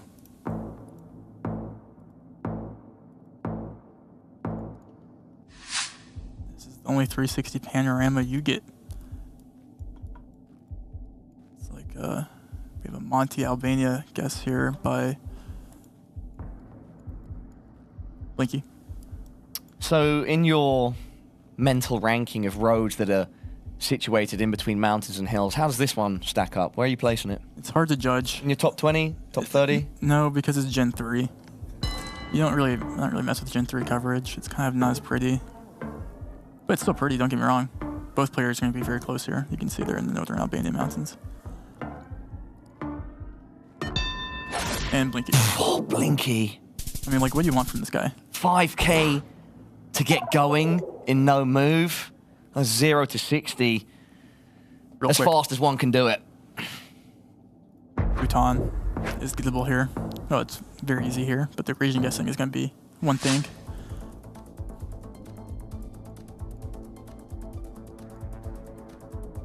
Zooming into eastern Bhutan, central Bhutan, east. He's looking for roads to line up. I've seen Blinky 5K random roads to Bhutan so many times that I might just expect him to do But it he's again. zooming in pretty hard on a specific Look road. how they're on the same road. They're very close. And Blinky's closer. Wow. I mean, that's just great gameplay by both players there, though. I mean, Crooks is playing up a fight. The knowledge of these players, it's incredible. Starting round 3, no move in Japan. We'll see both players zoom in on the plates and the transformers here with regional clues. Crooks seems to know. He's going Osaka again. You saw him get a great guess in Osaka against Wolf earlier. It was right, which presumes you would have to think that he knows it again this time, if that is the case. Blinky yet to open his map. As Trevor mentioned, Crooks originally settling on Osaka, now both players refining, going towards Kobe, but then back. And he locks in, sort of close to his original location. And we see Blinky right there with him. Yeah. Round 3 with very little distance between the two players. Blinky adjusts at the last minute, last second, and he ends up a bit closer. 96. Can you do it again? Those little chips, though, the consistency, they It's so give small. Blinky a solid edge. Yeah. Back in Japan. Looks kind of northern. We'll see. See the plates here by Blinky zooming in. Yep. Brooks looking at the guy wire that pulls see 2 north guesses here by both players. Again, they're playing so well that no player is really getting any points. 30 seconds remain on the clock. Neither player Blinky looking in just yet. Blinky thinks he knows the road. He's Crooks as well. The distance there. Well, Blinky ends up a bit closer. But they're both in the same region, so it's still very minimal points, only 240. Still every round so far of the 4 won by Blinky. This could be the difference, because we're back in Russia. Crooks has made some good guesses today, but so has Blinky. Big country, big points, tough country. And 3x. Always a potential You see for Blinky big points. immediately zoom in on the antenna to see what he can work out from it. Crooks not doing that quite yet. Blinky's taking a look in this house. Look at the paneling. He really likes this infrastructure here. Apparently he's going in Chelyabinsk. He spent a good few seconds staring at that paneling. Crooks now find that he same likes- building, but looking at the dirt. He likes the dirt, the on the soil. road. Okay. Average dirt enjoyer, based. Blinky wants to look down that road, then I think reopen his map, refine his point. Lining up the road, Blinky. This would be an absolute send, mate. Could be big points on 3x. You could see Crooks take something away here, or vice versa. And Crooks changes last second to max west. Oh, this is going to be big points. If the mark is not in the middle of them. He's staying there. 3 seconds, Trevor. And it's Blinky. Oh, Blinky! You absolute beast. I've said it before, I'll say it again. And this 2-0. time, 2-0, Trevor. That's game. Blink and you'll miss it. Keep your eye locked to the screen when this Frenchman is playing, because his gameplay is electric and he's vaulting to the next stage of the tournament. And that's just, I mean, that's actually, not even almost, that is unbeatable. Like, quite literally, I'm not sure how you beat that. I mean, he lost a couple rounds in game one, but he is unscathed in no move. Yeah. He's looked so consistent across the course of today, Trevor. Like, we could heap praise almost infinitely on how Blinky's looking. Yeah, and that's 3 players now that have won their groups without a loss, I think. Maybe Blinky. Yeah, Debray, Constance, Blinky. I don't know, but this is going to be an exciting day tomorrow with the amount of talent in the European, Africa, Middle East finals that we have here. And Trevor, with that being said, let's head back to Rachel and the desk. Thank you guys so much for calling. I don't want to say the most thrilling match of the day because they were all so great, but definitely just floating right on the top of the standard that you have been bringing to this tournament. Blinky, great job. Great entertainment factor. Most stressful, perhaps, or successful moment for you, in your opinion? In this game, I mean, it was funny the last round because it's like a funny meta that Finbar has made. So thanks, Finbar, for giving me all your Russia metas. I kind of have to, give credit to him. I'm very proud that I managed to, get better at learning all those big countries that I really wasn't good at before the World Cup, and now I feel pretty confident. But also, I feel kind of bad for Crooks. I think he wasn't really in a good mindset after the last game, so he probably would have played better under different circumstances for sure. And he played as well as he did, which was very impressive. So nice of you to call out, and great play from you just throughout this tournament, and especially in this last match. I'm going to open the floor to questions from you both. Yeah, absolutely. I mean, this was a dominant performance. You've managed to top your group in the same way that Debray and that Consus were able to do. Looking forward in this tournament, my real question for you is, who can beat you?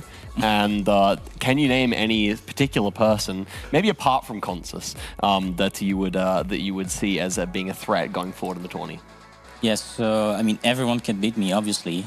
Especially in quarterfinals. I'm not sure who my opponent will be, but like I think any of them in the Group D could beat me for sure. It all depends under the circumstances, like how you feel on that moment, because tomorrow is another day. So. But yeah, I think I put Topo as one of my tough opponents. I feel like he's a really good player, but he's kind of struggling under the World Cup circumstance, like all the pressure from the studio.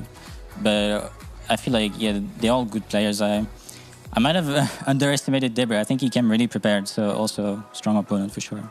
Yeah, absolutely. And I'm just wondering, like, of the Group D opponents here that you might have to face on Sunday, who would you be most unhappy to face? I guess Kratsu. I would prefer if he finished first, so with maybe 2 Frenchmen in semifinals, maybe. Yeah, I mean, otherwise, I feel it's a really even group. Like, the matches are going to be really intense. Yeah. Well, I know you were eliciting a number of cheers from the audience upstairs as well. The day has just been getting better and better, and they've been getting louder and louder. So I'm going to let you go up and receive the accolades from your peers. And we're going to take a quick look at the groups. Thanks so much for the interview. And thanks for the games. Jeez, I feel like I learned so much just from watching Blinky play, like on his own. Thoughts from you guys about the play that you've seen today and the groups that we've resulted in? I mean, what can you say? Blinky is just on another level on these moving games. Very few humans on this earth can keep up with Blinky on a moving game in GeoGuessr. That is quite simply the case. Maybe no one. Maybe no one. I mean, it's no surprise to me that he's gone 3-6, just like the other 2 tops of the groups here, as we see on the screen. But I guess the big news here, Kodiak coming in second in the group, now that everything's said and done. Crooks third. And then Wolf Tracker once again misses out by one singular game. It's his second time where that has been the case, which is just devastating for him. You know, developing a new esports, you gotta develop these weird little narratives for individual players. Wolf Tracker, you are gonna be a player that everyone looks forward to seeing at a tournament, because now I cannot wait to see you break out of a group. Of course, Crooks moving on, as you said, to that tough spot of having to fight for qualification at the World Cup, but that was everything in Group C. We're going to leave that on the table. We're going to look forward now to Group D, which is, of course, coming up in just a little bit. And I have to ask you both, a lot to look forward to here. Tell me perhaps your favorite matchup you see. Yeah, you know, this group is also another really close one, I think. I think everyone's like really evenly matched in skill. It's hard for me to pick just one match that I'm looking forward to. But yeah, I would love to see maybe a Kratsu match here. As Blinky said, maybe have two French representatives going into the bracket here. But yeah, I'm just looking forward to everything here in this group. My number one pick's gotta be Len versus Gelotris. That is quite a star-studded matchup there, and I don't know. As we've said, this is probably the most evenly poised group of them all, and I hope to see some best of threes going all the way to the third game here. I think that's kind of likely. Yeah, this is a little bit more of a fun mix-up group here. A lot of history among the players, a lot of exciting potential. We can't wait to see it. It's going to be a 25-minute break thereabouts, just enough time to grab yourself a fresh snack, fill up that drink, and then come right back to the couch and rejoin us. We'll see you soon.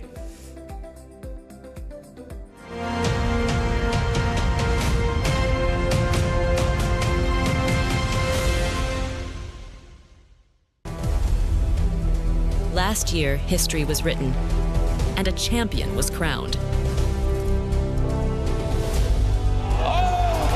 It's a win!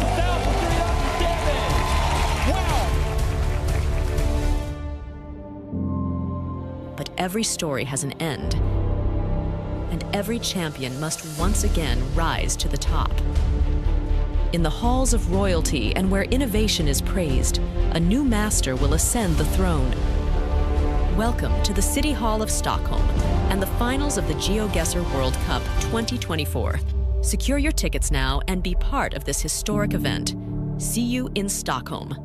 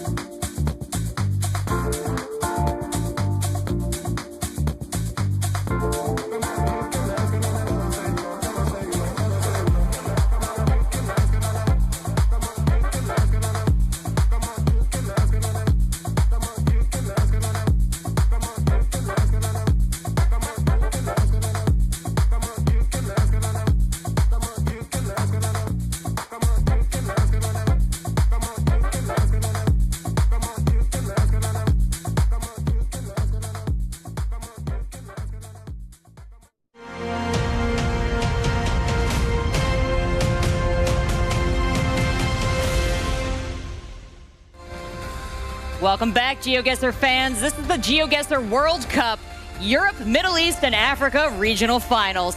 We've had 16 players join us yesterday. We are now down to our last of 4 groups of 4. The players now, Kratzu, Mata, Gelotris, and Lenley are about to duke it out, starting out with Kratzu and Mata. And joining us on the desk to take us through this first match, I'm joined as usual by Zigzag, and we've got a special guest, Debre. Welcome to the desk. It's a pleasure having you. Have you been enjoying your experience at the GeoGuessr World Cup Regionals so far?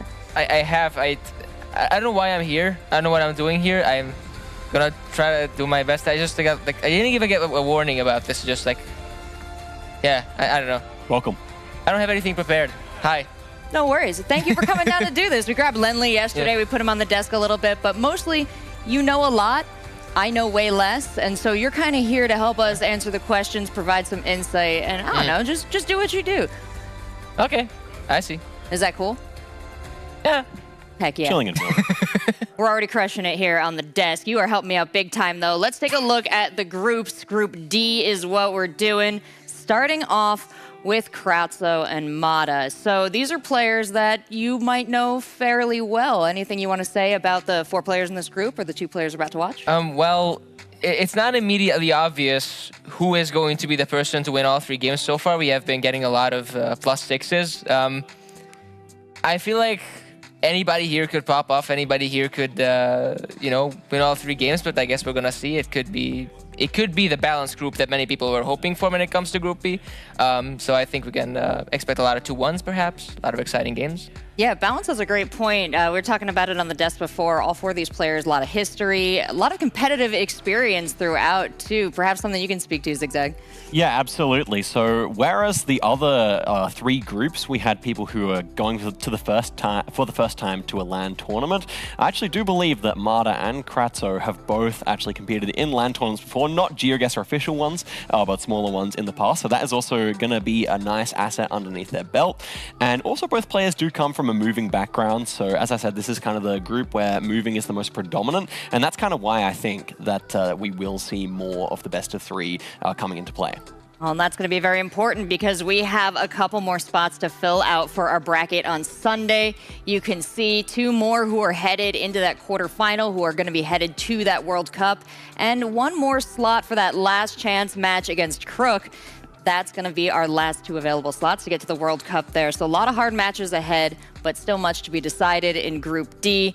And yeah, any favorites in the group? Anybody you're rooting for on a personal level? I mean, Lenny told me he was the favorite, so I'm just going to trust him on that one, I guess. Yeah, that's good info from the player circle. Anyone personally from you? I know you've met a lot of friends at this tournament here. I know you're friends with the community at large, but... Seems to be like the region where I have the most friends, and I would say Gelotris and Len are special friends on this occasion. So I would kind of be going for them, but the other 2 blokes are top blokes as well, so it should be fun. You know, I love all 4 personalities in this group. Just a lot of charisma, a lot of excitement, and so I'm excited for you to meet them as well. Let's meet our first 2 players. I started playing GeoGuessr during the lockdown in 2020, and I have played 2 tournaments live in front of a crowd of 300 people, so I know what it is to play on stage. I'm playing to win, and I do what I can to use the pressure as a strength and not as a weakness.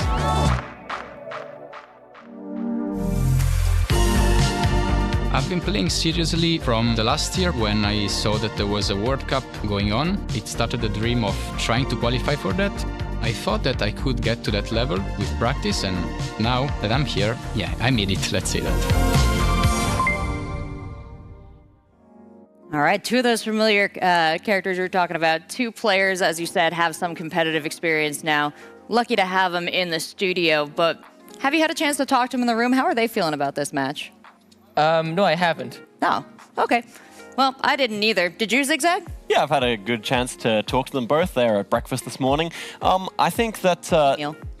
Key meal. Yeah, absolutely, absolutely. And I think they were getting a nice balanced breakfast in there. That was good to see. But no, I think both players are fairly confident. I noticed that Mata had kind of the approach of, hey, I'm in a new country. I'm going to relax a bit, not going to go for that last-minute cramming that a lot of other players have been doing. And, well, Kratzer, I think, also has a good level of preparation as well. So but I've seen him been doing quite a bit of practice as well. I don't know, like, I think this is a fairly evenly poised match. And I do think if it goes to the NMPZ third game that I would favor Kratzer, but it's not necessarily the case, of course, in which case I think it's quite even. Well, we've had good luck so far with the first match of each group going all the way. So let's see if Kratzer can do it. Let's bring him on out.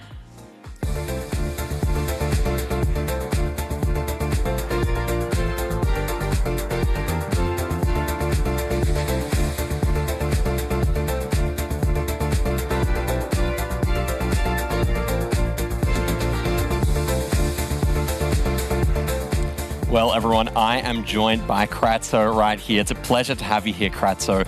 One thing I wanted to ask you is about your NMPZ game. I think in the last year, you've done quite a lot of work on that. Could you talk to that? Yeah, I think I've beat the Zigzag guy yesterday in practice day in NMPZ, so now I feel like I'm quite confident in this game mode. You know, otherwise I would say, yeah, I practiced a lot, so... I mean, I don't want to go to an NMPZ, like, but if it has to be, I'll be there to play my best. Absolutely. And do you have a message for the French fans at home? Of course, I have a message for the French community. I think that you are all great, and thank you for the support. That was amazing. All right, Kratzer, good luck with the game, and take a seat.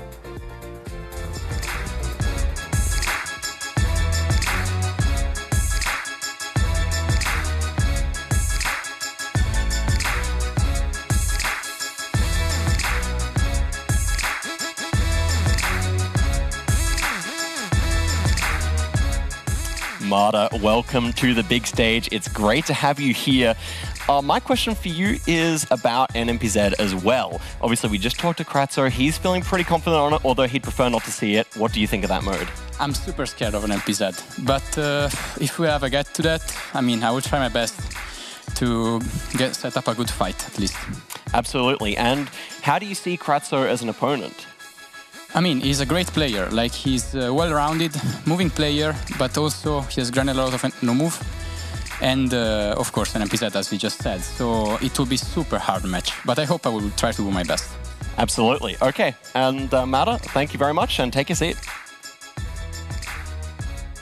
Love to see it. See, I told you, two very well-rounded and charismatic players. That was some of the best French I think I've ever heard in a French community shout-out. So... lucky you, French community. Now, as we look into the match here, we get to see a couple stats from Kratzer up on the board. Of course, a preference for that home of Canada, of France, excuse me. But also, you know, Canada kind of like the other France. There you go. Yeah, absolutely. But taking a look at these lists of strengths, weaknesses, Deborah, if you were sizing them up, what would stand out to you here? Well, what stands out to me is that I'm very flattered that he considers me a tough opponent. You know, he wrote that before yesterday, so that means something. Strengths, France and Canada, so he likes places where they speak his language. That's, you know, that's nice. Takes his time to ensure accuracy, so I guess maybe it would be a good strategy for Mara to be insta-guessing a lot based on that. I mean, you know, who knows? I think most of these players are probably going to want to try to win the moving phase, and whoever is going to lose the moving is going to have a lot of pressure put on them. And apparently Mata's afraid of Lenley, so maybe he is the favorite. Maybe he was correct. I don't know. And weaknesses, US, Canada, and South Africa, so big countries usually. On the preferred mode conversation, I think this is the first game we've seen in the entire tournament where both players have the sole preference for move. That has to be the first one. I do love to see it declared. It's always interesting to see how that preference for moving plays out. There's so much at play depending on which direction they do move into. Both these players do also seem to like to take their time, so it's going to be interesting to see if anyone decides to kind of break their own meta to maybe put the other person on the back foot here. But any last words before we head into this matchup? Anything you think viewers should be aware of? The Taranto, the city in Italy, the stress is on the first syllable. Mara taught me that, and that's very important for me. Solid note. That's a Zigzag. great one to know. We might see that city come up, in which case the casters now have a good insight into how to pronounce it. So I think we should keep an eye out here for any of those tactics changes that you were talking about, Seltzer, and then also for the winner of the first game, because I think that person is very, very much favored to win the series. All right, casters, really helped you out a little bit there. Let's see what you do with all this new info. Take it away. Thank you so much, Rachel. I think we've got to firstly give a cheeky clap to Debre. He's killing it for his first time on the desk. And I'm very excited to be casting with CG for the first time. How you doing, brother? Good? Doing great. Thanks. Great to be here. Big Looking forward to matchup this. here, Mada versus Kratsu. What are your initial thoughts, brother? Yeah, I'm looking forward to this one. Two newcomers here to the World Cup stage. I think it's going to be a great match. See, I think they're both strong moving players as well, so should be in for a good first game as well. Yeah, the fact that they're, you know, two newcomers, as you mentioned, it'll be interesting to see which player can rise to the occasion, CG. We'll find out soon. Feel free to stand, sit however you'd like. We're off camera now, so you're safe. And very soon, everybody at home will get this one going. CG, have you had a chance to play either of these guys before, or...? Not gonna lie, I haven't played them too much, so I'm not super familiar with their skills. I know they've been grinding a lot, though, so... Yeah, should be in for a good one. We should, absolutely. All right, everybody at home, match 7 of day 2. We are now in Group D, and to kick things off, it's Kratsu versus Mada. And we're moving, of course, game 1 of 3, always a move. All right, I'm also in control now, slightly, of what's on screen, so everybody at home, let's take a look at where we're starting out. CG, what do you see? Looks to me like we are starting in Australia here. Just a nice neighborhood somewhere. Yeah, feel free to look around, CG, as our players do as well. Mada and Kratsu shooting off down the road, trying to find their bearings. Have you picked up anything yourself yet, CG? Australia's pretty tough for me, but looks like Mada's coming up to a good sign here with some sea roads. So that's going to mean we're in Victoria here. It looks like Kratsu as well. Also looking around in Vic here. Got a sign for Beechworth. So they're going to be scanning up and down. They have the same road number here, C315. I'm going to speak to our script writers, by the way. I'm going to try and get some US. All right. Oh, thank you. I would love some US. Yeah, but great insight from you there in Australia. Very slow-paced first round, actually. The clock really winding down. Looking at the distance between them right now. Oof! And that is a great start to Kratsu. Not quite the 5K, but very close. 500 points. Pretty strong blow there to start. Okay. Yeah, that's a solid start for Kratsu, and we are now ready for round 2. Everybody at home and CG, what do you see? Let's see. Looking like just the Philippines here, somewhere. Okay. Nice neighborhood. Got some goats here. I love goats. Looking like, wow, are they... There's a whole herd of them. Let's see if these players know where goats are in the Philippines. Yeah, let's kick it off. Goats in the Philippines. Goats in the studio. Goats all round. GeoGuessr World Cup Europe, Middle East and Africa regional finals. Final group. Everyone saw earlier where our players currently are. Who's through, who's still in contention. We need to find out our final players moving forward in the bracket. Looks like Mada has maybe a good sign there. Yeah, starting to zoom in. He is going for Mindanao. I can't really read exactly what he's seeing there. Kratsu as well. Looks like he has a decent idea. Yep. Again, the clock winding down. These newcomers definitely wanting to use their time. Mada's locked in. Mada is locked in. Not too much of a distance difference here. I mean, if one is super close and the other isn't, perhaps we'll see some points. And it's Mada that's closer. Kratsu with a big reaction there.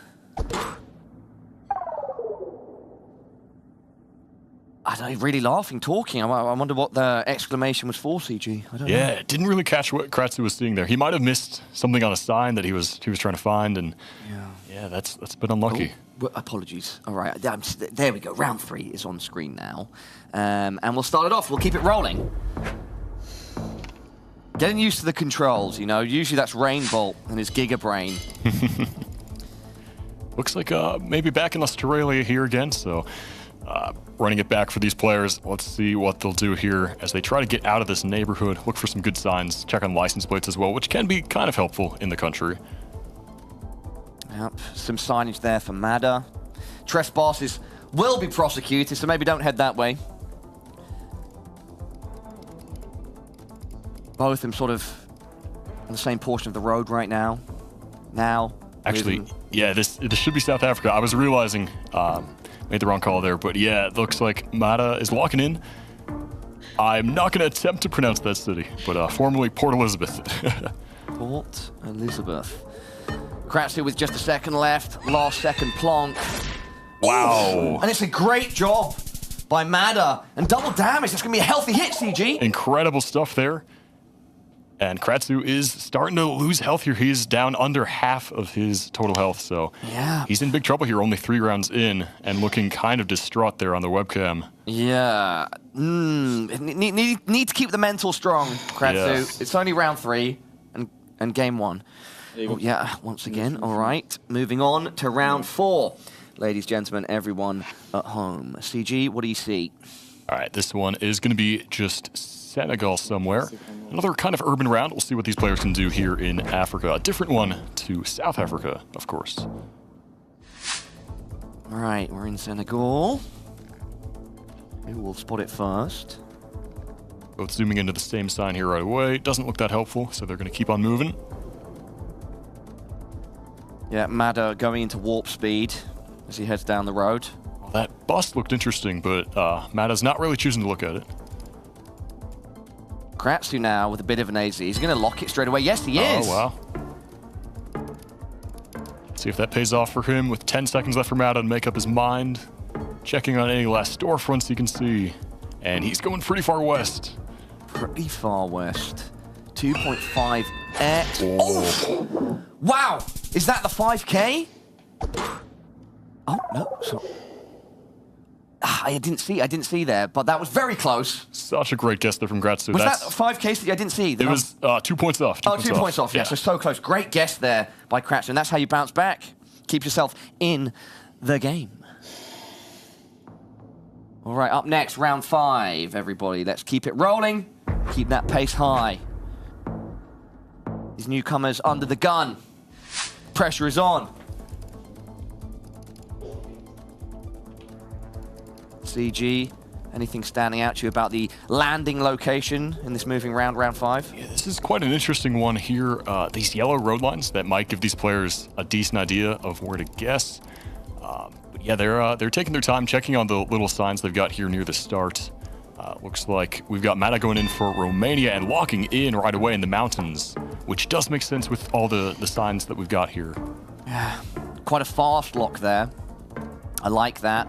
Kratzu with 5 seconds to plonk as well. They end up being quite close to each other.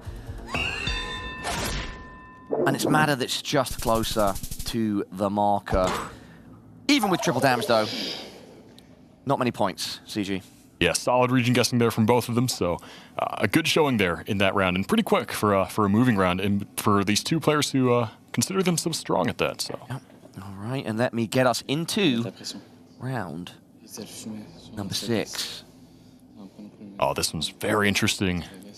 I want to say it's somewhere in Alaska, but... Alaska. Let's see. Yeah. All right. Let's start it off. Kratzu's really talking there. Giving himself a running monologue. Yeah, should be Alaska with those yellow plates. We see Kratzu zooming in really quick to... what's he going for there? Stewart. I think that's over the border in Canada. Interesting choice. Wonder if he knows something.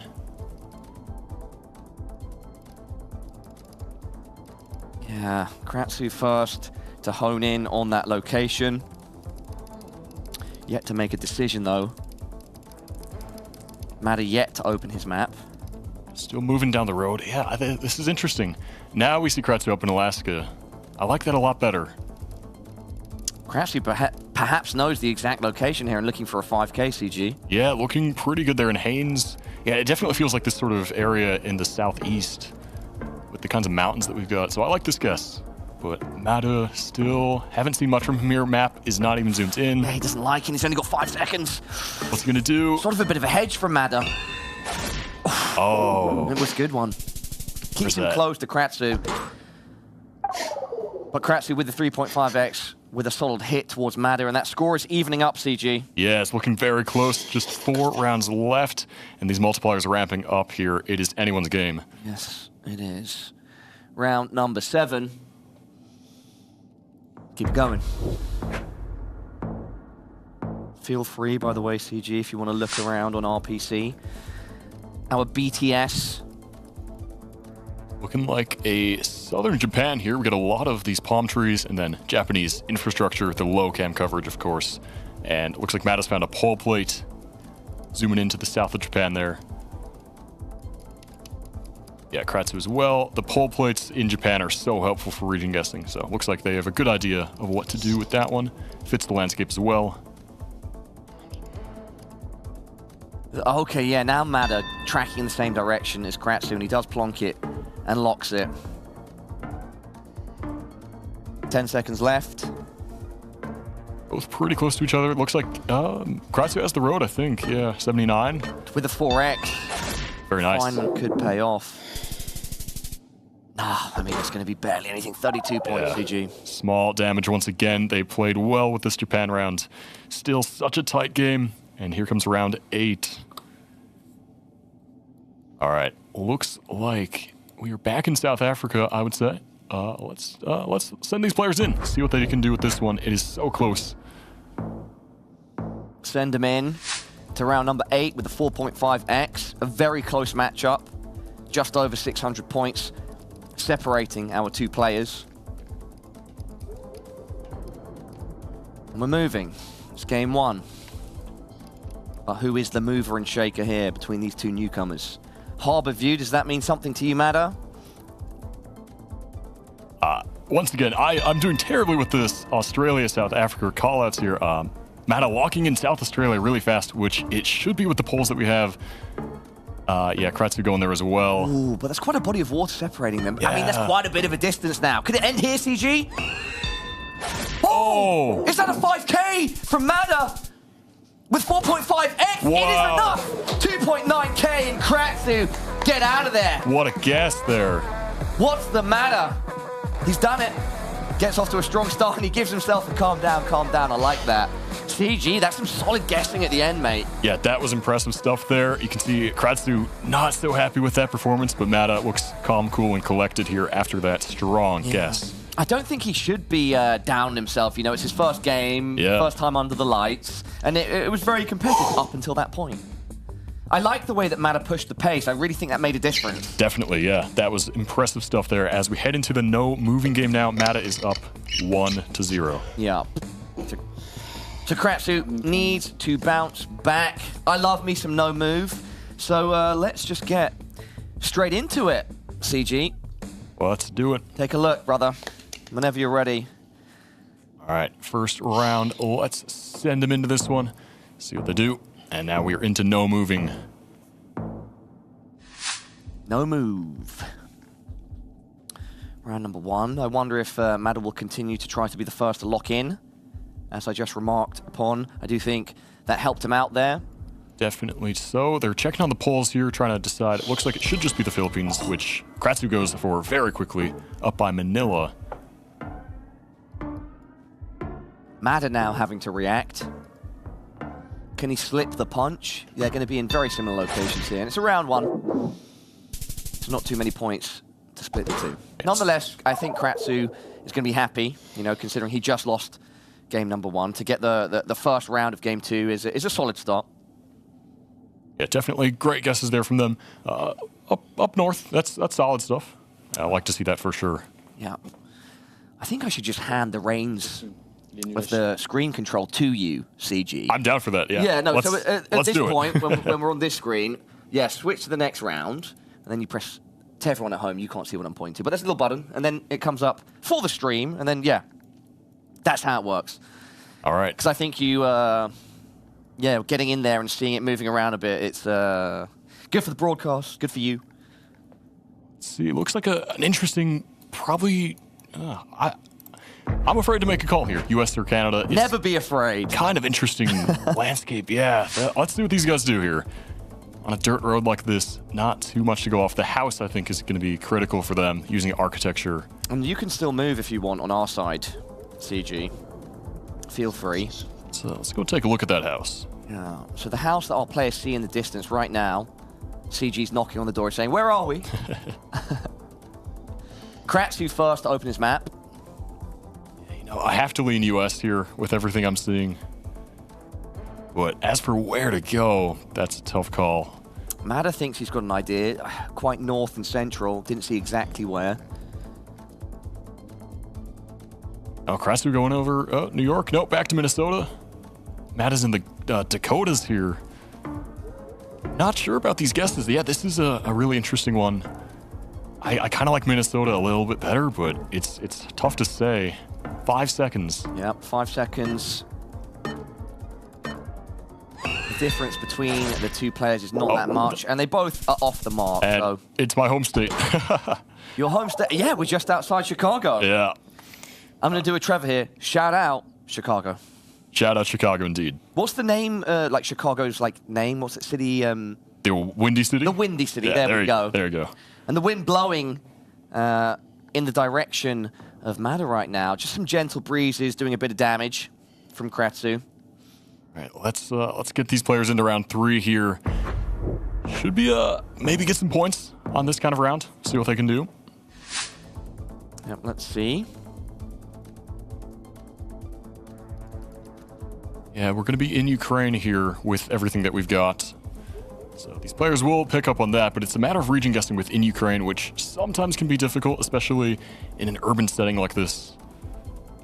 And in this situation, you know, the players, as we've said before, we said pretty much in every match, they've got to minimize those mistakes. Mada is hedging in Kiev right now. Kratzu going a bit farther west to start. 30 seconds on the clock.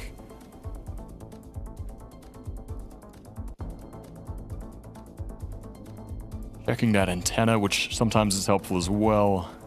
But yeah, not too much to go off of here other than just narrowing in those architecture vibes. Yeah, Kratzu seems to be sticking with the west guess. And under 10 seconds left now. I think Matt is quite confident. Kratzu still shifting between his map. Oh, and it was so west. Kratzu, a very emotional player. I like to see it. Yeah, I think Kratzu had his marker that far west, but then moved back to more of a hedge. Yeah. And still won the round, brother. Yeah, you still got points. But he's looking pretty frustrated about that. Yeah. SCG, whenever you're ready. Round number 4. Let's get into that. Send him right into this one. Oh, man. Press, yeah. Oh, yeah. Just so we can show everybody at home. Then, yeah, exactly. We'll... Oop. There we go. Back to the players. Nice. All good. Yeah, so this one's going to be Russia. They seem to be confident on the Caucasus region here, which does make sense with the landscape. But it's a matter of, can they line up this road, pinpoint using the mountains that they can see in the distance? Looks like they're in a little bit of different areas to start. Oh, it's locked in by Kratzu fast. Mada wants to line up the road. He thinks he's been given enough time to do so, but can he do it? 5 seconds. Oof. Mada, good job. Under the gun. Nice guesses there from both of them. 200 points for Mada. Pretty close game. Pretty close game still.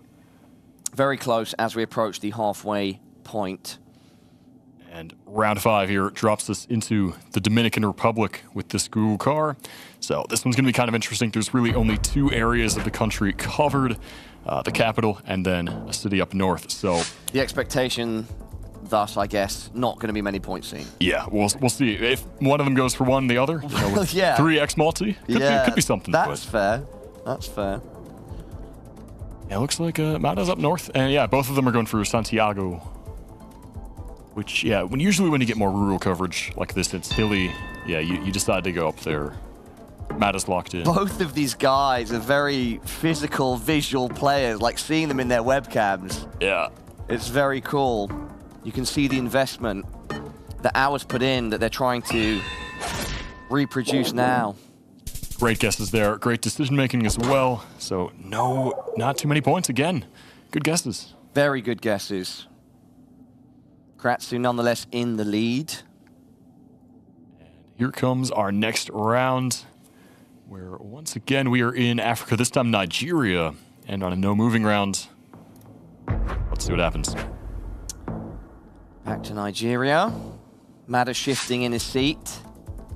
Both of them zooming in on that signage.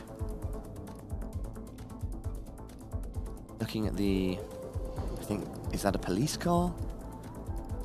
Yeah, you'll have that police follow car behind you in Nigeria. It's a good trick for the country. Looks like Mada's going for Abuja, and he's locked in. What will Kratzu decide to do here on this round? Last second check of signs, but he is kind of just hedging in the middle here, right above the Nigeria text. And wow! Great job. Yeah. Great guess by Kratzu. And that's a substantial hit as we exit round 6, ready for round 7. A solid lead now, building for Kratzu in France. Pretending that his camera froze, the classic. And round 7. Looking like a interesting turkey. Not sure how these players will do here, but the multiplier is 4x now. This could be important for Kratzu if he gets a good guess. Could take the win here, force the NMPZ. Yep, let's not forget Mada is up 1-0. So if Kratzu was to fall here, Mada would take the dub. We wouldn't see the NMPZ. We always want to see the NMPZ. Yes, we do. Yeah, they're both going for similar south guesses. I do kind of like that with this landscape here. A lot of palm trees over there.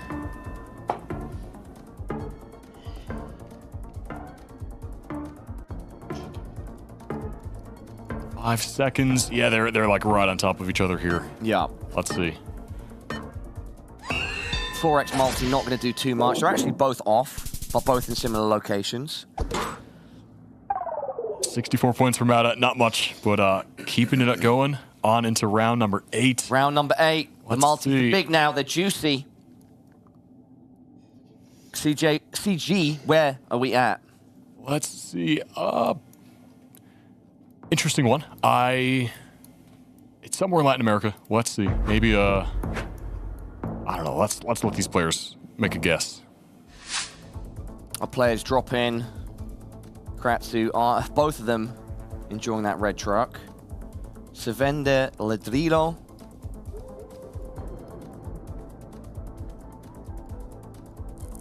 Kratzu looking down at the road as well. Cross into the horizon. This is a tough one, I think, for our players as well as UCG. Yeah, I'm not gonna lie, I was not 100% sure on this one. But yeah, let's see what they do here. 30 seconds left. Both of them haven't opened the map. Oh, here goes Mada into Mexico. All right. I think Kratzu was also around Mexico, but they're in different areas of the country. There could be some big points here, I think, CG, if I'm not misreading. Very far apart right now. Very far. 10 seconds left. And Mada in Sinaloa, Kratzu down in Veracruz. This could be it either way. If things stay as they are. Which one's going to be? Locked in. Kratzu follows, and Mada, what a guess. Is that game? That's surely enough. That's definitely game. 9,900 points. What's the Mada? Big win for the man himself. Well, congratulations. How did you get that? Yeah, CG, I think Kratzu put up a solid performance. Yeah, look at that. Yeah, meant a lot to him. He is pumped up right now. Yeah, a 2-0 win there. He's definitely going to be really happy with his first game. Yeah, I mean, two of our newcomers both performing. It was close, but then when it comes down to a round like that, and yeah, you're the one on the just further away, not guessing the right location, it can all end. You know, those multis are huge at that point. Yeah, that's when they all ramp up like that. The guesses are so critical. And yeah, we saw Mada make full use of those at the end there. Yeah. Really good stuff. Are you enjoying the casting? I am. This is awesome. Yeah. Is it your first time in the casting booth? It is actually. It's a little hard to get used to, like the controls here, but I think it's going on. How does it compare to creating content at home? It's so different. Yeah. Let me tell you, like being behind this whole setup that we've got here and everything. It's a new experience, but I'm having a fun time. You're seeing like all sides of the competition. You've competed, you're on the broadcast, and also you create content around all these things too. It's pretty awesome. Yeah, it's been a blast. I'm honored to be here, and grateful for the opportunity so far. Yeah, well, with that said, it's time to head back to Rachel and the desk. CG, great job casting with Paula, but don't get too comfortable. I want you back on the desk. Of course, I've got Debre over here to replace you, and we've got Mata down at the end because he picked up the win. What a joy to watch you play, especially to watch your face along with you. How are you feeling after that? I mean, I'm super happy. Like, was not expecting that at all. The moving around, like, I was really, really happy with how I played. And suddenly, I was not expecting that, but it turned out to be great. That's so super happy. Yeah, you came off the desk. You had plenty of room time to celebrate, took a little loop on it. That joy is real, and that victory is earned. Some thoughts on the match from you, Zigzag? Yeah, that was a really fun match to watch. I think something that a lot of the observers or a lot of the people upstairs watching noticed is that both of you kind of wear your emotions on your sleeve, very much feeling the emotion of every single round. Did you have kind of a roller coaster of emotions there?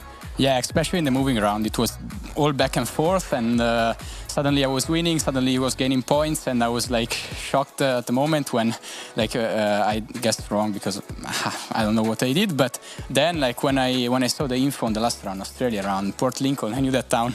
I just insta-sent because I thought that that was the best choice, and luckily didn't find that. I don't know what happened, but that's good.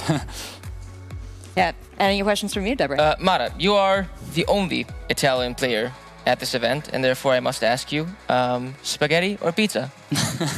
I have to say pizza, especially because we ate that 3 times in the last 3 days. True. Very good answer. Very good answer. Very topical. Yeah. And did you have any shout out you want to give? Yeah, I have to shout out to my huge fan group. They are called Tremezzo, and they are all from watching me and cheering for me. That's so nice. Shout outs to them. Congratulations. I know you made them really happy. You made a lot of players and a lot of viewers very happy too. So thank you so much for the games, and we'll be seeing more from you in your matches later on. Of course, those matches, well, they're the rest of the ones in Group D here, and we'll be hopping right back in with our next matchup. We've got Lenley and Geotris. Don't go anywhere.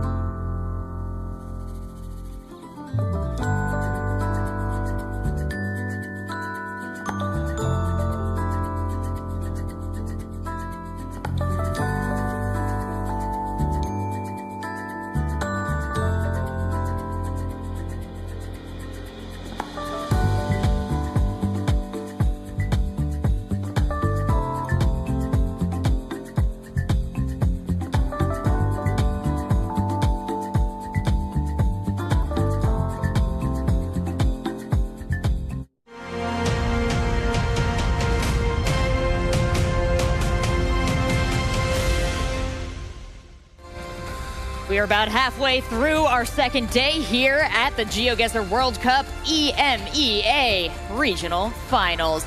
We've got our last pair of fresh faces coming up.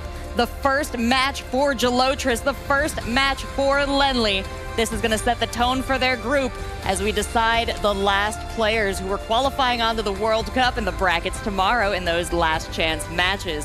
I'm joined on the desk once again by Zigzag and Debre, and we've got a bit to cover here because players with a lot of strong history in the space, a lot of friends, big impressions across the board for both of them. What else can you tell me, Zigzag? I can say there's a lot of similarities between these players indeed. They were both top 8 at the last World Cup. They also are very good friends with one another. I would say they're also two people who share a skill set to a large degree, where they both can play moving very competently, and then NM and NMPZ are probably their preferred, but particularly Len really showed some great moving skills in the last World Cup.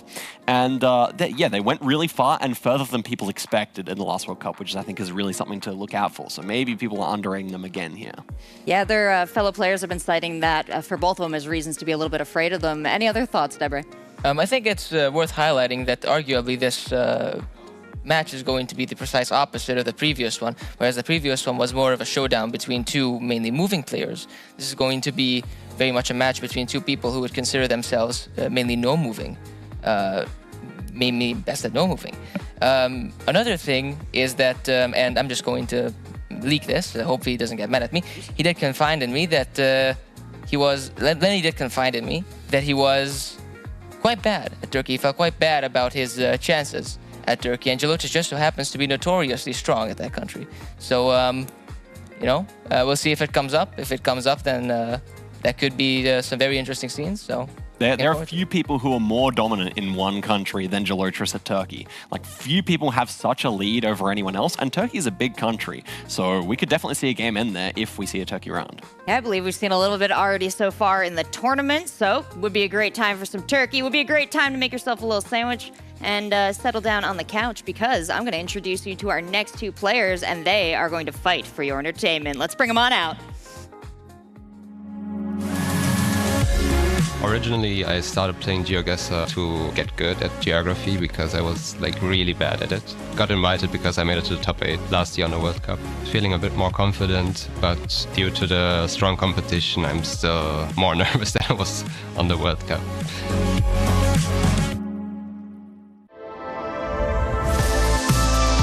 I've been playing since 5 years just because of genuine interest in geography. Now what motivates me is mostly the community, all the friendships you make. My main goal is definitely to qualify and to get top 10 in this tournament because I absolutely need to go to the World Cup in September. Just don't think about what happens if you actually lose.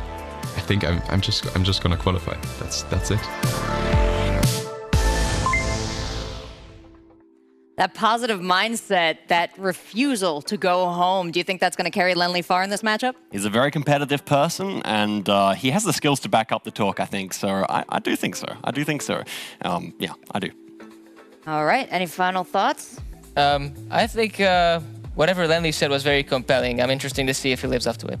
Interesting. Well, I think both of our players are ready. So without ado, let's bring out our first one. Lenly, come on out.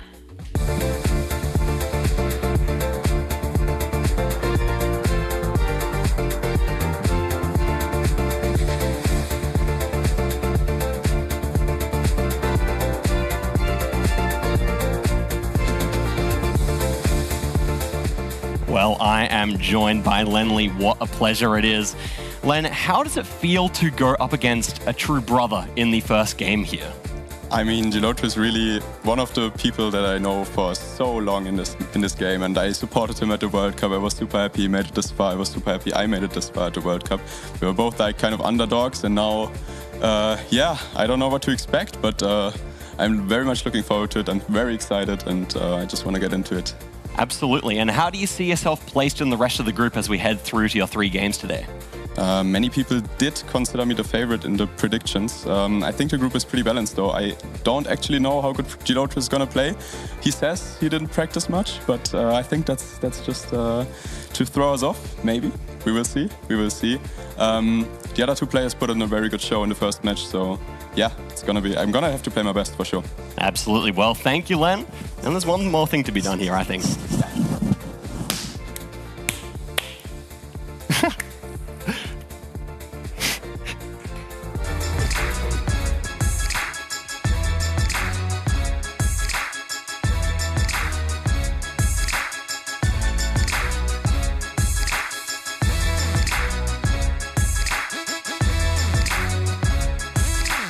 And now we have the great Gelotris with us. Welcome to Stockholm. Gelotris, how many turkey runs are we going to see in today's games? I hope every single round is going to be a turkey round, right? I mean, I'm a bit, not really washed, but there's so much new coverage, and I'm really scared that could come up. But if it's like something I know, I'm going to be super happy and probably just insta-send. And what's your outlook on the rest of the tournament if you manage to beat Len today? If I beat Len today, I mean, as he already said, our group is so unpredictable, and the constellation of the people are people where I don't really know what their strengths are. So it's really hard for me to make a good prediction, but of course, I'm trying to win. Absolutely. Well, Gelotris, good luck and head on off over to your seat. Well, we didn't get a second cool handshake there, Zigzag. Sorry. That was fun to watch, though. I can tell, you know, especially these two players, but so many of the players that come to our stage, a lot of deep friendships, a lot of deep relationships in this space.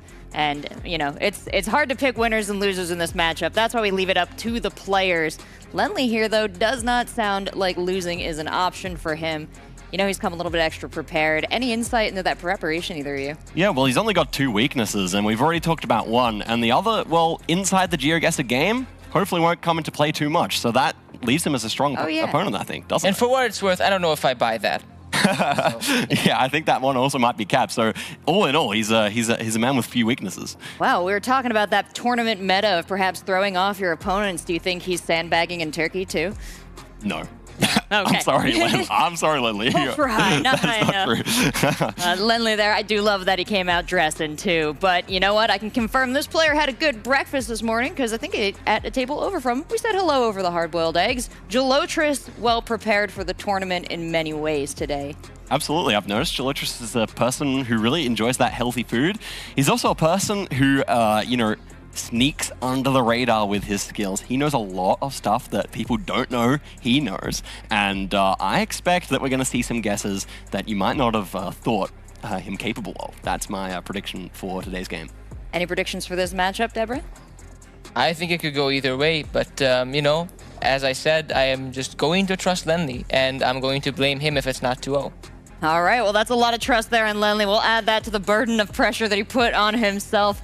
Good luck to you, Lenley. I know both players are into some quick plays and putting on the pressure, so let's see how this all pans out and hand it back over to the casters.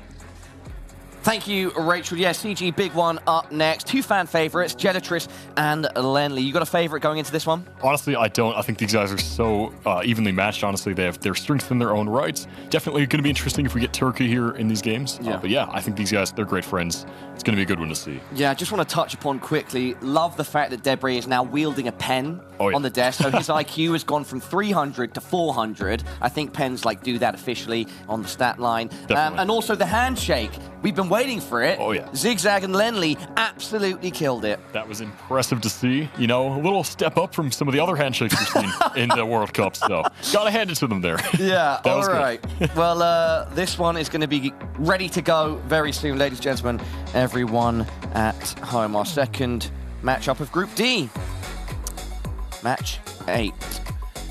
GeoGuessr World Cup Europe, Middle East and Africa Regional Finals.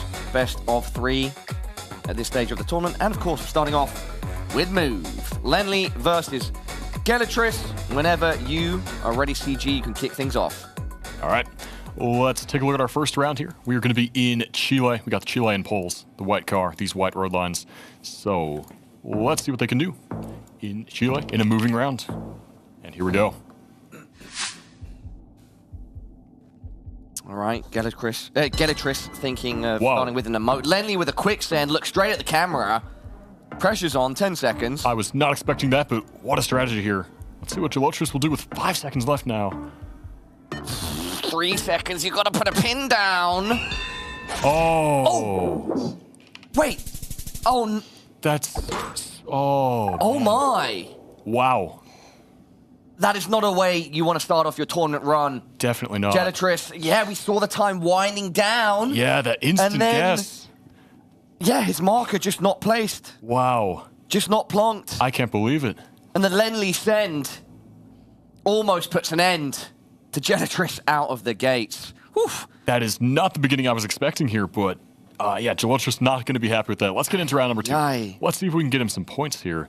What a crazy start. As we enter into Wisconsin County, GG. Hopefully not a foreshadowing of what's about to happen in this round for Geogetr. It was also just a great guess by Lenly. Yeah, really good stuff. It was like 4 point something, like almost 4.5k. No, over 4.5k. Now, we'll see if these players know we're in Wisconsin. Those county signs with the letters like that, that's a Wisconsin-specific thing. We'll see if they know that or some other of these signs that they have right at the start. Geogetr to open his map first. Now he responds. Walking Alabama. Now, if Lenly goes Wisconsin, it will actually be County GG. Oh, is there a big enough difference here? But it could be this.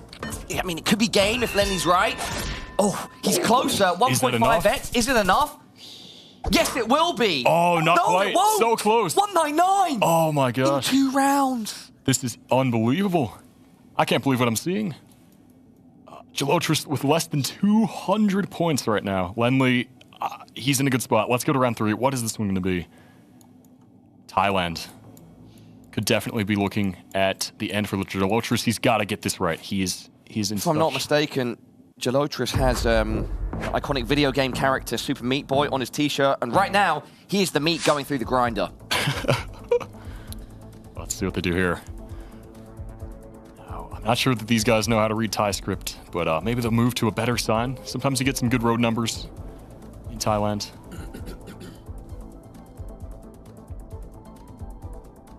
.40 seconds left. Lenly so far ahead, already on round 3.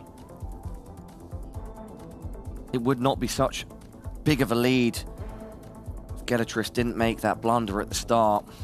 He's got to do a lot. It's far north here. Yeah, the risky guess might be the strategy when you're this far behind. And, oh. That should be GG. Double damage. Lenly a bit closer. Yeah. Yes, it is. He's done it in 3 rounds. What a first game. Not at all what we were expecting to see, but I'm sure Lenly will be happy with the win. But yeah, Geogetr not getting his marker down there in Turkey, or I should say in Chile. Yeah, that is not what he was looking to have happen. But still 2 more chances at most to pick up another win here. Lenly with the tie on, and that was a smart performance to start out his tournament run. Wow. I'm sure Geogetr is ready to put everything on the line here and bounce back, though. He's not gonna repeat a round 1 like he did in game number 1. Absolutely not. Yeah, he's got to be locked in now. He knows how I messed up. So let's send him into the first round here. First round of no move, game 2 of 3. Lenly up 1-0. Here we go. Geogetr looking to make the comeback.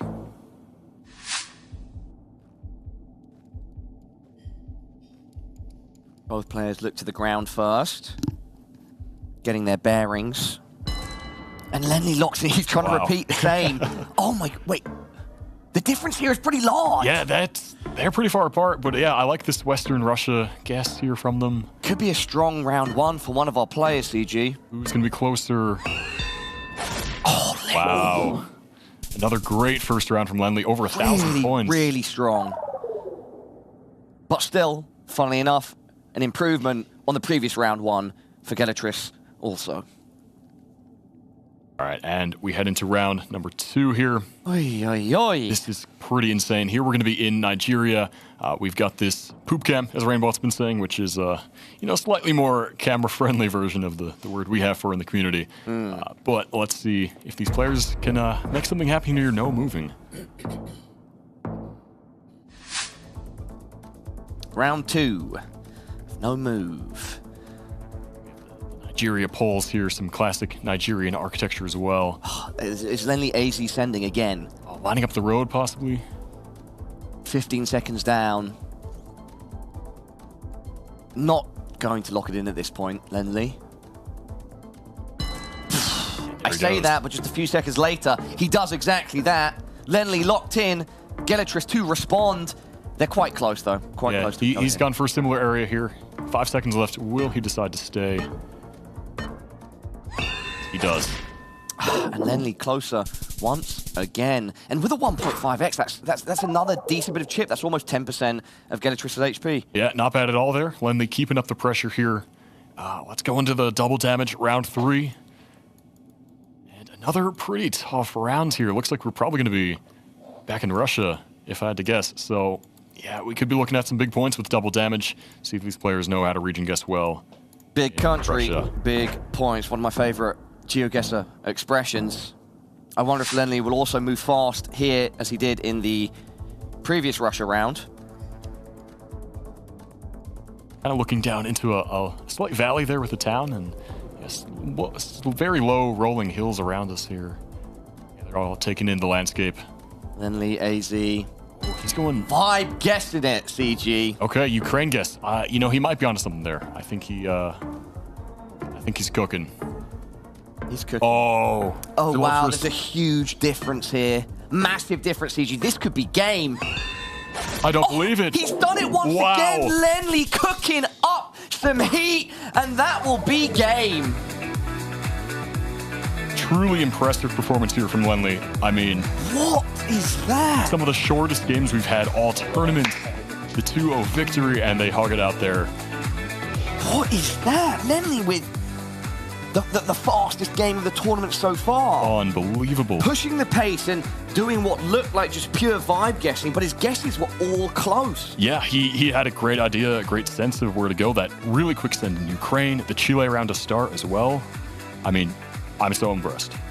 Wow, yeah, tough one to break down. Yeah, he just looked completely locked in. Yeah, I want to say the phrase again, vibe guessing. Like, he just felt it each time and sent it, and most of the time he was sending super fast. It paid dividends, CG. Yeah, I mean, really impressive stuff. When you have the vibes, sometimes you just got to send, and that paid off so well for Lenly here today. Taking home that 2-0 victory.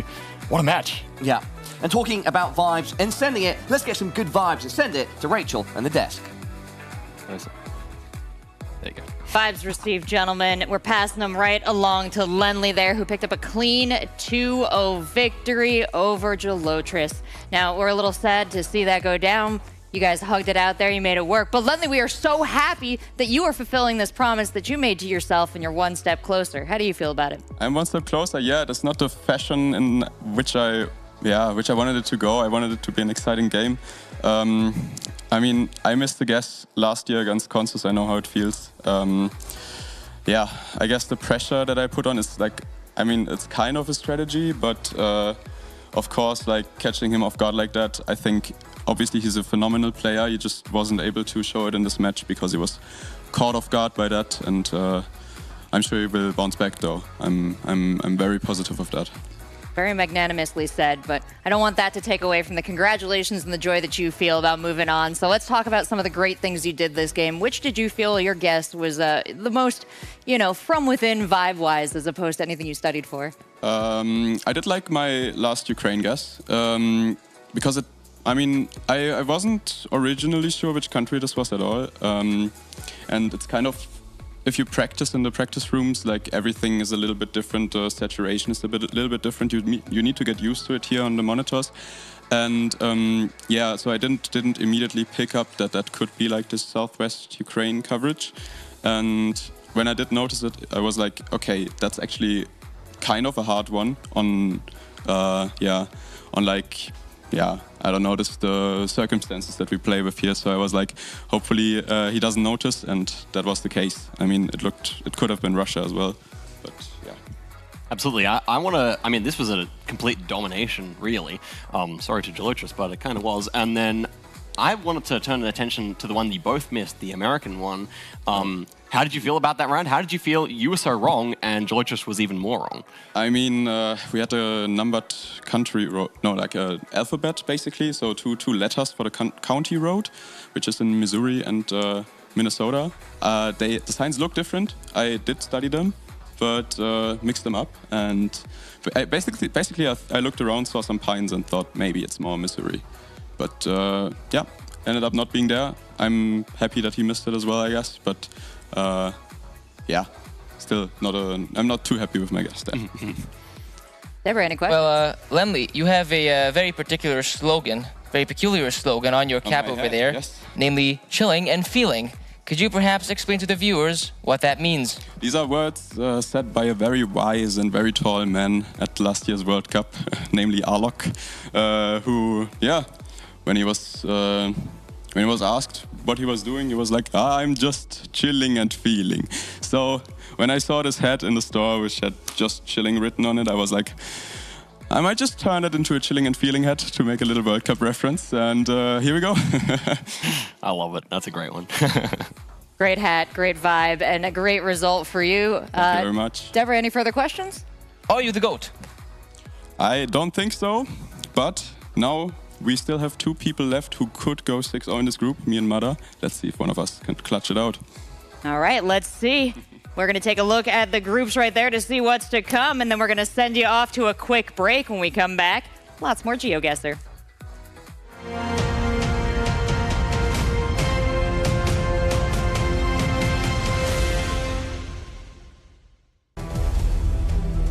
Last year, history was written, and a champion was crowned. It's a win!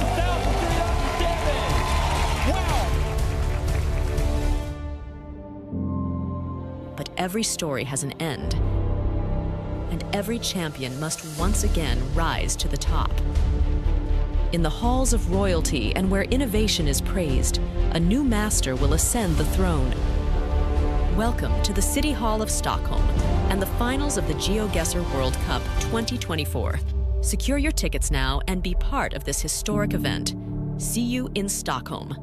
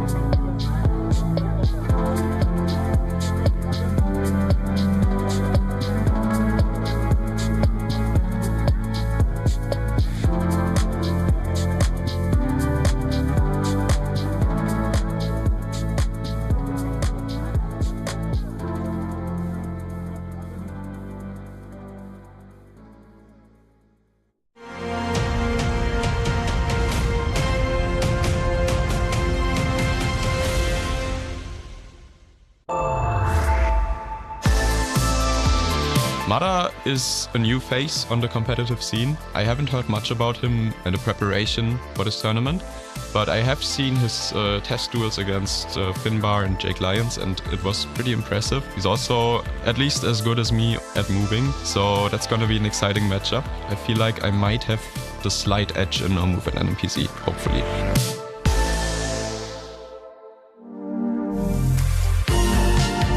Lenly, to me, is the scariest opponent in the group because he's got huge experience, he plays a lot, he knows a lot of niche stuff, well-rounded, like he knows how to play in all game modes. He's just a great player, in my opinion.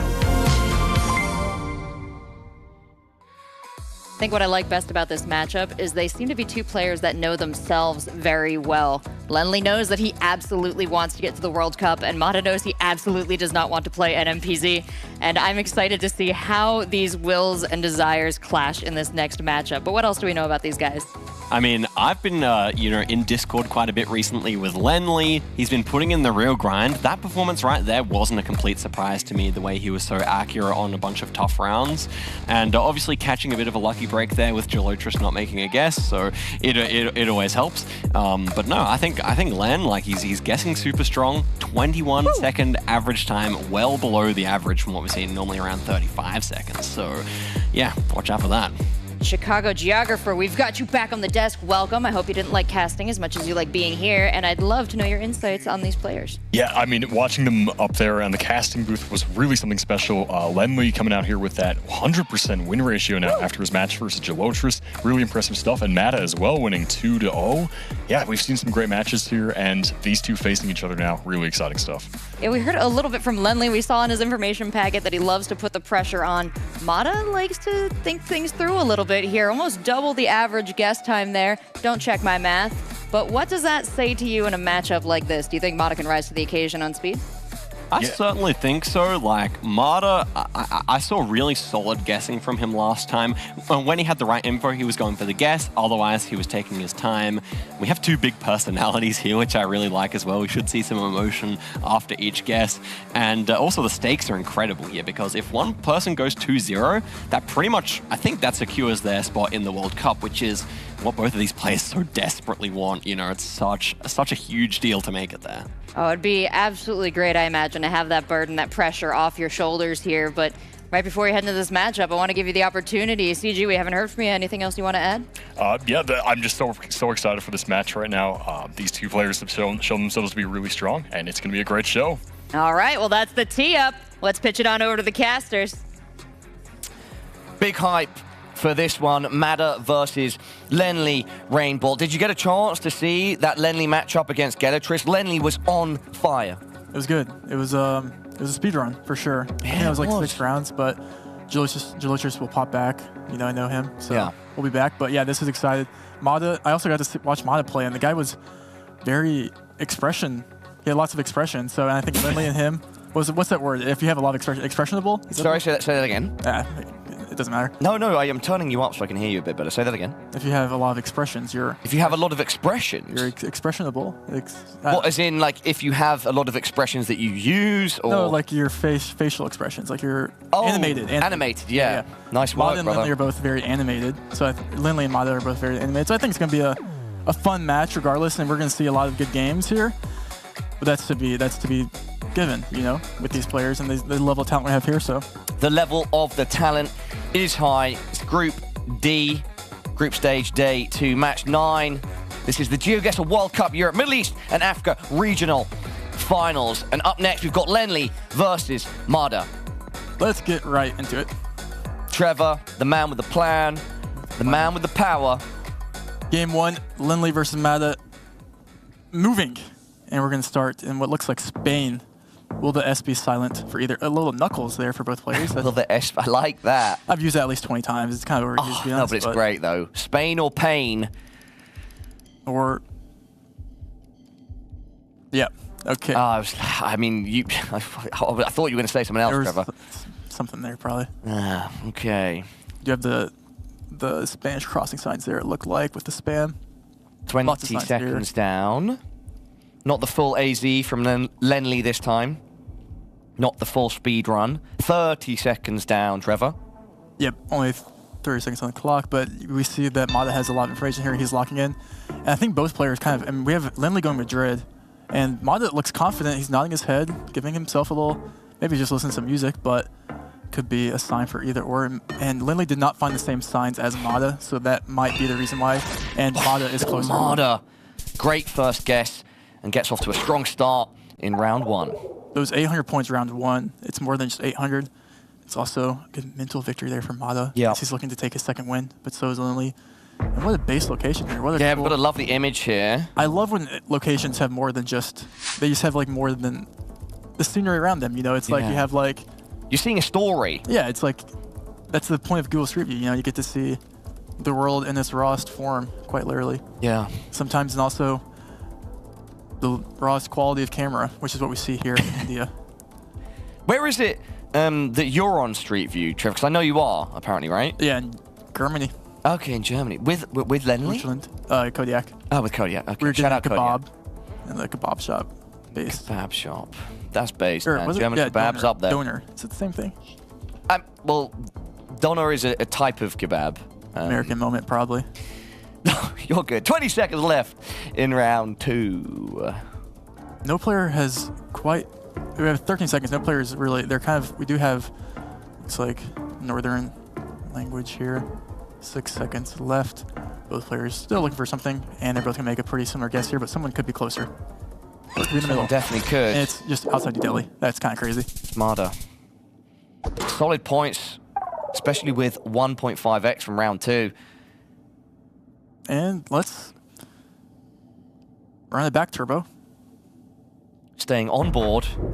Looks like it. In India, rainbolt, is that correct? Should be. Yeah, it should be. Getting a lot of India if that's the case. 55 seconds left. Lindley zooming in the polls. Yeah, I have no value to add really in India, unfortunately. So you're always value added, Trevor. VAT, value added Trevor. That's what it means, right? How'd you know?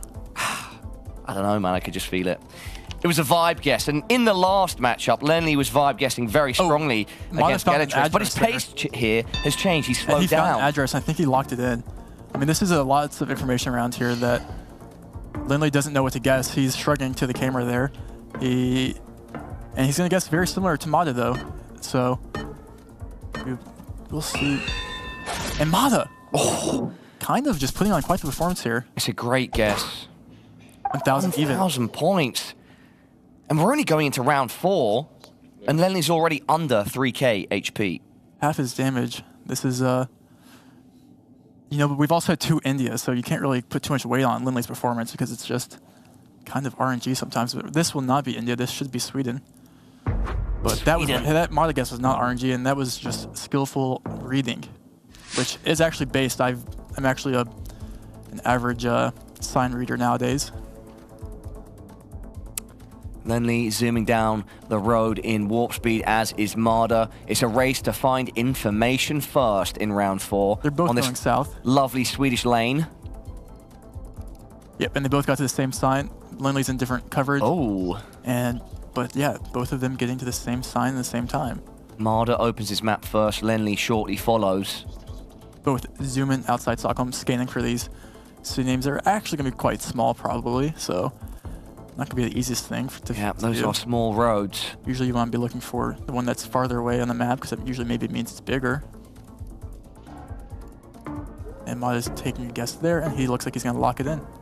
10 seconds on left. that road, at least. Lindley wants to leave the game. Just kidding. He's resuming game. And it's Mata. He doesn't look like it. His reaction there was like probably a lucky plonk, but kind of just a great region guess all around. And that's not something that you can really beat if you're Lindley.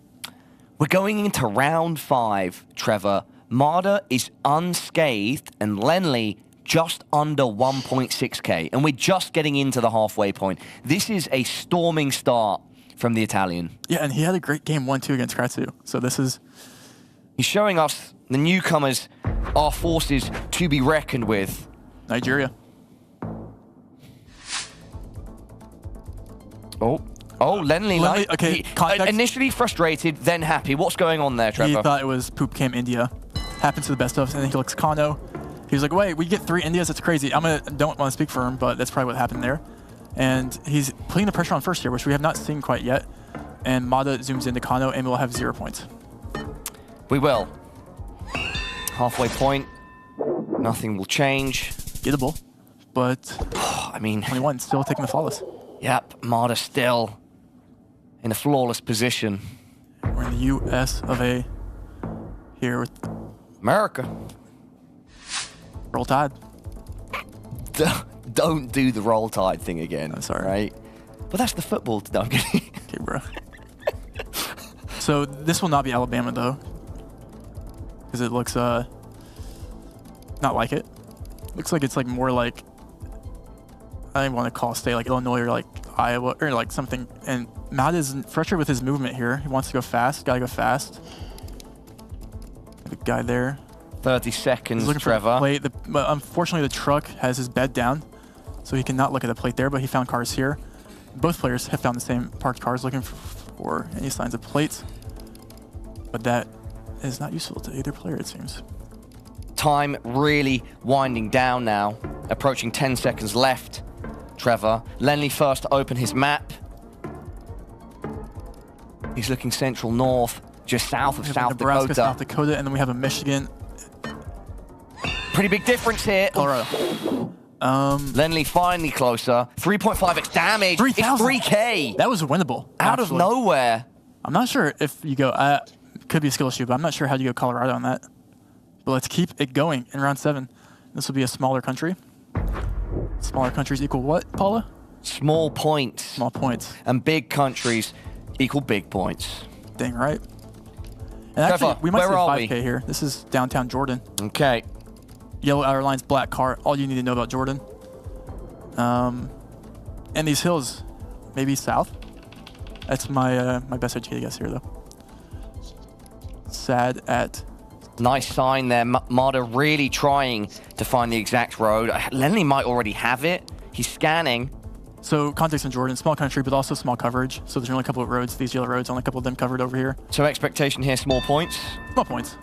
Yeah. Small points. Look at them, side by side, We down could the see road. a 5K though potentially, but probably I don't really see. That would be fun. We always love to see a Quite 5K. Close. That's not insignificant. It's not at this point with a quadruple multiplier. It's taking away a big chunk of Lenley's remaining HP. Round 8, keep it based. Round 8, we're keeping it based. I like that. That rolled off the tongue nicely. We have the CDMX taxi here. Both players will see the pink taxi. That taxi, instant zoom. You know what we call this one? Oh, Lenley. Now that's a full AZ. Mada's going to end up... both players will get there and get no points. Yeah, in a very similar location. That being said, if Mada is close with a 4.5x, could take away much needed HP from Lenley. Luckily for Lenley, Lenley's closer. And with 4.5x, it's a big hit. It's not game, but it's close. That's... He moved away too. Wow. I mean, that's a blunder. And this is what it comes down to, I think, for both players here, because I think the country I'm about to show you guys is going to be, I don't want to call it RNG because it's going to be doable. It's going to be fun. It's also going to be pretty. Pretty based. Thailand. The land of the Thai. Trevor, where you currently reside. Could this be where this game 1 between Lenley and Mada ends? It's interesting because both players, it is moving. So obviously on no move, it's going to be a lot more difficult, but you can find information here and get a pretty good guess. Both looking at the same sign. Mada went first, Lenley second. Feels weird. Feels like somewhat Central West, but we'll see. Looking for anything. There's no snake insulators or anything. Oh, what does that say? Can't read that in time. Let's look for some signs, shall we? Look for some signs. All of a sudden? Maybe look for some... I think another thing that's going to be implemented in the coming months in Thailand is people learning the electricity counter thingies on the... And we have Lenley kind of calling out the gas house thinking, so we'll see. I actually kind of like it a lot. But Matt has still yet to get... Look at these mountains. Holy. Actually, limestone hills are the best thing on earth. Time's up. Who's closer? It's going to be Lenley, and that is going to be game. He takes move, starts off strong. Marder, you're going to have to bounce back in no move, buddy. It's not about how you start, it's about how you finish. And Lenley finished pretty strong there. A couple great games, but you know, a lot kind of was on that Pueblo like misplaced there, where he just moved last second for Mada there, and Lenley dripped out. Yep, with the tie on, he needs this no-move victory to tie up this series. And let's keep it going. This is going to be... Sorry, Marder needs it to tie up. But it depends in which way you use the word tie, because if you tie the bag, it's finished. But tie is in literal, tie is in drawing. So, yeah, I'm just going to stay away from using the word tie. Trevor, over to you in the studio. This is going to be game two. Lenley is looking for a win in no move, where I think Lenley is a strong player, but Mada also showed strong capabilities in no move, and I feel like he plays a lot of his moving games kind of as if he was playing no move. And we're going to start off in a big country here, it presumes. We are in Russia. Great call, Paula. Thank you, thank you, thank you. Round one. I wonder if Lenley wants to go back to his old ways of pushing fast. Zooms in on the aerial there of our Google car. Looks up to the sky, looking for copyright, or? Is Lenley, we'll see. Mada is going slightly more south. I think Lenley's going to lock it in. 20 seconds down. How far east? Yeah, Not quite. Yeah, he wants to go. He's showing the people where he wants to go. It's always good to show kind of like a pre-cope, you know? Sorry? No, like I would have went there, you know? So it's. Oh, okay, I see. Yeah. Yeah. Just in case he gets it wrong. Yeah, so there's like, so they can know that it's something over there. Marder to lock in first, Trevor. Yeah, that's pretty common for him so far. But Lenley also having it quick, and we're pretty close, but Mod is slightly closer. Yeah. Great guesses by both players, though. Only losing 370 points is actually a pretty good outcome there for Russia. Let's keep going. Round two. Round two. No move, just 1-360. We have the flip-flop meta, by any chance? What is the flip-flop meta? If you know, you know. Well, I want to know, so can you please tell me? Should just be Ukraine here. Am I not in the inner circle where I get to know the flip-flop meta? If you know, you know, Paula. Yeah. Not to gatekeep on you, but... Well, you are, so don't say that. True. It's a... All right, gatekeeping. Gates on our screen, which will be opened by our players looking to be as accurate as possible. Knock on the front door, say, where am I? Kiev right now. Mada's reading the sign there, saying if there's anything valuable. Or he's west of Kiev, he's locking it in. 10 seconds left for Marder. Southeast is quite a difference, but none of our players on the money. Real meta. Just kidding. Yeah, that's it's gettable. Round 3 of 10. Oh, this is gonna be fun. Looks like we're gonna be in Colo here. Mada and Lenley. This is really anyone's game here still. This might be one of those where we see an NPZ, which would be very nice. Post there, ripped up on the wall. No information for you, Lenley. Sorry. Got to look elsewhere in the 360.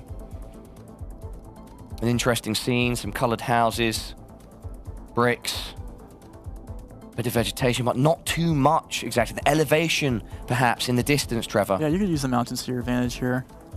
We do see a south guess here by Mada and kind of a near capital guess here by Lenley. Mada is showing that he does not like his south, and he said, nope, I click capital. They're so close to each other. Yeah, we have another hug here. And he wants to, and Lenley's showing he might want to go south. If you did that, there's going to be a big difference. Oh, but he does not. My God. He should have. There's the cope, the pre-cope. The pre-cope. Both players had the pre-cope there. But it's valid because it was kind of a 50-50 for both players there. And they both kind of, Mada stayed there and then left, and then Lenley was like staying here, and he thought about going that. But both players not getting there in the end. And that's what matters the most, round 4. I feel pre-cope should definitely become official terminology because we see a lot of players showing that circling, you know, addressing the audience, saying, I'm thinking here, but I might not go to it. I think you should coin that one, Trevor. You should take it and run with it. I will. Aerials being zoomed in on by both players. And this could be another big point. Are we back in Russia? No. Yeah, we should be. Oh, yes. If I say big points and it looks like Russia, you could just say, or it looks like Europe, you can just say like, confidently Russia, probably. Yeah, I'm building the confidence, Trevor. Big country, big points. Marder looking not too happy. Lenny once again looking at that aerial. He's looking at the car. He doesn't know what color I think he locks it in here. He thinks the car's white, and they're both going to where the white car is near Chellybinks, but Mada moves away from the white car. Well, I guess you can get white car elsewhere, but this will be interesting to see. Lindley stays quite a difference right now in their location. It is. And if it is where Lindley is... Oh, Lindley also moved away. 5 seconds. They're both in... Well, this is massive points. 1 second.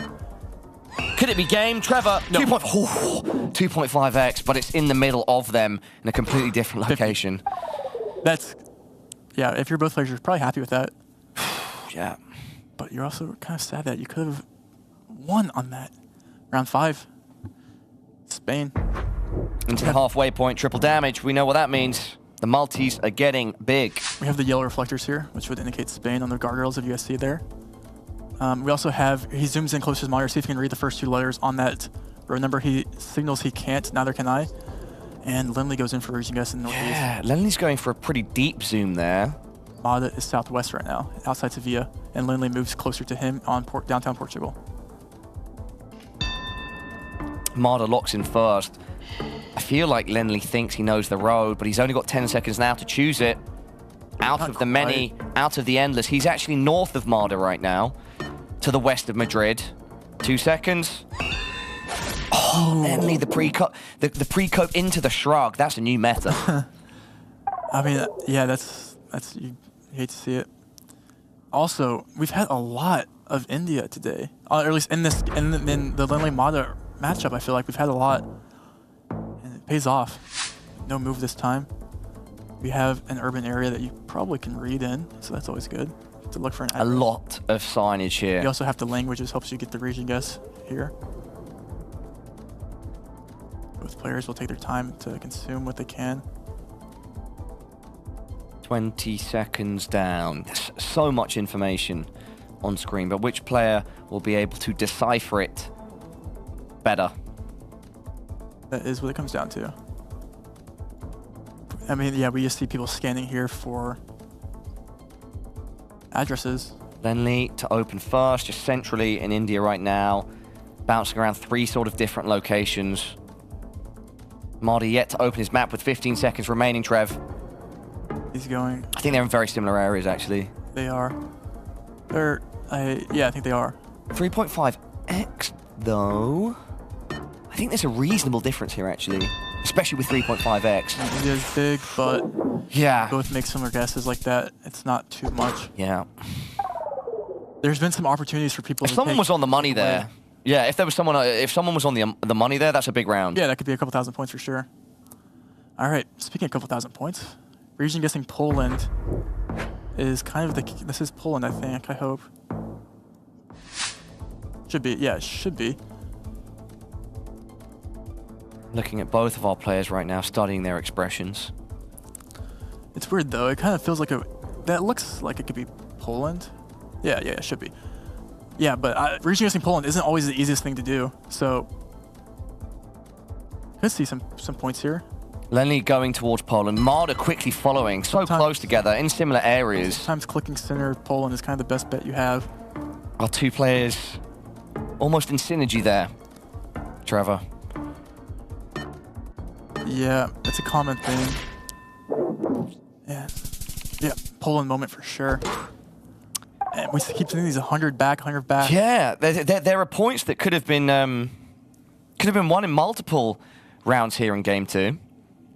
But our players keep ending up in similar locations away from the actual location. Can I just say one thing before I look in the next round? Of course. Wherever Debris is right now, I wish we had a camera on him. Because look what we have, Debris. We have a county. This guy memorized all the counties. He did. Doesn't get to use it in his game. But does Lindley or Mada? We'll see. Know your counties, I guess. I feel like Debris is going to run into the casting room right now. Please don't. Don't incite that, please. Let's put on a 3rd headset.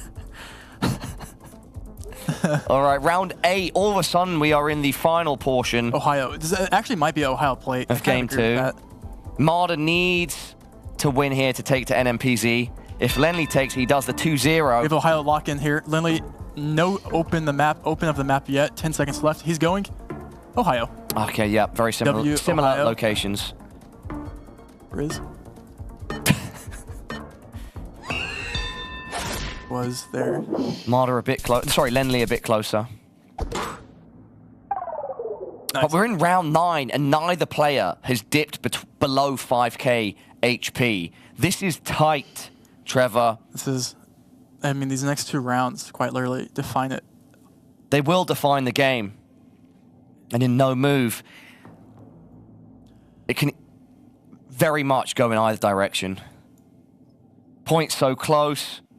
Lenley with a bit more stage and tournament experience. Marder a newcomer, but with a fire in his belly. It's like Spain or Portugal or something. Maybe Italy. I actually don't know here. 5x damage. Let's see what these houses are. Both players do zoom in on architecture to see if they can get anything there. Let's see. Oh, both going in quickly. Yep. That's a given. We see a Portugal and a Portugal there. And lock in, and then it comes down to round 10. And it's Marder that's closer. 5x damage. He takes the lead off that, but both players are so close. And Trevor, when we get down to these round 10s and the players are so close, what do you want to see? You want to see a fair game that gives both players an equal opportunity to make a good guess to win. And what country do we have next? Bangladesh. This small country. It's pretty decent. Sorry, apologies. So we've got a big country here. Yep. Big enough to win for either Big enough to win for either player. Definitely a better way of putting it. Trevor, it's round 10. And Lenley's laughing. Marder also. Looking at the copyright, Mada is, what's he going to do? Is he going to click center? What's he going to do? Looking at the copyright, there goes Mada. 48 seconds left. Lenley just needs to be slightly closer here. Mada needs to be slightly closer to bring this game to NMPZ. Lenley could 2-0 with one good guess right here, Paula. Neither player wants to go first. Maybe Lenley does now. Oh, she's just going central? Might just go Dhaka, but he's thinking about it. I mean, I can't read Bengali. People in the other room can. They're probably, you know, calling it out. But this is... They both know it's down to this, that any margin of points pretty much swings it. We will know within the next 15 seconds. Mada has no idea. He's just clicking center. Both players are all honestly just clicking center. So if it's south, it goes to Lenley. If it's north, it goes to Mada. 5 seconds left. Trevor. Who's it going to, Paula? Does Marder stay alive, or has Lenley done it? Pray. Oh, it's Marder! Wow. Wait. Yes. Oh. Yes. Yes, absolutely, Marder. You come out on top, and we will see NMPZ. Oh my God, content. My God. That was kind of just a hope and a prayer and click center, but you have to respect it. I mean, look how close that was. That was... Now, that means a lot. Look at the exhale, the relief. Marder knows he's got one more chance. Now it's even Stevens. It's whoever takes game number 3. Yep. NMPZ. We're getting the privilege to see NMPZ once again. I think it's my first NMPZ of the day, and this is my 6th game. I don't think I've seen... I could be... Crooks had one, or a couple. Yeah, I don't know. Could be. It might be. But no, I think I have seen, but I feel like there's been less today. I'm very excited. There was 2 yesterday, so... Yeah, I'm very excited to see who's got the sauce here, Lenley or Mada. Versus Mada. Game 3 NMPZ. You get one single still shot to make a guess. What better way to start off than Indonesia? We have a poll here too. You can see the distance. I don't know. Was it a West Cali poll? Don't know. Let's see. Players zoom in. You see the automatic GeoGuessr zoom there by the players by just getting close to your monitor. Approximately 3 pixels away. Both players here. Marder wants to open his map first. Lenley actually backing off there, trying to get the overall picture. Pick up a vibe. Vibes that served him so well in his previous match against Gelatris. He's in West Cali right now. Could be that poll. I'm not the best poll knower out there, but Lindley is looking confused. Mada is talking. Mada exclaiming. West Cali. Mada doesn't know. He's in the water right now. Just get a marker down, brother. Get it down. And he's outside across the water. Is he hedging Malay or what's he doing? I'm not sure what that guess is.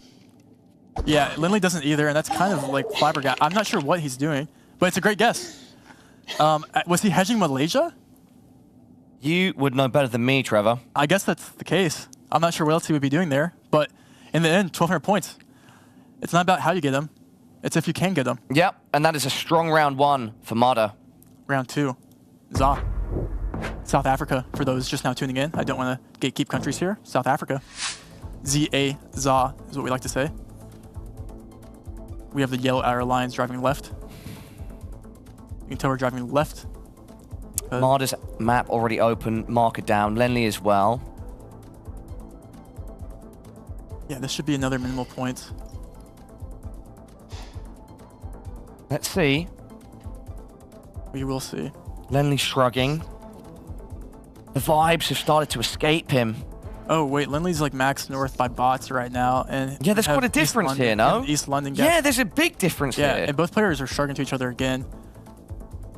Animated. 20 seconds left. Our characters are animated. Who will walk the line smoother? 10 seconds. It's one of the other. There's quite a difference here between the two, Trevor. There could be big points, 1.5. Moved. Oh, no, I see. He did move there. All right. Lenley, good job. 341. You remove some HP from Mada. No longer flawless. All right, let's keep it up. And this is a beautiful map. I missed his move. At one point, though, he was hovering quite a bit further north, no? North. Yeah, he was up Yeah. north. And this looks like, is this ever Alaska? Region for Alaska, potentially? I actually not too sure, but that would be my guess. Not sure if it's the right guess, but it looks beautiful. No plate on that car. You see a BC guess here by Lindley. And he's turning the plastic compass off. Lenley switching compasses. That's the first time I've seen that live. BC guesses here. Why would he switch the compass mid-round? Oh, just to get a better angle of the Just get a better angle, and he locks it in. Maybe it's the angle that was needed. Nonetheless, Mada is close as well. Not too much of a difference between the two, Trevor. Yeah, no points here, assuming they're both right. They are. Good job by both our players. On the road. 14. We move on to round 4. Another zeroer in Kenya. We have the Kenya follow car, if you guys don't know. You can see the car there on the bottom, but you can also see that silver car in the back is a silver follow car in Kenya. It follows the Google Street View car around. Mada gets Kenya up on his map. Lenley now does as well. Mada now refining his marker. I think Lenley's looking for a specific area already. The talent to do so from an image like this cannot be frowned upon. Lenley with a strong vibe, and it pays off. 2.5x damage. 410 to the weight of Mada, and every point counts in NMPZ, especially when you're a bit behind. The way this is going is a very similar way we've seen in the past, where you keep making either close guesses together or good guesses or bad guesses together, you know? So, and with that, you keep getting the same scores in round 5. Getting into the halfway point. Round 5, halfway point, but also a beautiful location, which is South Korea.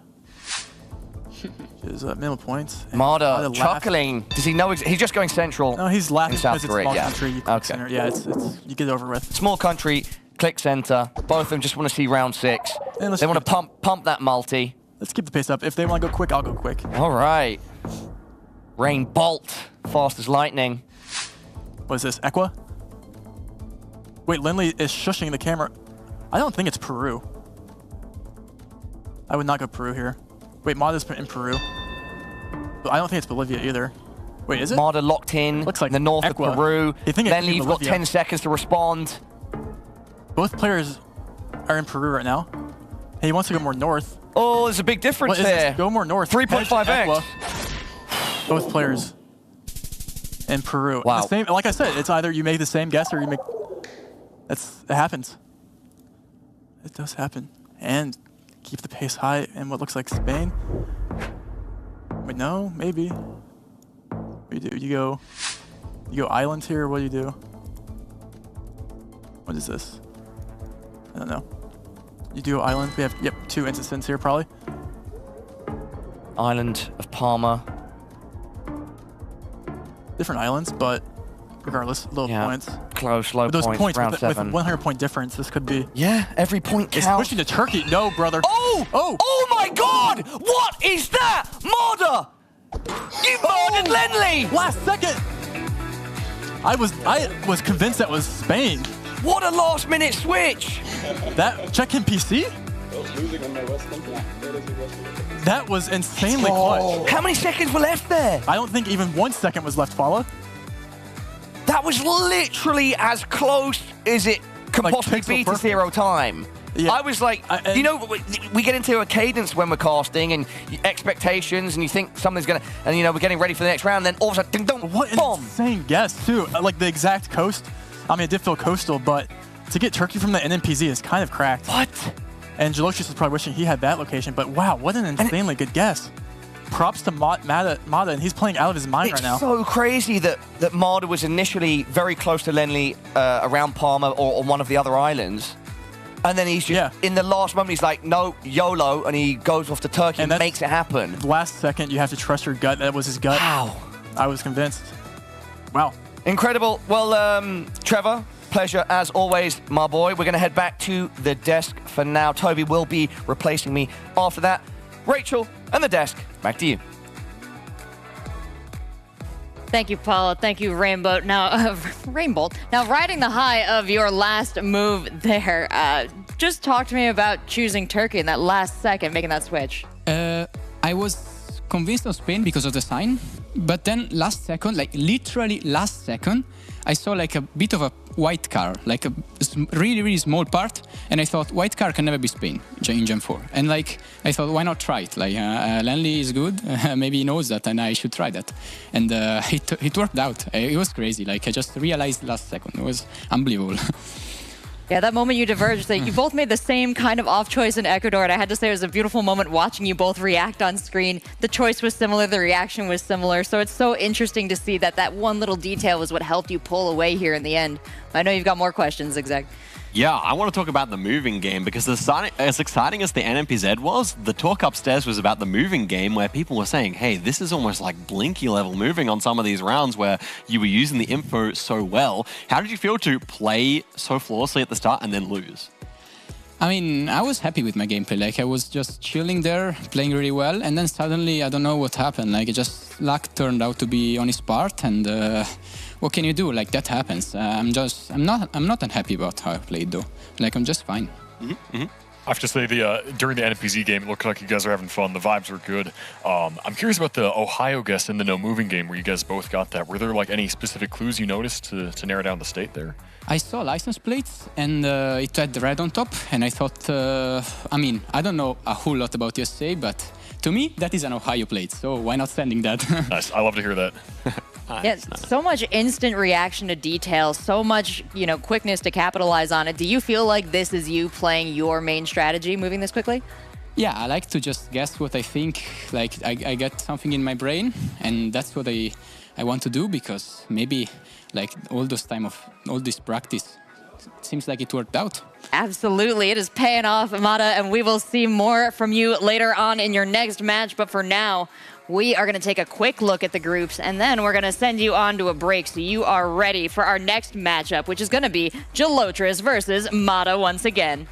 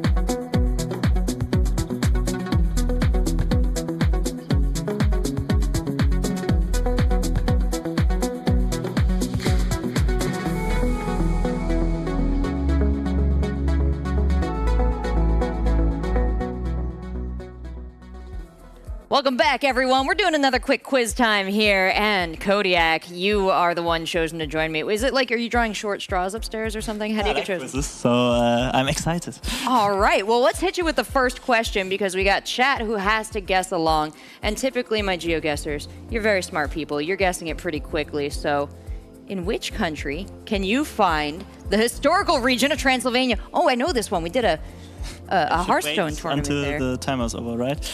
Yeah. You know what? Let's take your time here. Are you a fan of Dracula, vampire novels? I don't read, I don't watch movies. I'm very boring. I just play GeoGuessr, so. Well, we found out why he's so good at it, but I assume you know where this is. You can preempt chat if you'd like. I mean, I can also wait for the last few seconds. Okay, yeah, I would say answer B should be correct. I'm inclined to agree with you. That was a hell of a cab drive to that castle, but you know what? I did catch a bird up in the very top level, wrestle it out a window. It was attacking one of my Hearthstone players. Ooh. The VOD's gone, guys. I'm so sorry. But we got another question for you. Let's check it out. Which country has a flag with a cedar tree? Yeah. Cedar tree. Do you know this already? Do you need the answers? No. Oh, okay, good. Okay, I'll let you look. But yeah. I mean, it's a very nice tree, not too often in GeoGuessr, I feel like, because there are not all the countries covered that where this tree is inhabited or naturally found. Do you have like a wide region guess then?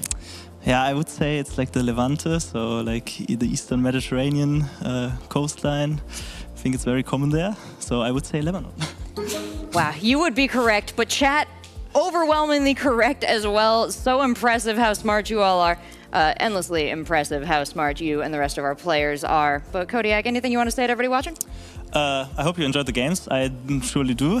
They are very exciting to watch, and can't wait to see the next ones. I think it's Gelotus Mada, right? Oh yeah, it's going to be a good one. Gonna be a big one. All right, well that's it for us. Let's send it back, and we'll see you soon for more GeoGuessr.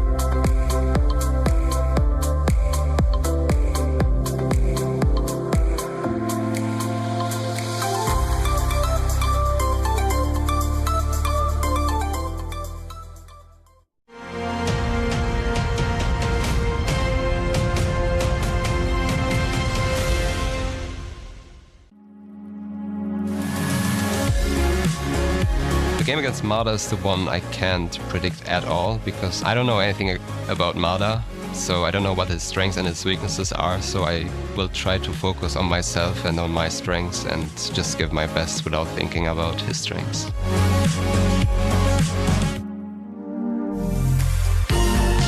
Gelotus is a player that is kind of an underdog because people say that he hasn't played that much. But if you qualify for a quarterfinals, you surely have the skills, and even if you don't play that much, you'll be able somehow to gain something on your opponent because you are more experienced, you feel less pressure, and you're used to the stage, which is really, really important in this situation. Welcome back. This next matchup features Mata, who is hot off a win, going up against Gelotus. And, well, one thing I know about the two of them, they're both pretty good at recognizing Turkey at this point. Of course, a lot of different places out there to plonk it and a lot more to be decided. But taking a look at the head-to-head here, CG, anything stand out to you? Yeah, you know, I was talking with Gelotus upstairs. He was a little bit disappointed with how that game against Lenley went, so he's going to be looking for some redemption here today for sure. He also said in his interview, not super familiar with Mata, but now maybe seeing him play, getting these 2 wins, maybe he's a little bit more familiar with the gameplay, but I think he'll keep a level head. That's the kind of guy he is. Should be in for a good match here. Yeah, I'd be if that's all he knows about Mata, then that's got to be pretty scary for him to know, I imagine. True. Also, one interesting thing to mention, if you ever see these players flying down the road, they're using a special technique where you press one of the forward arrows and then hold down the spacebar to move quickly. Now, when you have a pin down on the map, as Gelotris did on the American round where both of them guessed far away, it means that you have to hold down the spacebar for the rest of the round, otherwise if you let go, your guess will go in. And so somehow, accidentally, his guess went in, and that's why he was so far away. It was just his initial reaction to the round, not his actual guess. So he also kind of was emphasizing that to me, and I thought it would be interesting to bring up here because from the face of it, you don't see that was his situation that he found himself in. I knew there was a high risk, high reward to that speedy look, but that's exactly it. Thanks for pointing that out, and that's something our players should be aware of. But I think they're both ready, and I think both of these players are aware of this. So Gelotris will not be making that same mistake again. And in fact, I feel like the fire's burning underneath him. I feel like this win might even be more important. How do you think that's going to come into play in this matchup here? Already a quick time. I mean, I think Gelotris, this is pretty much a do or die game. He needs to play super nicely. We've seen that he has it in him. He had top 8 in the last World Cup, and I hope we get some more favorable rounds. He had Russia and US last time, which are 2 of his weak countries that he mentioned. So hopefully we just roll a couple turkeys, roll a bit more of that Indonesia, which he's been practicing. So I hope it's that kind of seed rather than what we had. Yeah, a lot to think about here. We want to make sure that everything is just right. We learned actually from Lenley too how precise the color change on the monitor can be versus what you're practicing upstairs, downstairs. So we do want to give our players all the time it takes to feel comfortable at these machines. Now, you've had experience competing already on these machines. Seeing how comfortable Mata is on there, do you think that's a factor? He's returning to the seat from whence he won? Yeah, I think he's looking really confident. We just saw those double thumbs up to the camera there. Yeah, he's looking like a really strong player behind the camera as well. So it looks like he's well adjusted to this sort of esports scene and bringing that strength that he has in moving games and also showing his strength all across the board as well. That NMPZ victory against Lenley. So yeah, I think Mata's in a great spot here. He's showing his confidence, and this is going to be a good match. Yeah, and recall back to when Mata said, hey, the only thing I don't want to do is play NMPZ. He won on that, and pretty convincingly with a crazy guess there. So I think we may not have seen the last of Mata in this tournament. I wonder if it was like, don't make me do it to him. I'm afraid I have to do it to him. Maybe that's the case. I don't know. Well, whatever it was, he pulled it out, but we will see how this next match turns out. Fortunately, we've got more matches after this and even more tomorrow. And you know what? We've got a whole World Cup coming in September. So if you want to be there in person, you can grab your tickets now. That's at geoguessr.com/world-cup. We've only released a certain amount for this weekend, but we have discounted them. So if you're thinking of coming, it's a great time to snap them up. I know 2 people who will definitely be there. That is, of course, Toby and rainbolt, who are casting this next match. Thank you so much for the phenomenal breakdown there on the disc in the match we are about to witness here, Trevor. It's going to be big for Gelotris. It's going to be a matter of staying in the game for Mata, winning here, and he's first seed going through from Group D. Yeah, this will be an interesting game. Yeah. You cannot look at Gelotris' first game performance and let that reflect him at all as a player. No. He was a top 8 player last year in the World Cup. He still has it in him. He's not washed, despite what he keeps saying about himself. But Mata is not going to be an easy feat. Not at all. Not at all. I don't think, as you're saying as well, we have not at all seen from Gelotris what he's capable of. Not only as they broke down the desk, nice breakdown there from ZigZag, a few missteps there in the game, accidentally locking in a spot he didn't want to, and then the previous one where he didn't get to lock in time, didn't hear the cue, didn't read it fast enough. Maybe some land jitters getting into his head, but I hope that he's fully reset with a couple of games break now and ready for this match to come. He's locked in. But Mod is also, as we saw, quite locked as well. Oh yeah. So this will be interesting, and we will see more than 3 rounds in each game, I think, in this one. You would have to imagine. It's Move. It's where we like to kick things off, and it's 6,000 points apiece to start things. Everyone looking good. Mata again off of that insane flick win to beat out Lenley in the previous game. We'll see if you got more magic in store for us. Round 1, game 1 of Moving, Gelotris versus Mata, and we are starting in Arge. I thought you were waiting for me to tell you. I was like, I would never do this. This is not how we play this game. These are not our rules. I can't prevent a bus like that. Unless if it's Denmark. I'll do Denmark. True. And a rare Sweden. So this will be interesting. So Argentina is pretty learnable. I'm not sure which one has advantage here, but you can basically try and find red numbers, highway numbers, both players obviously in the country because of polls, road lines, Gen 4, things like that. Big streets to start things off here as well. Maybe, I mean, plenty of info to be found, but on these bigger interstate streets, usually a little more distance between them. But there you go, that is crucial. Not only do you see the province, but you literally have a dot saying you are here. I think that's perfect execution from Mada there. He's getting information, he's guessing it quickly, and he's getting it in to not give his teammate or his opponent, and we see GeoGuessr going south. I mean, there's a literal arrow on the map saying you are here. Let's see if he does manage to 5K it. It's going to be close regardless. Great start here for Mada. 1,300 damage. That's a lot coming through in round 1. Sometimes moving is about going in the right direction. True. Round 2. Sure is. Ghana. Ghana is where we're out. Do we have tape on the car? Of course. There should be. Ghana tape. GeoGuessr says, actually, I'll take the old compass. Thank you, sir. Yeah. Old school player, you know, based. See there. In place of God, Ghana as well. So in case anyone wasn't sure and thought we were lying, now it's been proven to you all out there. A lot of info to go by, plenty of text, but does it help them decipher the region? Looking for an address with the town name, and Mada has found that, and he's going Cape Coast, and he's found the city. He's logging in quickly again. He's giving it a little surfs up, or wow. Not fighting for the 5Ks here, just want to try and put the pressure on GeoGuessr. Oh, but GeoGuessr is right there. Both there, right next to one another. It's only going to be probably single-digit damage coming through here in the second round. But I like what Mada is doing. I mean, it's the mental games, right? GeoGuessr didn't have the greatest start. And again, 44 damage, not too much to talk about. But for GeoGuessr, didn't really get off to a good start in the previous game, and Mada wants to catch him off guard. And that's exactly what GeoGuessr is trying not to do. Yeah. He's playing a good game here. Gotta try and get comfortable in the seat. We have a Chile here. We have the Chile chevron thingy, red and white. Obviously, white car. But as you said, I mean, GeoGuessr plenty of land experience, played at the World Cup last year. He has been here before, but of course, new year, new opponents to go up against. And with the start that he had, I think the start that everyone hopes never to have, hopefully he can bounce back and get things going here. North of Santiago guess here by GeoGuessr. Yep. We'll see. It's around Santiago somewhere, but GeoGuessr is trying something new here. He's putting the pressure on Mada here. Mada, where will you zoom in? You have 10 seconds. Take your time or not. Well, this dirt road will leave you nowhere. And he's going Santiago, just north. Landscape and landscape alone, a distance between him, not too much, but still damage done. And Mada with a quick point down there, almost picture perfect. 1,000 damage once again in the way of GeoGuessr, despite the fact that he was the first one to log it in.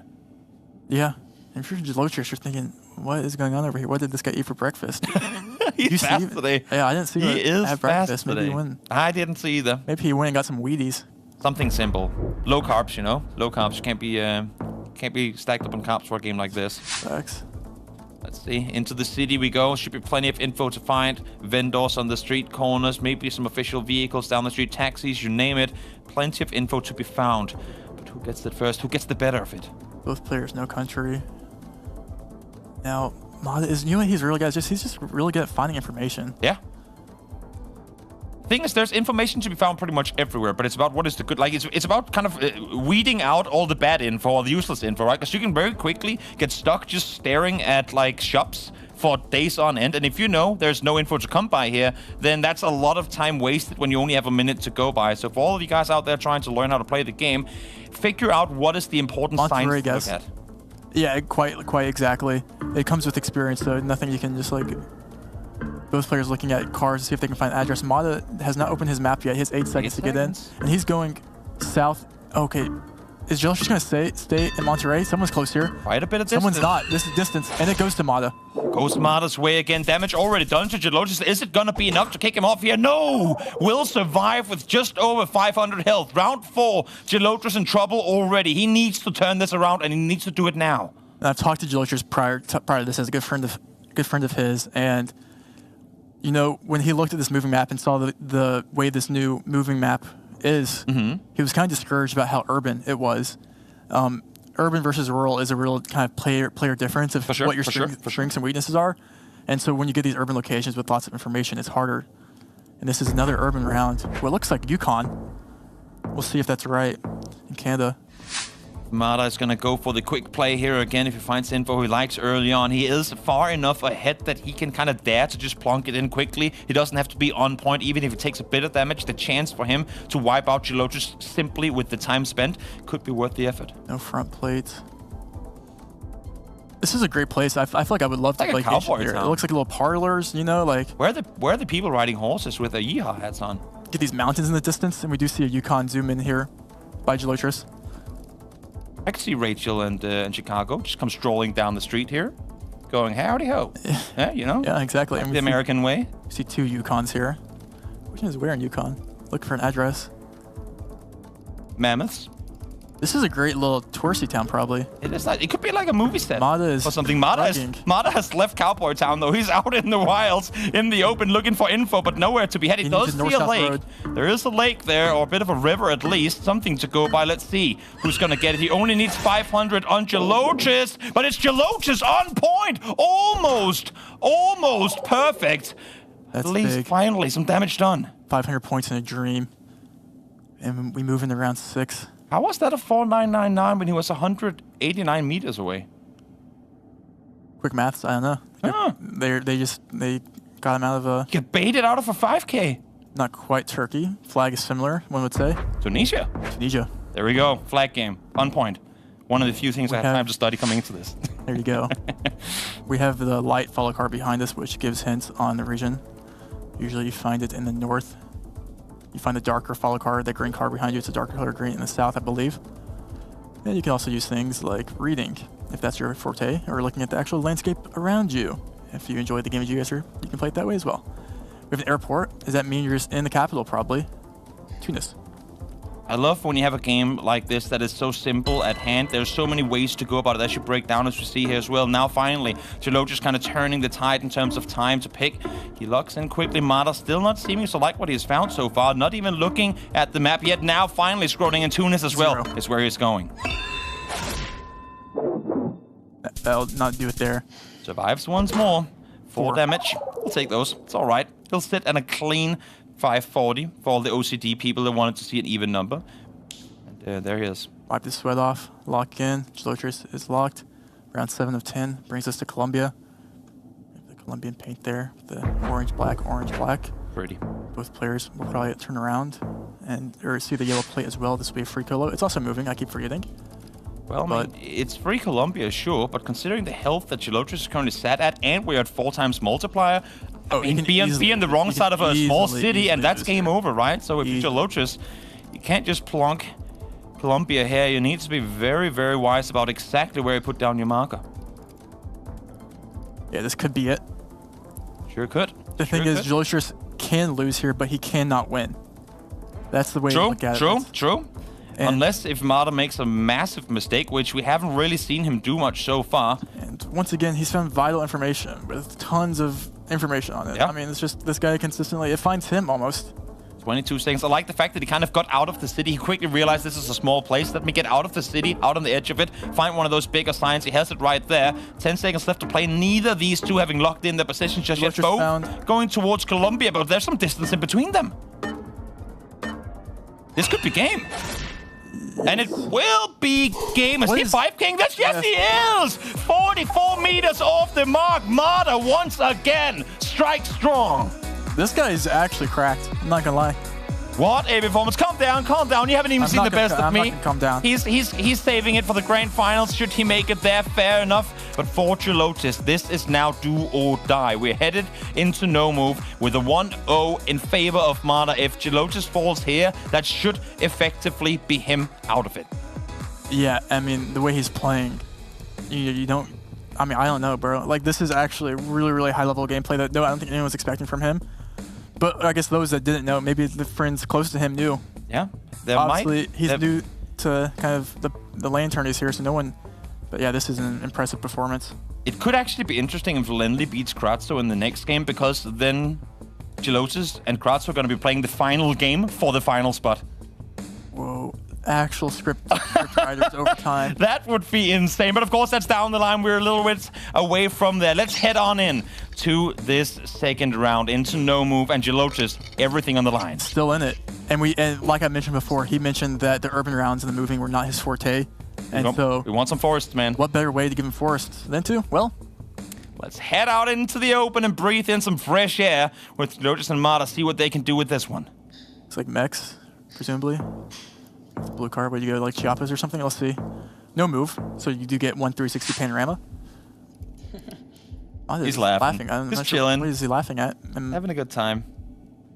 It's interesting to see that kind of the spectrum of like the amount of raw emotion players go through in a tournament like this. We saw it with Kodiak earlier today as well, how initially he was frustrated, annoyed with what was going on, and then you see him here in the end as Blinky gets him through, jumping around in joy. I mean, it's these guys, they're through so much on a single day of competitive play here, much more than what they probably experienced over the course of weeks at home. There's so much pressure on their shoulders. Mada is zooming over to Southeast Asia. I'm all not over sure why he would do that.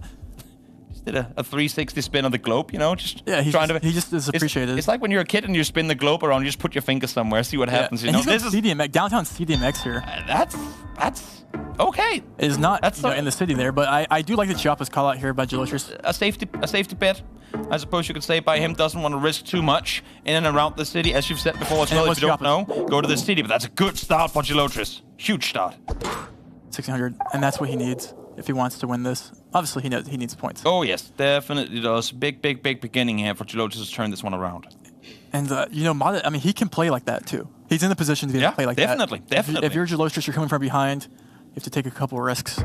It's like in any other game, try and throw some bluffs out there, catch him off guard, see if he can make a mistake off of you setting him up. And of course, big risks, they do come with a lot of damage sometimes when you don't get it going your way. Over towards Thailand. Mada's gonna set his initial marker. We'll see if he opts to follow through. Yep, Thai pulls everything here. I actually like the Singer guess, low-key. Quick lock again. It could be maybe slightly more north, slightly more east, but who really knows in the end of the day? You'll probably see a similar guess by Geolotrus here. Would you say Geolotrus is more of a comfort player, like likes to take his time, or does he up to go fast as well? I think he's versatile. Yeah, okay. Doesn't seem to be too stressed about it. Mada tried to catch him off guard, but Geolotrus ain't slipping. He's on foot still, no damage taken so far, and hits him for another 104. Yep, these are big rounds for him. Both points, and to keep his mental strong, no moves on. So I was initially thinking this was Norway, but then I turned around and see red car, and then assume it's just Sweden then with the red car, right? That would be how that works, maybe? Definitely would. I say smiling, nodding at you, waiting for confirmation. But then you might... It could be Swedish street signs, though. Or... No, I think it's just when you have a red car, I guess red car brings you to Sweden, but it looks like Norway. So then did you go border, or did you go Norway, or what do you do? It's a bait one. I thought it was Sweden earlier, then it was Finland. These guys might be off as well. There is city signs to be seen there in the distance, so if they can lock down a city proper, that'd be huge. But that border, I mean, the Swedish-Norwegian border is massive. So be off here by just a small bit. Even though it's only 2x damage, this could be huge. Quite literally. And we see both players going right on the border, but both at different, you know, y-axis. Looking for more info in the distance. Is there something that the opponent might not see? There's a bit of a lake there in between the trees. But there's very few lakes in Sweden. I was just going to say, if you're trying to bet on the 1 or 2 lakes that are in Sweden, you're not in for a good one. 4 seconds left to play Mada. You got to put down your marker. Where are we going? We're going all the way coastal. Excuse me? Sir, that is misplaced. But great guess by Geolotrus again, just on the wrong side of the country. Yeah, out on the coast it was. As damage once again done over towards Mada, who now sits just above half HP at 3,500. Keep the pace up here in what looks like a Peru. White car. Zoom in on the plates. Let's see what we're cooking. Instantly looking towards all the antennas they got to work with. It's open fields, and it's very beautiful barren hills in the background. Yeah, Peru's it's one of those countries that it can get you. It's interesting, coming into the tournament, GeoGuessr asked a lot of the players some different questions. A lot of them were asking, where would you want to go if you can go anywhere in the world? Many players had Peru on their bucket list because of the diverse nature. Oh, we have a north guess here, and a south. Oh. Or north and somewhat south. There's distance in between. This could be dangerous. 2.5x damage. Mada already sat at 35,000 health, or 3,500 health, I should say. Bro, we gave him extra health. Just a casual extra damage. Finally, Mada strikes back. It ain't much, but it's enough. It's actually quite a bit enough. Now they're sat even. Multis, they'll do it to you. Sure will. Japan, who has the advantage? They'll zoom in on the plates for us. They don't need me to do it.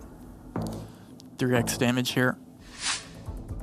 That's what you say, the light poles, electricity poles can give you a lot of info, but I feel like none of them are close enough. And look at the angles at which you can see them too. You don't get any of the text from there. You don't. Maybe the shape. We just have a Tokyo guess here by Mada. Geolotrus scanning. Nothing. Is Tokyo the safe city bet that you go to in case you don't know exactly? Like, no time to try and log in? There could be, like, actual something he saw there that gave him Tokyo, or it could just be a central hedge. Rather try and rather lock in the safe bet than give Chilo just time to potentially find a 5K. We'll see what he makes if it goes towards Japan as well. North side Tokyo this time around. No points. A bit of distance, but it's right in between him. And we're getting some late game high multis coming up. Yes, sir. You know what fits really well with late game high multis? Tell me. Russia. Ooh. This area has been an absolute destroyer of dreams so far. We saw Wolf Trigger fall on it twice. Let's see if one of these guys can be taken down on it too. That would be plausible. Finbar, where are you when we need you the most, says both of them, as they look for any clue as to exactly what region they find themselves in. This is urban. Maybe urban Russia's. And there's no antenna. He's frustrating me with no meta. Nice tires on the car there on the right. I like that kind of the double front tires. Not something you see Novosibirsk guess here by Mata. Or at least hover, I should say. Yeah. Tries to go east on it. Makes sense. Should be somewhat central in the country. But again, it's quite a big country. Big country, and with 3,500 health on both of them and 3.5x, I mean, this is pretty much guaranteed to be a game-winning play, depending on the distance. Where's Gelotus going? He's going Moscow. Well, that's game. That is game regardless. This is game for someone. Toby. Definitely gonna be, is Gelotus out, or is this going to take us into a third round? Mata. He's moving the shell. Binks. No, he's staying. Oh, the late game moves. Who wins it? It's far out towards the east, and Mata brings it home just 10 kilometers out. 2-0 against Gelotus. I mean, this guy's actually putting on the clinic. Insane. It's the late multipliers, and Mata just does not fall under pressure. I mean, if you're in Italy right now, you're pretty happy. Yes, sir. This is I mean, it's insane. It's all the high gamble plays. Like, it's all the late game. It was a flake over towards Turkey earlier when it mattered the most. His late game awareness of just moving around last minute, absolutely insane. Yeah, and we were saying before this group stage started that this group was maybe the more balanced group. Oh no. Don't know if we can say that the same. Yeah, no, this has been absolutely insane. I'm so curious now to see this next match with Kratso and Lenly, because again, should Lenly win it, then we have Gelotus and Kratso playing for elimination, or playing against, I suppose, elimination. That's content.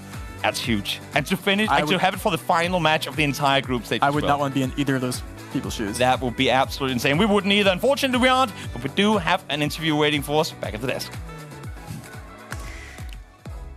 Welcome back to the desk, Mata. To quote Genji Overwatch, Mata, Mata, Mata, 3 now, very nicely done. Tell me a little bit about how you expected this tournament to go, because it seems like this is something that you knew before anyone else. I didn't expect this to go like this. Like, I'm here again, like, you know, guys. Yeah, bro's getting used to the desk. He beat us here, he knows the way. No, I mean, like, I also know that no one from home did really predict that, so just my Italian guys, a couple of Italian guys that did say that I would win all the 3 matches, but I was also not sure where, like, my level was, but now I discovered it. Absolutely. I mean, this was a super impressive game. You know, Gelotus, he had a really nice lead coming into the second one. You managed to bring it back. You know, do you think the rounds were in your favor in this occasion, or do you think you had to fight a bit harder? I have to say that I was feeling really confident. That's the key, because I won the moving game. I was really happy about it. I know that I will qualify in Stockholm with that, so I would just... You see that I was locking in really fast because I was trying to put pressure and I was feeling confident. And then, like, the rush round, of course, was lucky for me. There were a couple of Asian cars and a wrong side steering wheel, so that was... The other was that one. I was not sure about the city. That was kind of lucky, but yeah, in the end, it worked out. Very nice play. Yeah, amazing. I have to say, I've been really impressed by your moving gameplay here. How have you gotten so good at moving? Like, what's your secret? What's your tip for the audience? The secret is just to play. Like, playing those French leagues stuff, like, really helps, because you learn a lot of city names and a lot of how to use the info and how to get them. That was the key, and yeah, happy it worked out, because under pressure is all another things, and looked like even with that situation, I was able to utilize those infos in my favor. Well, have you learned anything about yourself as a player throughout this? It seems like you're taking a lot of strength when you can pop down a 5K. Yeah, I've learned that I'm great. True, true. Well, thank you so much for coming, for sharing your insights once again. Congrats on an incredible run. You can go take it easy now. The rest of you, I need you locked in and active because we've got more matches to go. Coming up next, we've got Lenly versus Kratzo, and then we're going to round out the group with Gelotris versus Kratzo. So, Kratzo fans, you need to stay double active in the chat. The rest of you, we'll catch you on the other side.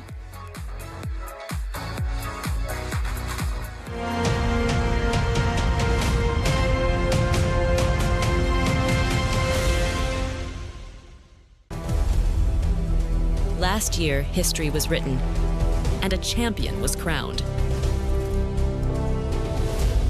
Oh my goodness! It's a win! Wow! But every story has an end, and every champion must once again rise to the top. In the halls of royalty and where innovation is praised, a new master will ascend the throne.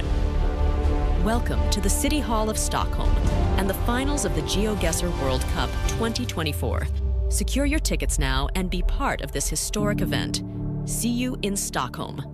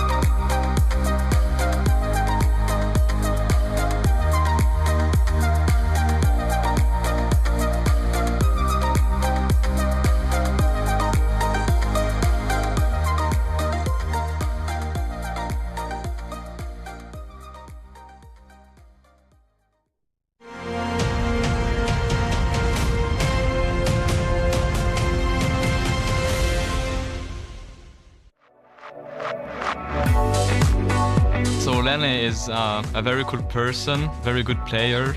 I think we both have our strengths and our weaknesses, but I think these are kind of similar. So I'm expecting a very, very tight matchup here, and I hope I'll be able to win.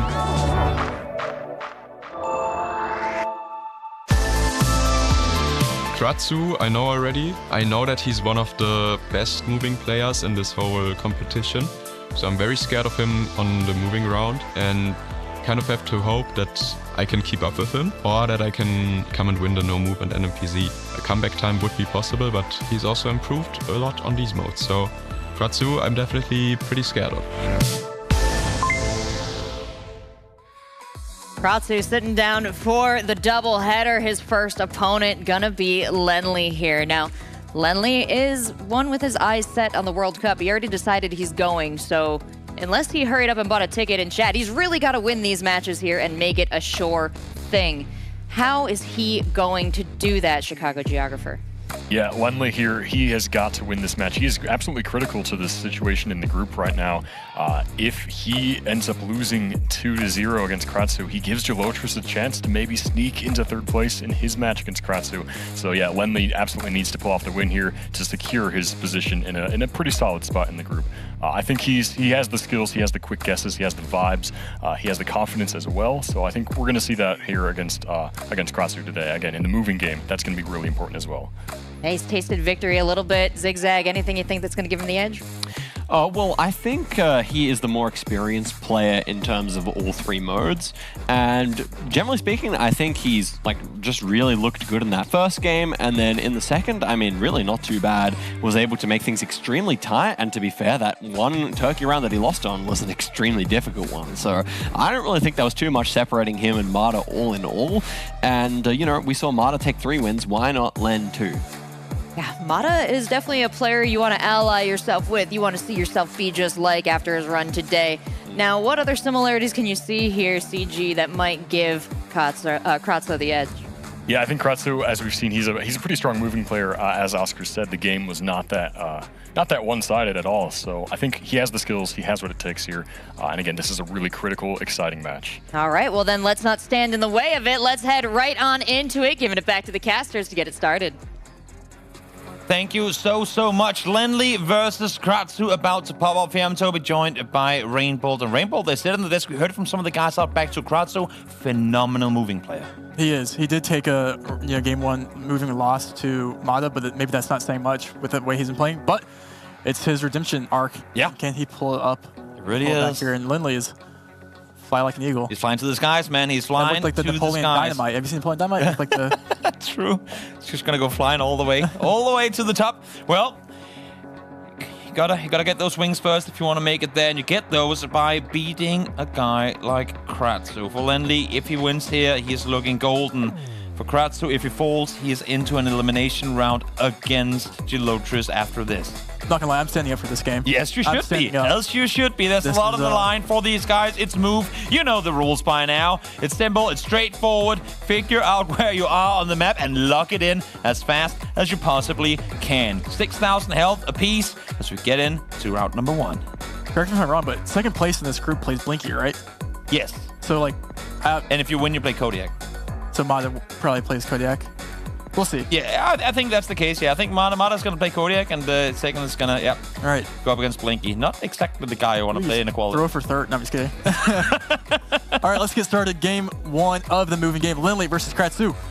France versus Germany. Both have great watch parties in both countries. They do. If you're there watching a watch party, let's get some hype in the chat for Lenley, for Kratzu. Whoever you support, spam it in the chat as we look at this Fiat. You know what it means when you see that? It means you click Italy. Which it should be. We have the short dash or short blue strips. Yep. And yeah. And a pizzeria. Everything that could be Italy is right around the corner. Yep. I feel like with the Fiat, the corners, a pizzeria, a couple of wine. Again, pretty urban. Therefore, we should see good guesses here with information readily available.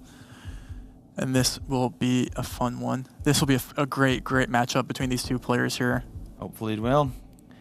Right now, Lenley has put on the thrusters. He's speeding down the street like the bike on the right-hand side. Got to watch out. Don't want to run into those. There we see Kratzu zooming into this time with information. He's scanning.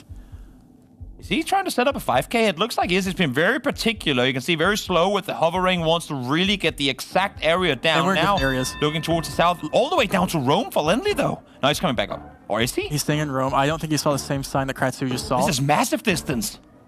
I know it's early days, but still, early game damage can mean a lot in the end of it. Let's see, does he go further south? No, adjusts by a bit, but Kratzu able to find it. Not quite a 5K, but close there too. Again, moving is sometimes who can find the info. Yeah.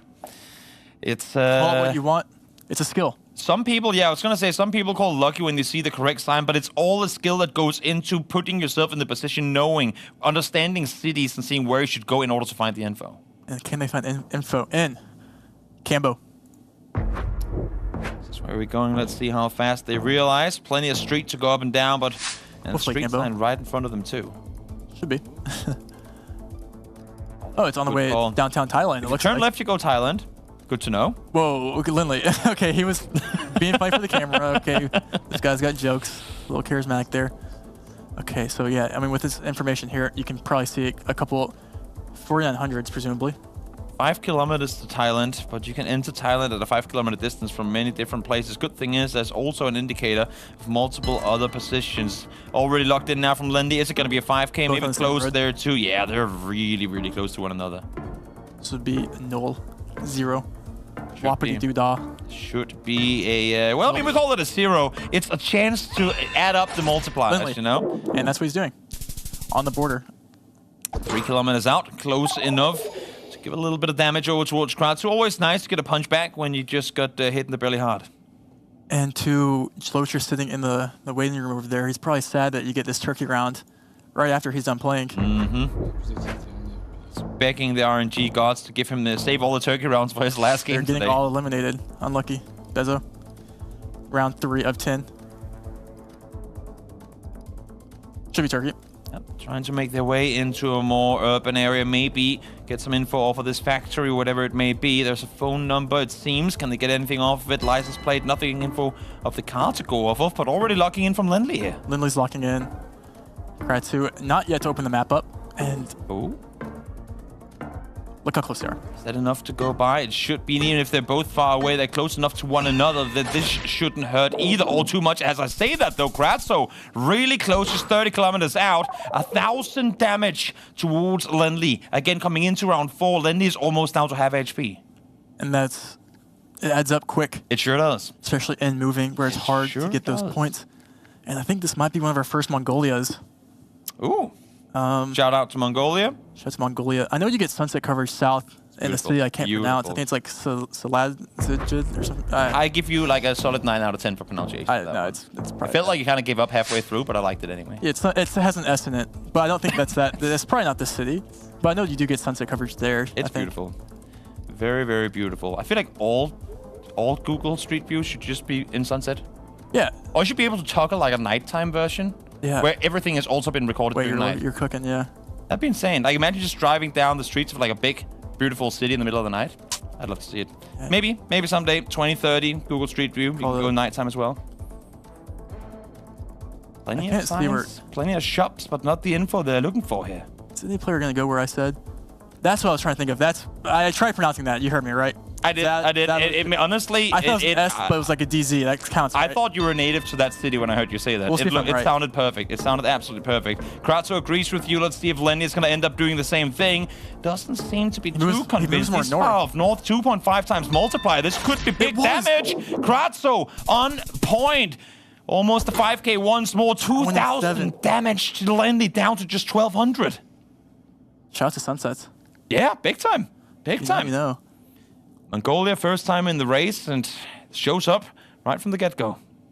And we're back in the UK. Any UK lads in the chat? This is one place you would not want night coverage. Yeah, true. A train station right away. That's good info to get.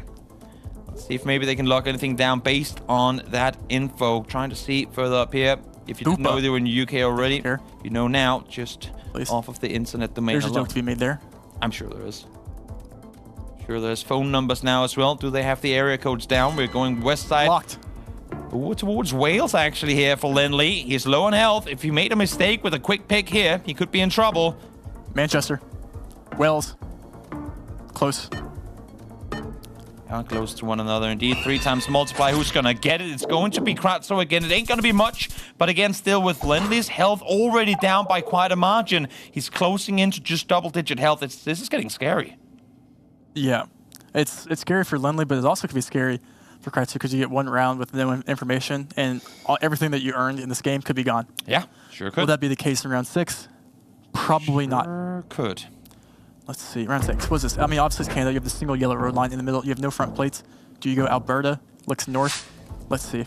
Another big country, and even if you get a region right, 1,100 health and 3.5 times multiplier, it could easily still be game. I can't read. I feel like Lindy has got to play for, if not a 5K, then close there too. Either that, or he should have probably plunked it like 3 seconds ago. There's, what does it say? It says AB on it, so I'm assuming it is Alberta. And Kratzu's locked in Northern Alberta. Putting on the pressure. And I think he might have an address, and he might be there. And they're both there. They're both there. Both in the city, wrong side of the river, but close enough. They'll take that, just 11 damage over to Lindley again, who continues to slowly get taken out. Let's keep it in America, shall we? Round 7. USA. America is where we're headed for round number 7, up to 4 times multiplier. It's actually Prince Albert. Where did I see Prince Albert? Wait, where did I know that from? I know that word, but it doesn't mean what you might think it does. But with that, I feel like I might have had that in like a daily challenge or something. Yeah? Well, we'll see if they're going to go for it or not. They are looking in towards the city itself. They've both found it. They've both found it. Who's going to 5k it is one of them, you'd imagine. With the extra time Kratzu has now, that's going to be him finding a perfect position. Wow. And that's a moving player for you right there. There you go. Really earning 5k guaranteed. They were already in the city proper. Give him extra 15 seconds, and that is going to be 100% 5k. Keep the pace high. Keep the guesses high. In Japan. 4.5 multiplier. We're getting into very daring. We were already in dangerous territory, but now it's even more so. 1100 health left for Lendy. Kratzu barely even touched so far. Yeah, only losing 200 points in moving game is kind of him activity. Lots of plates here. I mean, it's urban, Japan, tons of clues. I think I can find a road sign, anything that indicates the exact city they're in. Goes for the shops, not really anything to go by. Stays around. I mean, it seems like Lindy has found something on that building that he really wants to decipher now. Going up towards the north. Locked in. Quick lock as well. He knows that he is low on time. Get the info quickly and then get the lock in. Don't allow for Kratzu to find crucial information. Kratzu, where's he find it? He's going north. And Lindley doesn't... 4.5. Is he pumping his fist out of frustration, or as I think it's a good guess, it's Sendai? Ooh, it's scary. Is this going to be enough to take him out? It's going to be close, that's for sure. Won't be enough. He lives with 101 health. 101. Great movie, Dalmatians. Shout out to Dalmatians. Sure is. Gotta love dogs. Cat person or dog person, quickly. Dog. There you go. My man. My man. Who let Quebec out? 5x damage. This has to be game. Unless if Linden can somehow turn this one around. 101 health up to 5.8 thousand. The Frenchman. Breathing French. Breathing French. Then he's fast. He knows that he has to do this. He cannot allow for Kratzu to find crucial information. He can lose here. He has to be fast. It's a gamble. It's a big, big gamble. You can see him. He's shrugging. He knows he had to do something. Is it going to pay off, though? He pretty much insta-locked this position. Is he going to get it? He will. He stays alive at least for a little while longer. With multiplayers up this high, 4,000 damage, and they were both in the same city.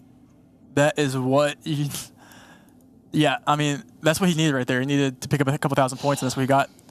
But wow, comes down to round 10. Kratzu is not happy.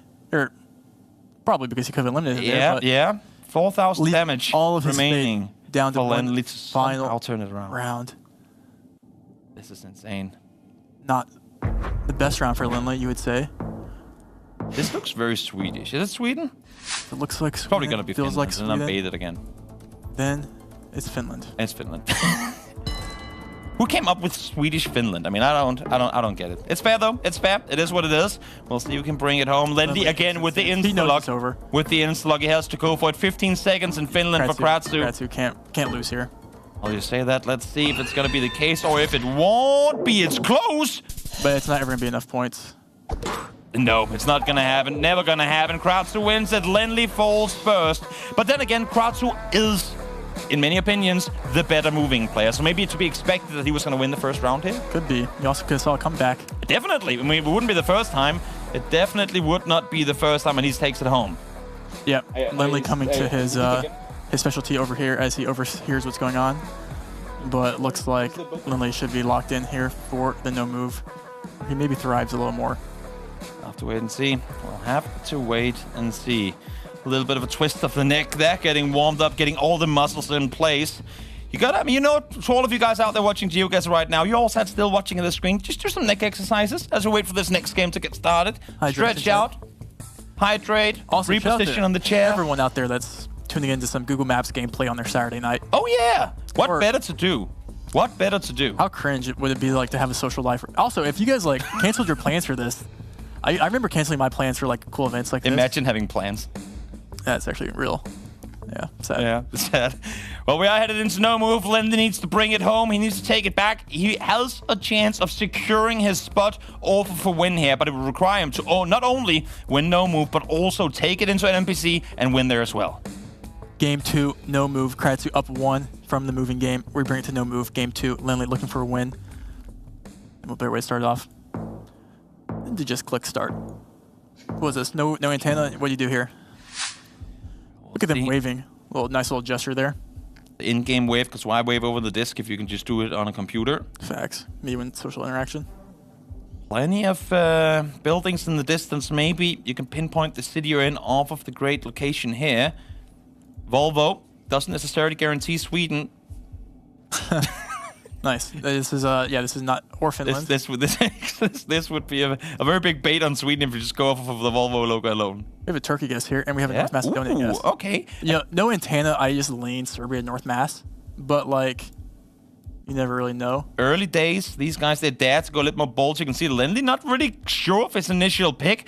Takes a look back at the screen once more, hand to the head. He's not quite sure what he's got looking at here. Now goes further towards the northern side of Turkey. Usually in like Turkey, that mosque looks Turkish. Yeah. We'll see if he's gonna get it. Shakes his head. He's not sure. Neither of these two seems too comfortable with this pick. He switches last time. Oh!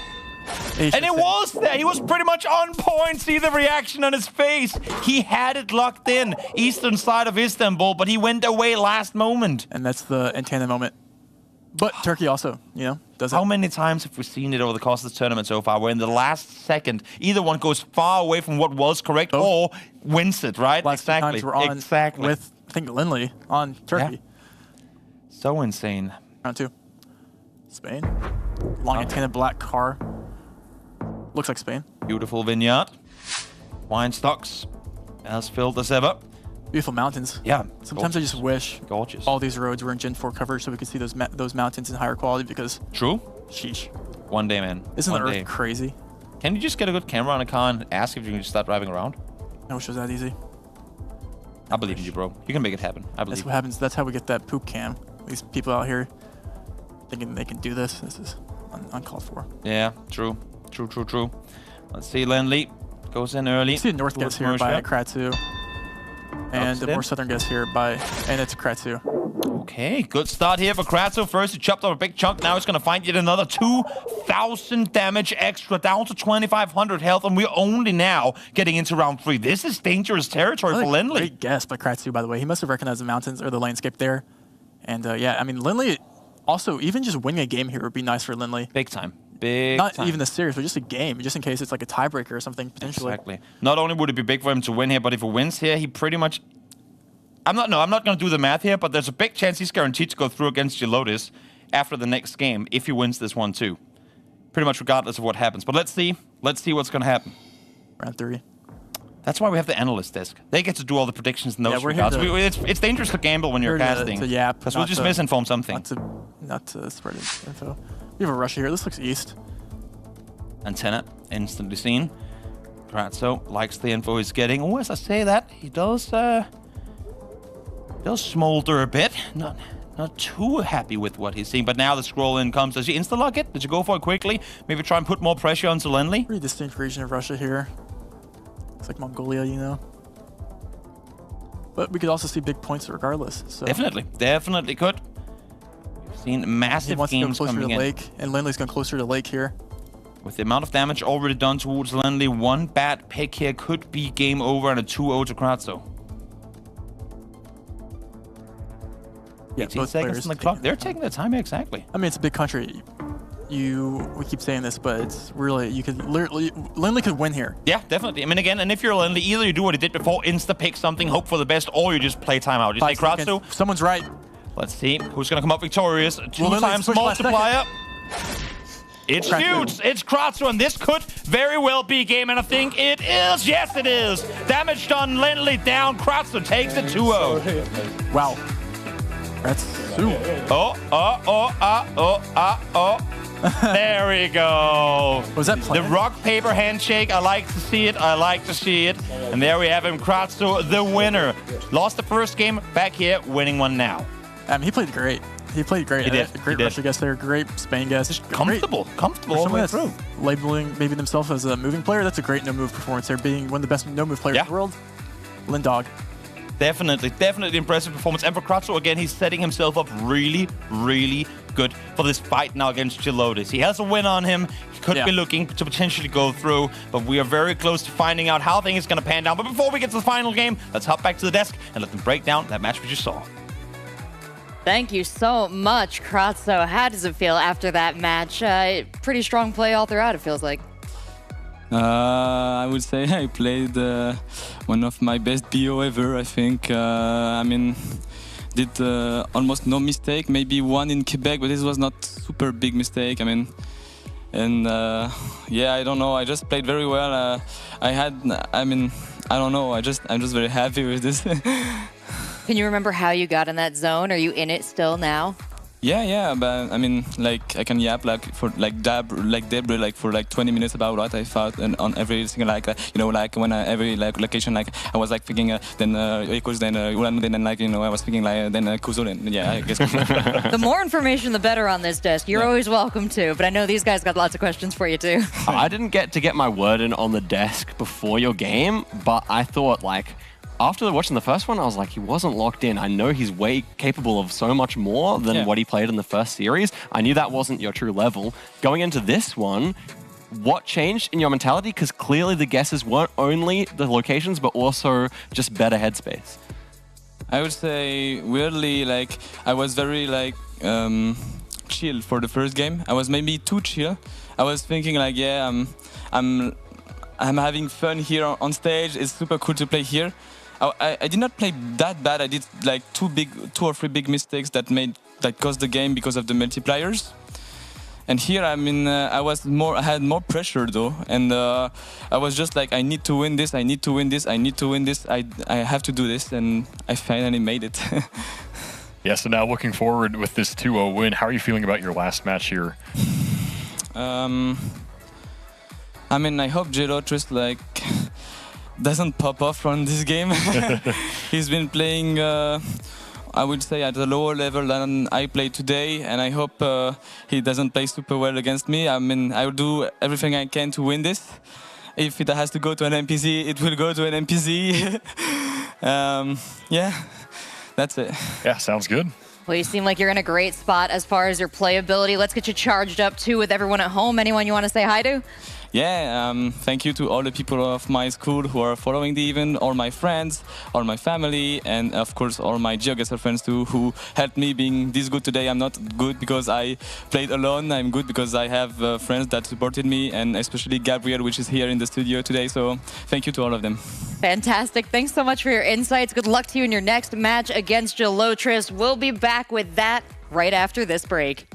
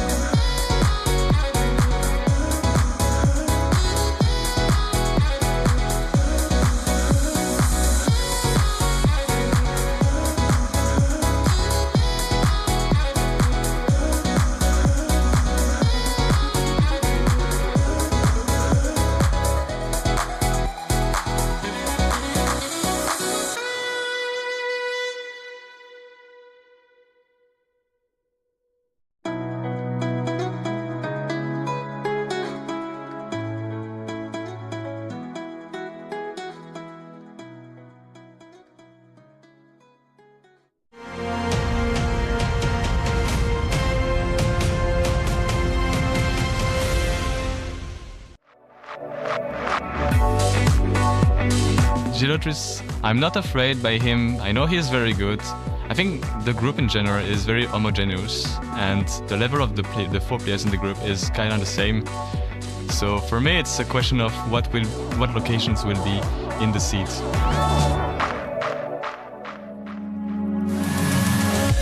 I know Kratzo played in the World Cup in Paris, but I couldn't get to watch that, and it's definitely a disadvantage if you don't know your opponent's strengths and weaknesses, because you have to play against it at some point. So I will just try to give my best. I think it was appropriate that Kratzo said this is a group that's very close together. A lot is just going to come down to these little matches, these little bit of head-to-heads, and that's exactly the kind of situation we're in here. Mata doing a great job distinguishing himself from the pack, but everyone else still so close. So much depends on this next matchup here. And all I can say is I hope they get a lot of Canada, because I want it to be an even match. I want everyone to be able to show their best. But there's a lot of things that might help separate each of them from the pack here. Now, taking a look at Geographer, he is looking to pick up a big win here. Do you think he can do it? Yeah, this is really important for Geographer. He needs to win this match, and he needs to win it in a big way. This is his last chance to sneak into that 3rd place spot. I think he has what it takes. Again, he's a very level-headed, chill guy. He's been maybe a little bit disappointed with how things have gone today, but I think he has the skills here. I think, especially against Kratzo, maybe a more even match in a certain respect. So should be looking at a good one here in any case. Yeah, absolutely. The 21% win ratio there for particular rounds is not indicative of Geograper's skill. This guy made it to the top 8 of the World Cup last year. He knocked me out on the way. So, you know, this guy has what it takes to go the distance. And then Kratzo, we just saw like another level of gameplay there. It was, to me, it was very different looking to the kind of the lack of mistakes compared to the mistakes he was making in the first game. He's the favorite here, straight up, just in terms of recent form, has to be the case. And he's identified that I think it is true that Geographer does have holes in his gameplay, where he's really prepared in some ways, in some countries, in others, he can be exploited. Absolutely, and taking a look at the guest time there, we see a little longer than average, which is surprising because it felt like he was so decisive when you were watching him play, but could be a potential opportunity for Geographer. Also, Geographer's calling out in his interview the fact that Kratzo's got some tournament experience himself, playing on both a team and solo. That is going to come into play in a big way too here, but Geographer's no stranger to tournaments himself, so we're going to chuck them right into another one. Let's send it on over to the casters and get the final match of Group D started. Thank you so much, Des. Thank you for the amazing breakdown. What a match we have on our hands here, Trevor. Final game of the group stages, and one of these two teams will be eliminated after this match. This is huge. I mean, the fact that it comes down to this is actually... It's insane. It's insane. For those of you guys out there who are not quite sure, Trevor, why don't you do me a favor and break down the exact scenarios of how this can go through? I should do that, shouldn't I? So basically, what I know is that if Geographer is 2-0... He has to 2-0. Geographer has to 2-0 Kratzo here to and then get 3rd place. Exactly. Then they both have a win, 2 losses, and tied on their scoreline. But because Geographer would have beaten Kratzo, he wins on the tiebreaker. Mind blown. Absolutely insane. So move Lindley out. Kratzo just has to win 1 round, or else he gets, like, if he doesn't win like that, he gets 4th. He's eliminated. Bruh. I mean, when we went into this group, we were saying it's kind of a toss-up, and that's exactly what it's coming down to. It is. It really is. It really is. Basically, Geographer's whole...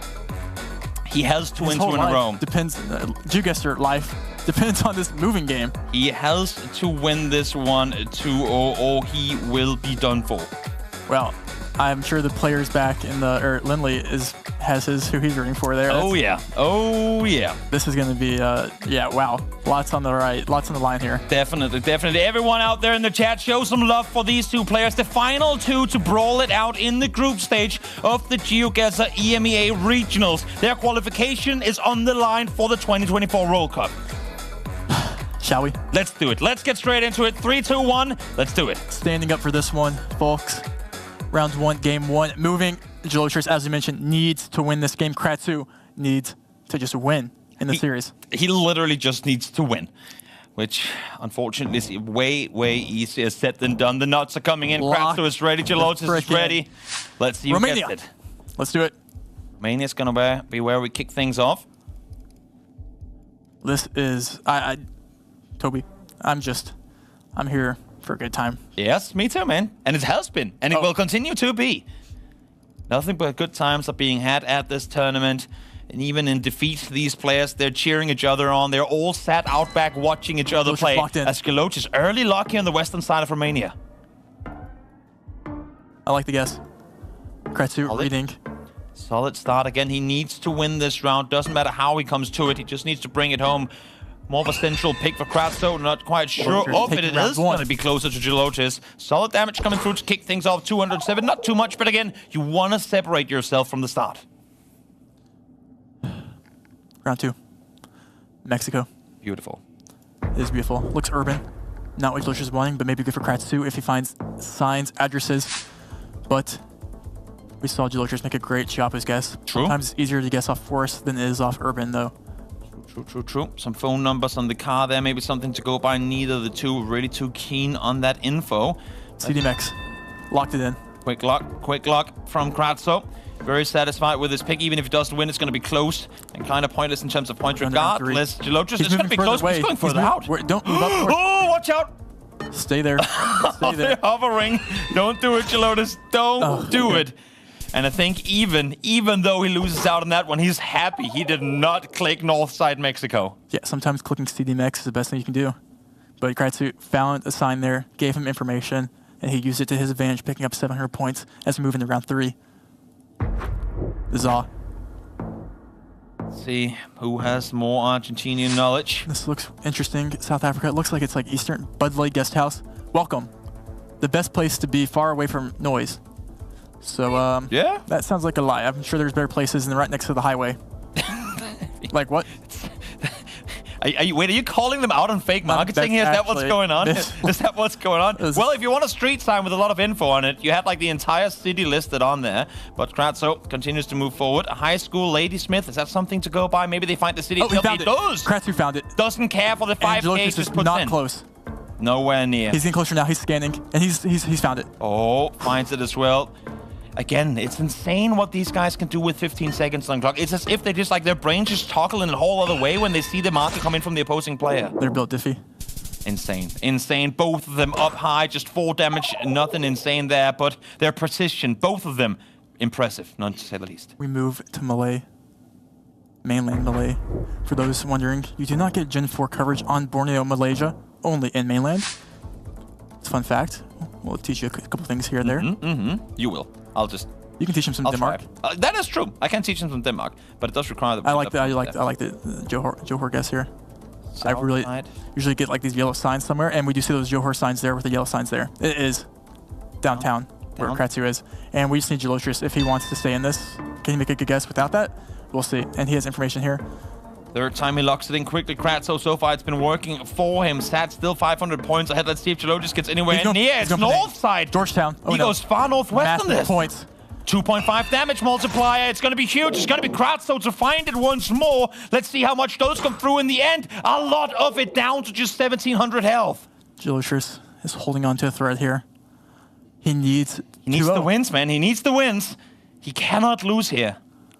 Kenya. Did the scriptwriters put a round 10 Turkey? He's praying, man. He is France. praying. Well, at least for now, he's out of the city. He gets the more rural, the landscapey areas that he prefers. But does he prefer them in Kenya? He's going fast about it. Not locking in so far. Now it comes the first time we see Geologic first on the trigger. Let's see if Kratsu can find some info. A couple of posters to go by. Do they give him the info that he wants, though? Shout out to Hans Samuel. And he's going west as well. Nearby. It's close enough. It's not going to matter much, I think. And it's actually going to be Kratsu. No, sorry, Geologic with the win there. A little bit of damage going the other way. 600 at that. You can see the frustration in Kratsu. Composure. Oh, they both know what's at stake. They both know what's at stake. Deep breath, everyone. Let's get ready for round 6. Urban Thailand.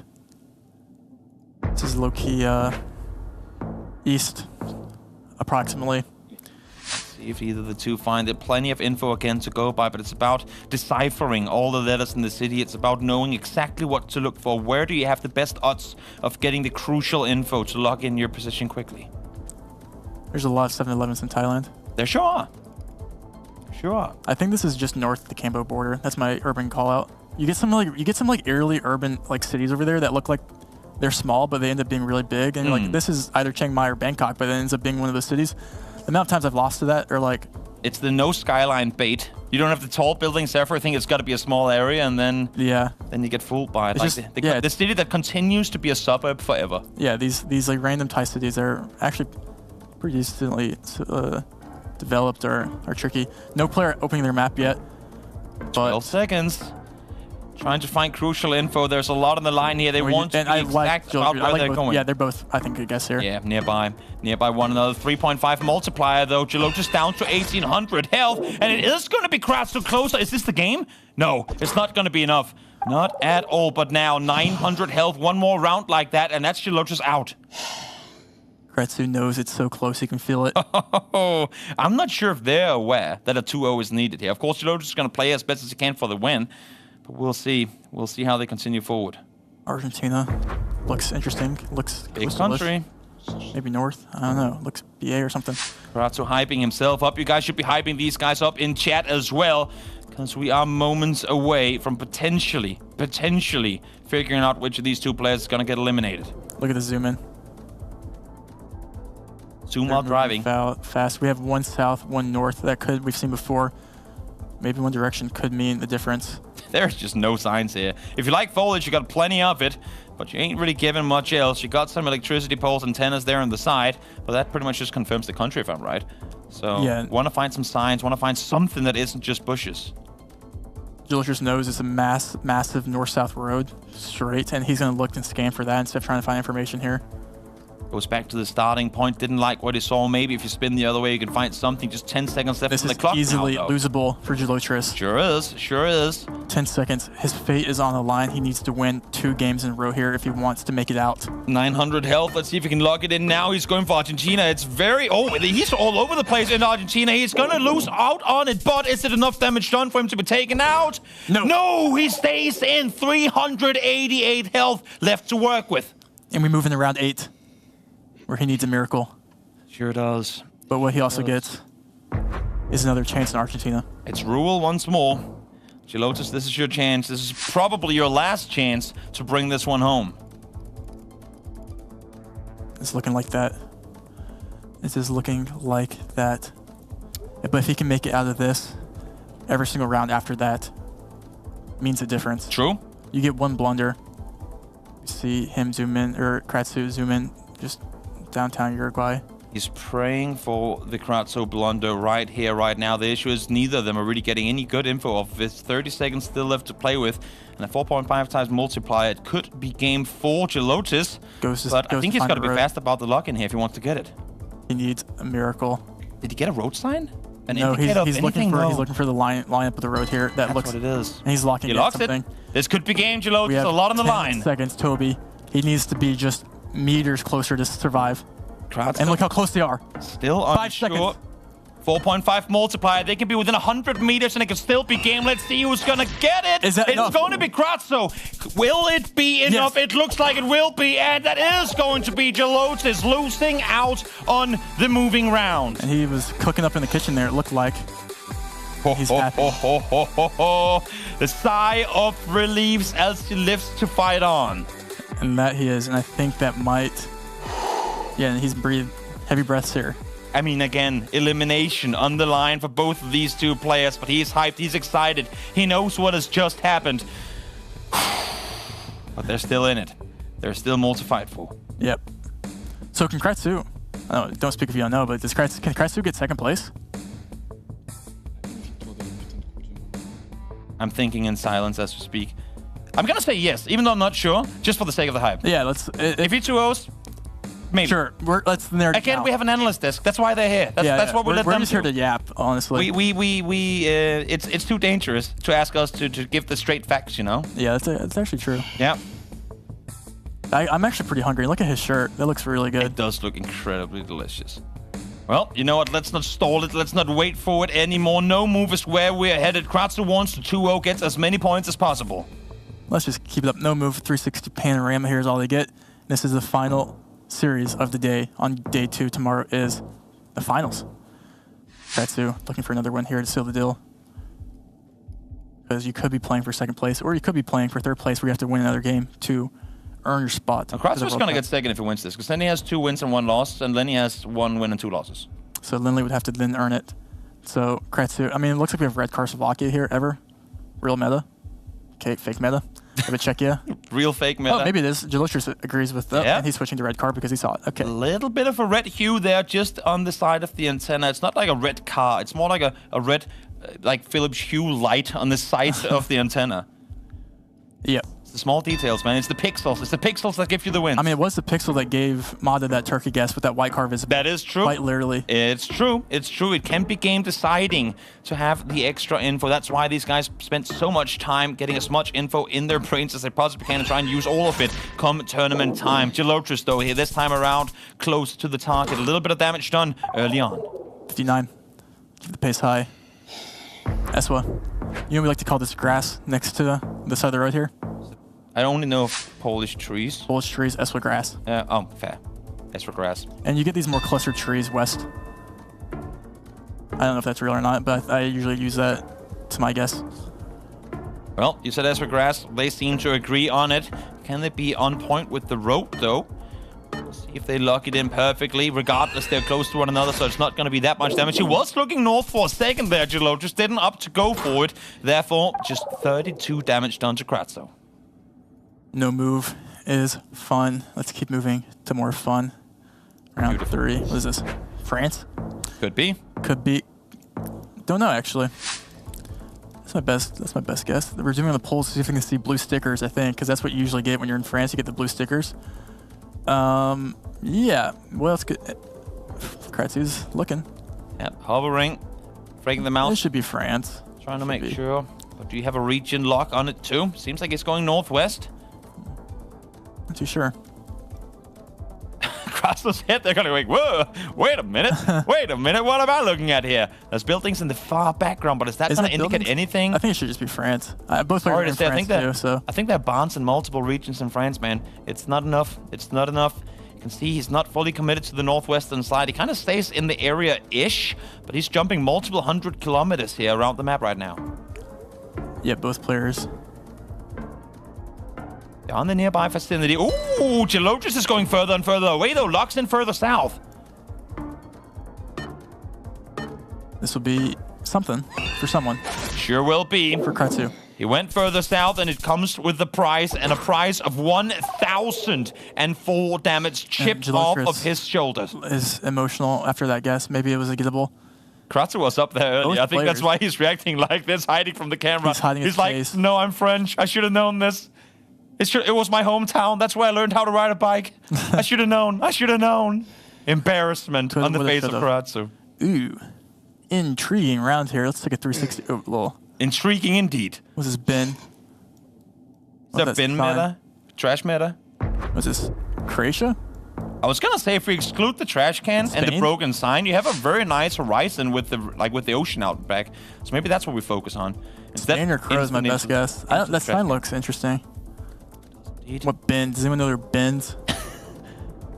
Well, there's a beautiful island out there in the open, so maybe one time a water hedge could be a 5K. Who knows? Could be. Yeah, we'll see. We'll see. We'll see. A little bit of text there looking for the trash man's autograph. Maybe they know him. Maybe they can get some info. He's in between Crow and Italy, but like I feel like on the back of the sign you would see it would be black if it was Italy. So like I would just go Crow here. And he's looking for copyright. Geolotrus is in Crow. Moving into Game of Thrones territory. We'll see if he'll get any more off of it. 15 seconds left to play with. Neither He's zooming of them. into the back, and he confirms that it's probably not Italy since the back of the sign is not black. And he's going to stick to one of these Crow Islands. And Geolotrus is max health, downtown Monty. Let's see, 5 seconds left to play. Who is going to get it this time around? 2.5 times multiply. A bit of distance in between them as well. But no, it's not going to matter too much. It's going to be both in the right vicinity. But once again, a little bit of damage done towards Kratzo as Geolotrus tries to stay in it. This is moving to round 5. We've had the France round for the French player. But we give the, I guess he's representing Turkey, but German living. Looks like a German. Germany. You know, every time I say that, I'm like, oh, I guess it could be Luxembourg, but it's probably just Germany here. And that looks like it will be. And I think Geologius maybe has the upper hand here. I think he probably learned a lot of Germany. And Kratzu. Nice hills in the background. I'm going to go with somewhat southern Germany here. Like somewhere in between Munich and... what else do I know in southern Germany? Like somewhere in between Munich and Frankfurt. That's my guess.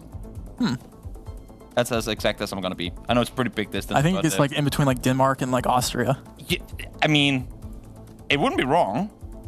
Is he hedging Czechia? That's crazy. He's hedging in between the two in Czechia. That's kind of... I don't know what that is. He didn't listen to my advice. Fair enough. Maybe he knows something I don't. There's a very big chance of it. We are in Germany. That's something. And we are almost in between Frankfurt and Munich. He's pulling the wrong country challenge on Geologius. That's disrespectful.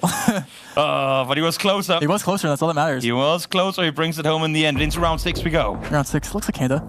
You know, one man once told me that if you get mowed grass and it looks like this in Canada, you should go PEI. Okay. That man was foul, formerly known as fungus, and we do have mowed grass here. Well, but do you go on the side of the road? Do you go PEI because of it? Is that just because the Canadians like their bees too much? Don't mow the lawns? I don't know. I mean, this could not. I mean, have the transformer there. I actually don't know. I have any idea. This could be a horrible region, guys. It's definitely Canada, but I respect it. I respect it. Just putting out fake, misinformation where I can. I once heard that bad info is better than no info, so we'll see. We'll see what they make of that. As Kratzo locks it in just south of Ottawa. Geologius not too sure just yet. Now he's opening up the map. He's going far eastern here. He's in Newfie and 3.5 multiplier. This is moving huge. back. He's moving back to Ontario. Oh, and they're like he's right next to each other now. He's unsure. Back and forth. He stood a stayed out there. He was so close, bouncing back and forth, but Nova Scotia is where we were. Both players are shaking their head, saying, "What? What? I feel like there's been enough French-esque areas that Kratzer should be getting more points. I'm just saying. I think he is as well. Yeah. Surely. Round 7 of 10. This is a nice little street. Yeah, it looks... If you can call it that.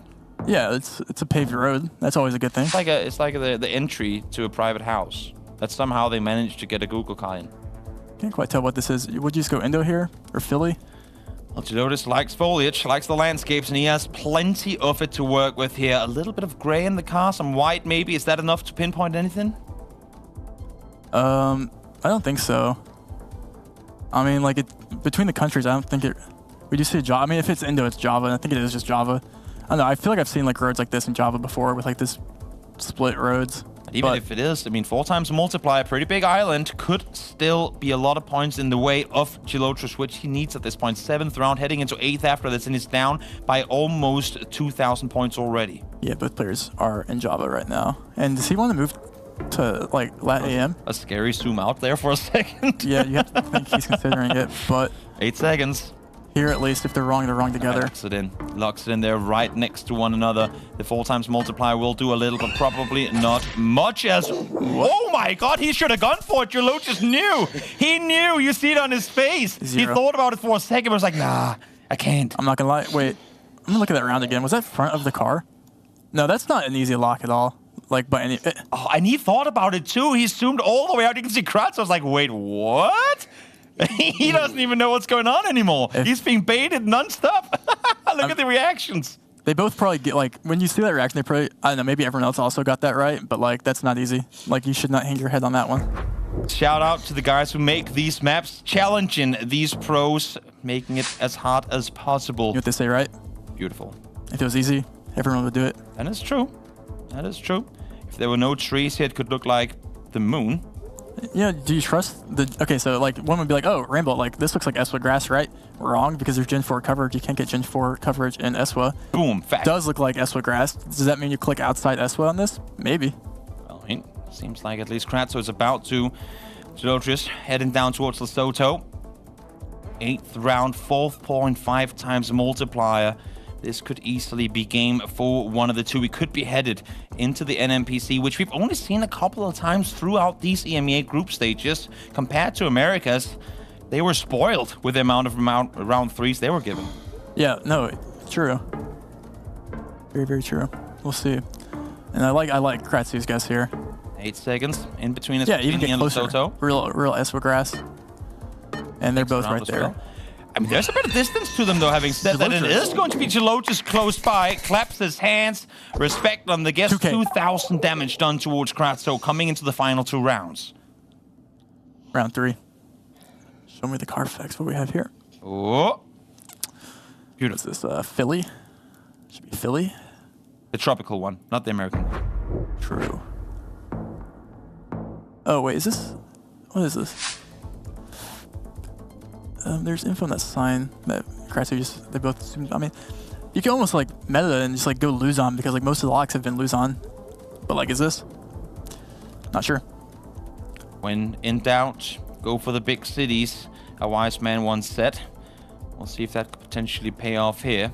I mean, if you're looking at Geolotus, you know, you're up 300 points on round 9, meaning the next round decides your fate if you don't put it away here. But you can say the same for Kratso. Imagine if Geolotus had won game 1 and this was like coming down. This would have been huge. Would have been huge. Still is, though, a lot on the line in terms of pride, in terms of a score line that they can go off of this group stage, which and be proud of. Even if Geolotus might be out, there's still a 2-1 he's going potentially for him. It's north or by Manila here. And we have actually massive, we have a Cebu in Manila. This is massive points for someone. Sure is. Could be game 5 times multiplier. Who's going to get it? Who's going to get it? It is Geolotus. He's going to get it. Probably will bring it home off this round as well. Yes, he will. Back to the lobby. 6,300 damage as we go all the way to the distance. It's the final match of the group stage. It's the final match of the day, and we're headed into an NPC. What better way to end the day? Couldn't agree more. Could not agree more. The show is not over. They're trying to fight for it. They want to come off with a win respectively here in the final round. And as we all know, what we're headed into now is arguably one of the most hardcore game modes in all of GeoGuessr. You don't get to move, you don't get to zoom, you don't get to pan, you don't get to do anything but use your eyes and stare down that screen for all info you can possibly find. Let's just get started. Let's do it. Let's do it. No one wants to wait anymore. And boring round 1, I would say. Both players will agree with me. And just instant send Sri Lanka. Is this a let's stack the multipliers and keep it going it's sort of situation? It's stack the multis. Yeah, for sure. Is this the Southeast Asian Korea? Is that what it is? Yeah. Should be. I've still yet to see someone actually try and 5K South Korea. They just go there and leave it. We had the 5K in South Korea today. But there was information on it. It's true, it was right on point. But yeah, usually click middle. Well, Sri Lanka, quick pick coming through from Kratso. Geolotus wants to be a little more exact with the pick, though, but neither of them on point. It's down towards the south.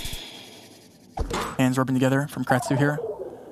And we have round 2 coming up. In beautiful. Beautiful location. Beautiful. This will be Chile, southern Chile. You get this gorgeous mountains, these kind of dirt roads like this. And Chile. Screenshot it. Put it on your saber. And yeah, just south of Puerto Mont's a good guess here by Kratso. So many great reasons to play this game. Not only is it an amazing game, but you get to explore the world, explore the beauties of what this planet has to offer. And now, lock in from Kratso early on. We'll see if Geolotus can find anything close by. He's slightly more south there. Will he go even more south? It looks like he wants to. Looks like he is. Yeah, he will. He'll stay there. And it will go to Kratso. On point. Just one street off Kratso. He knew. And the thing about NPC though is like, yeah, you can get upset that you made a bad guess, but at the end of the day, it's very rare that you win an NPC by like a couple hundred points. Usually it's death by 10, 20, 30,000. So you can't let those couple hundred points, because as long as you have points, you're still in it. Exactly. It ain't over till it's over, until we reach the 10th round. But I don't think I've ever seen... Has there? I'm not even going to go into that now. We'll wait it for later. Let's see. Round 3. Boring. This is desert. Qatar. It's just click middle. Easy click and skip. That's a click from Kratso. We'll see if the plant comes through from Geolotus as well. He's taking his time. Enjoying the screen time. Does he find it exact? Oh, both close enough. This one is going to be, again, rather skippable. 22 damage. Nothing. Let's keep it moving here. Botswana. Ooh. This is a region guessable country. I'm not sure who's better here. Okay, so 2 options here, I think, for me are Gaborone, just capital, or like East Pocket. Like that pocket like by Zimbabwe. But like I could be wrong. It's I don't know. Right, we'll see what the players do here. Instantly hovering down. Seems like Geolotus is doing the same thing. He's on the road itself here. Does he know something? So you have the road. A lot of Botswana is learning the road angle of every road because you can kind of figure it out. And I think the road angle he's on right there does fit. And I don't like where Kratsu. I do not ever think this is Mound, but maybe I'm wrong. Potential 5Ks in the making here. They're spending the time to line it up perfectly. Sun position, road angle, everything used here to try and see if they can garner as many points. Geologius is looking in the pocket there to see if any road angles line up. And I mean, Kratsu, well, he moved last second to pocket. He's saying, he's shaking his head. He can't find anything that lines up. And he's staying in Mound. I don't know if I agree there, but he could be right. Let's see. Who is? Bit of distance in between them. Who's going to bring it in? It is going to be Geologius, able to bring that one home. And I feel like he was actually up there just a moment ago, but went off that almost exact position. You can see his face as well. A little disappointed that, again, the second guessing got the better of him. Yeah, he was just scanning kind of for roads that line up. And that was just a random white road, which is kind of hard when you, because you're looking for, I mean. Definitely. Round 5, what we have? What's this? Canada, I guess. Had it been other antennas, I would have said Denmark. Had there been other street signs and antennas. I could see someone going to Europe here. Yeah, nature looks Danish. I'd say that. Everything else doesn't. It'd be yeah, I mean, Kratsu going New York. I would think it's probably over the border there, but it could be like London. Something over there in Ontario. We'll see. And he's in Montreal now. We'll see if Geologius picks up the NA vibes or he goes Pennsylvania, I guess. I think it's just Canada. Yep, let's see. But he'll be close regardless if he's next to the border here. Sticks East Coast. We'll see if Kratsu is going to bring it home if Geologius got Magic up his sleeve. Pennsylvania is kind of a wild guess, but... Bit south. And going up in the we nearby do see the city. Canada guess here by Geologius. It's going north side, though. So a bit of distance in between. It is going back up. He's hovering Montreal. He wants to go Montreal. Will he lose again in the French-speaking... It would be 3 for 3 if it did. Yeah, that would be not a good look, but it's okay. Oh, let's see. Geologius is staying there. Who's right? Full commit all the way through. It's going to be... Oh, yeah. Just on the other side. And once again, wrong country, but right guess regardless. And Geologius takes a hit on that one, down to under 2,000 health. This is getting close. Round 6 won't be very many points. And we'll see 2 quick sends here, presumably. 3.5x damage. Quick zoom ins here, both players. How quick do they guess, though, is a question. Towards Israel goes Kratsu. See if he opts to log it in. The nearby vicinity, at least. Geologius doesn't seem too committed yet now. Looks towards the map, heads in the exact same direction, too. Both players, like I said, no points. Zippity-doo-dah. Yeah, well, I mean, we might as well stack up the multipliers. It's not as if it's I'm not looking for exciting, content, you know? Round 10 Exactly. NPZ sounds fun to end the stream on. Let's keep it exciting, shall we? Let's keep it I'm always exciting. down to Kratsu keep it exciting. locked in a bit further down towards the south and where Geologius is currently located. He's looking to go even further north. If he goes too far up here and it turns out to be south, that might be game for him with a 3.5 multiplier. But opts to stick it out all the way till the end. Should have gone a bit further south. But again, as you said, Trev, it's not a lot of damage going through. 224. Doable. Round 7. And what do we have here? Beautiful. A road that looks Colombian, you would guess. Where else do you go here if you don't go Colombia? Great question, Toby. Yeah. Don't know. Mex? Maybe? I think you just Could go be. Colo. I've seen enough movies that has foliage in this that is that looks like it's Mexico. It just has like a green hue over it, but that's like the Hollywood effect, you know? Yeah. Could be anywhere South America, Latin America. I think the Colo is the educated guess here. I'm not. I mean, is this where gravel meta comes in? Is there enough The dirt to go road by? definitely feels like something you've seen a lot in like Southern Colo for me, but yeah, you can get. There's no coloring of the gravel itself that you can go by. Yeah, you can just you can sniff it and it'll tell you exactly where you are. We have east That's of why the they're Andes so guest close to here. the money. Oh, They're trying is he to moving smell to it. Mexico? I mean, that would make things interesting to have a 50-50 split here. Definitely would be. 1,700 health. Doubled of that at 34 for Kratsu. We'll see who comes up victorious here. Round 7, 4 times multiplier with 10 seconds left to play with. Neither of the two locking it in just yet. How close are they, though? Geologius is scanning. He's looking for anything He's west of to go Andes by. now. I don't think anyone can lose here with how close they are. It's Mex. Yes, all the way back up we go, but both of them close to one another, laughing it off. They knew 56 damage. A lot of good line. But, I mean, we're all in this together, you know? Definitely. The And again, Java that was on Mex, the Colo that was on Mex, we all three called it. When in doubt, go Mexico. That's, yeah. And we saw Kratzu kind of pan over it there. Was not enough. Round 8, what is this? Is that Portuguese no hunting sign? Looks like it might be there. I'm too locked in to focus. Let's see. Gelotus trying to keep the focus full on as they both... Kratzu sees the Portuguese no hunting sign. You can see that kind of that red diamond-looking thing. And Gelotus is right there with him. We're going to round 8, round 9. Quick about it. Second guess comes in as well. Gelotus should be in the same vicinity. He is indeed, and even again with the 4.5 times multiplier, this should indeed take us one round further. Gelotus is closer. Closer as well, making it even more exciting for potential round 10 here. 200 damage, not a whole lot, but you want to get a few stabs, then you will have one more chance at a stab before the final round 10 could potentially be on. And round 9 is a great round to kind of build up some confidence, build up some big points, and to make a difference in these games. That's what we should be doing right here in Australia. Oh, have we seen a lot of people end their games, end their match series on this country. Let's see if this one is going to have an end to it as well, or if we are going into an NMPC round 10. We have an instant sim Vic here. Not something you see too often. Melbourne locked in. Instant sim. That was... Wait, is that a mistake? Look at his eyes.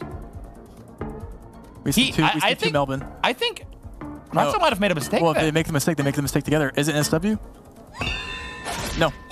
They were right in it, but Kratzu did not feel comfortable about that pick. They're completely even. 0. Completely even. And here we go, round 10. The final round of the day. The final round of the group stages here at the GeoGuessr World Cup EMEA regional qualifiers. Toby. Let's go. Set the standards for us, or set the stakes for us real quick. Let's go.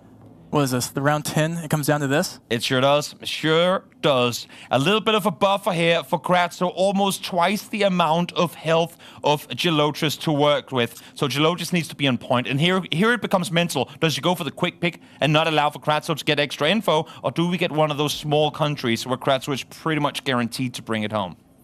Toby? Tell me, bro. Tell me. Looks like a small country. Yeah. I mean, I think I just heard groans in the other room back there. But the thing is here, it looks Baltic, right? One would immediately go Baltic, like Latvia, Estonia, right? Could someone blunder the Baltic country here and pick up points? I could. Kratzu is confused. Gelotus is going. Kratzu is going Poland. I don't know if it's Poland. I mean, with a 5.5 multiplier, this could easily be a big enough country to have one of these players eliminated. He's going France? Oh. We're all over the place here. There's no road signs. There's foliage. Sure, you have a couple of trees in the dirt road. I think he's throwing. Poland, back to Poland we go? If Gelotus just sends Latvia here, he might win, unless it's Southern Lithuania or something. And this is going to be intense. This is intense already. Wait, Gelotus moving to Poland? Okay, it could be Poland. Final round of the match. Excuse me? I mean, I like Danish picks. Why not finish it there? There's a world he's where clicking Poland. Both players in Poland. Kratzu flying back and forth. 8 seconds to go. You gotta commit, mate. Where are you committing? They're so close. Where are you gonna go here? You need to be further apart. Is he gonna stay in? He's staying in Poland. Any final clicks going through? It is going to be Estonia, and they're simply too close for the damage, even on the one round to be enough. And that is going to be Kratzu bringing it home 2-1 against Gelotus. I mean, that was kind of a serendipitous ending there for Gelotus. What are you doing? What are you doing, bro? What is this? And Estonia the whole match to move away last second there. I mean, sometimes that's how the cookie crumbles. This was an absolutely intense heat for them both. There were so many times you could just see in their faces they did not like what they were given. This was tough. Good competition between the two of them. Great sportsmanship instantly. Going over, staying high, shaking hands, laughing together. These guys, they work together to improve. Yeah, Gelotus is the top 2 most likable guy in the community. Maybe not second. Probably the most likable guy. So shout out to Gelotus. Absolutely amazing, as one would say. Absolutely amazing performance by the two here. And again, these guys, they all work together. They're going to be both coming up now to rounds of applause from all the remaining players who would have stayed here the entire evening just to be there cheering their brothers on.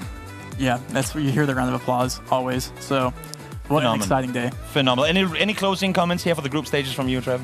Tomorrow is the day. Tomorrow Lock is the frickin'. Tomorrow is a noggin using day. Be here tomorrow, same time, same place. You don't want to go anywhere. But before we finish the day off, let's go back to the desk and hear from our winner of that last match. Thank you, Rainbolt. Thank you, Toby. And shout out to Paula, who wrapped up a little earlier. Excellent casting throughout the day. And Kratzo, excellent playing throughout the day. Nice job there. It went down to the wire. Tell me. I told at the start of the BO3 if it has to go to an NPZ, it would go to an NPZ. And yeah, you wanted to see some NPZ guesses, you saw some NPZ guesses. Like this was such a seed. The last round is like my main weakness, Europe and NPZ. I tried to train this for the last days, but I felt like it was never gonna be good for the regionals. And when I saw this last round, I was like thinking France, Denmark, Belgium, Baltics, and Poland at the same time. And I was like, what do I do now? Yeah, shout out to GeoGuessr for making the same mistakes as me. Such a crazy game, and congrats to him for his games all around the regionals. So many times we saw you in the camera going, what with Jakarta? What with Nova Scotia? What were you reacting to for this? No, I mean, it looked like Nova Scotia, but the problem is that you know, in GeoGuessr, genuinely, you have metas that you trust at like 98% of the time. And I think on such an event, you don't trust the 2 other % of chances that it is not, like the meta is fake. So I had to go with Ontario here, and GeoGuessr thought the same, yeah. Oh, fantastic choices in the end. And Zigzag, you want to take any? I want to talk about this crazy round on the no move where you both decided to go Indonesia and it ended up being Mexico. Talk me through that one. Bro, I was thinking Indo, then I was thinking Indo, and then I was thinking like Java, and then Java, and then like I was like, no, that's nothing else. I was thinking the maybe same. Sumatra, maybe Sumatra. I wouldn't be surprised if this is Sumatra. But like the plans were kind of weird. I have to say, like the cabbage is kind of weird. But like I couldn't think about Guatemala border in Mexico. No. I just doubted a bit on the car, but nothing. No, it's really. A crazy round. It's crazy round. I think like every person here in the regionals who have missed this round, maybe like almost everyone. Yeah. I believe so. Yeah. Yeah, first of all, congratulations. You've clinched second place here in the group. Yes. Must be a good feeling. I do want to ask about that round where you hedged in Czechia for the Germany guess. Was that like intentional? Was that a tricky hedge that you were going for? I thought it was like either like Dresden region, either like Bayern. And I felt like the hedge in the little thing was very funny. And I felt like I should be close in there, and I was like, yeah, let's go. And looking forward, now you are qualified for the World Cup. No Super way. exciting. No way. It's crazy stuff. No way. Crazy. What's your outlook? Like, how hard are you going to be training? What aspects of GeoGuessr are you going to be training? I think I'm gonna take some holidays for the next 6 months. Then play and see. Okay, I like it. I like it. Simple man. That's not super, like, I don't know. Like I'm not like I wasn't expecting to go to World Cup. Like I was expecting like third or fourth place after the loss against Mada. So yeah. Yeah, great result. Well done. Congratulations. Yeah, congratulations. We'll let you get on up to the rest of your friends in the green room who are so excited to celebrate with you after a incredible match. And it has been a long day of GeoGuessr. We covered Group C, Group D. Oh, we got a little jump from Cross all the way out. Nice. Feel that joy. Love it. Definitely earned it. And taking a look at these groups now, they settled out. Thank goodness I had you guys to break down the math for me and the possibilities. Lenley now squeaking on into that last chance match tomorrow. And Gelotris, unfortunately, not at all indicative of the skill or knowledge he brought to this tournament. Oh, and -5. A little rough to see. Yeah, it is sad to see. It was a really fun group to watch play out, and yeah, I think Mada's the big story here. As much as Kratzu played super solid, look at that plus-minus Mada 5. No one really expected that. I'm pretty sure Mada himself, he's had a couple of friends back in Italy, believed that would be the case. Few others did, and Mada, yeah, I think he's really, honestly, the story of the whole day for me, because Blinky, we knew that kind of performance was likely to transpire. He could end up the story of this whole tournament, too, now seated against Kodiak there in the quarterfinals. But taking a look at the bracket as it lies, CG, any reactions? Yeah, this is a really interesting bracket that we have shaping up here. From Group D, we had the 2 newcomers making it through, guaranteed for the World Cup, as well as into this bracket.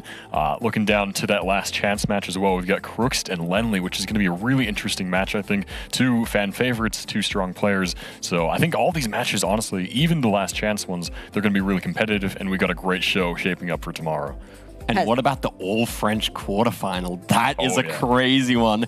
If Kratsu can upset Blinky, oh, my mind's gonna be blown. But we saw today he's capable, and I think especially on the no-moving formats, that can certainly happen. So I mean that would be pretty special. I think Blinky will win, but you know, that's one to watch out for. Yeah, we've seen a lot of players come through that had a lot of respect for Blinky that I wonder if Blinky's going home with a lot of respect for tonight. Either way, tomorrow's match is sure to be even more exciting than the very high bar set by yesterday and today. We'll be back an hour earlier tomorrow, but before we close things out, gotta say thank you to our casters again, Rainbolt, Toby, and of course Paula. And I'm gonna give the last word to you guys. I've been your host, Rachel. Take it away, boys. Well, thank you, Rachel, and thank you for your good work. Oh, yeah. We saw some great GeoGuessr today, Gavin. We sure did. And tomorrow is easily more exciting. Yeah. Because we get to see the final 2 competitors, whether they go on, and you can take it. And this is going to be such an exciting quarterfinal, guys. These matches are insane. Everything is so stacked. These brackets look insane. I can't wait. I'm pumped up. I don't even know what to say. I'm just excited for tomorrow. It's going to be great. So, guys, make sure to tune in and catch it all live. Facts. They did it. And Deborah, nice job today. Maybe we'll see you tomorrow on the desk. Maybe somebody else will join us. But tune in and find out then. See ya.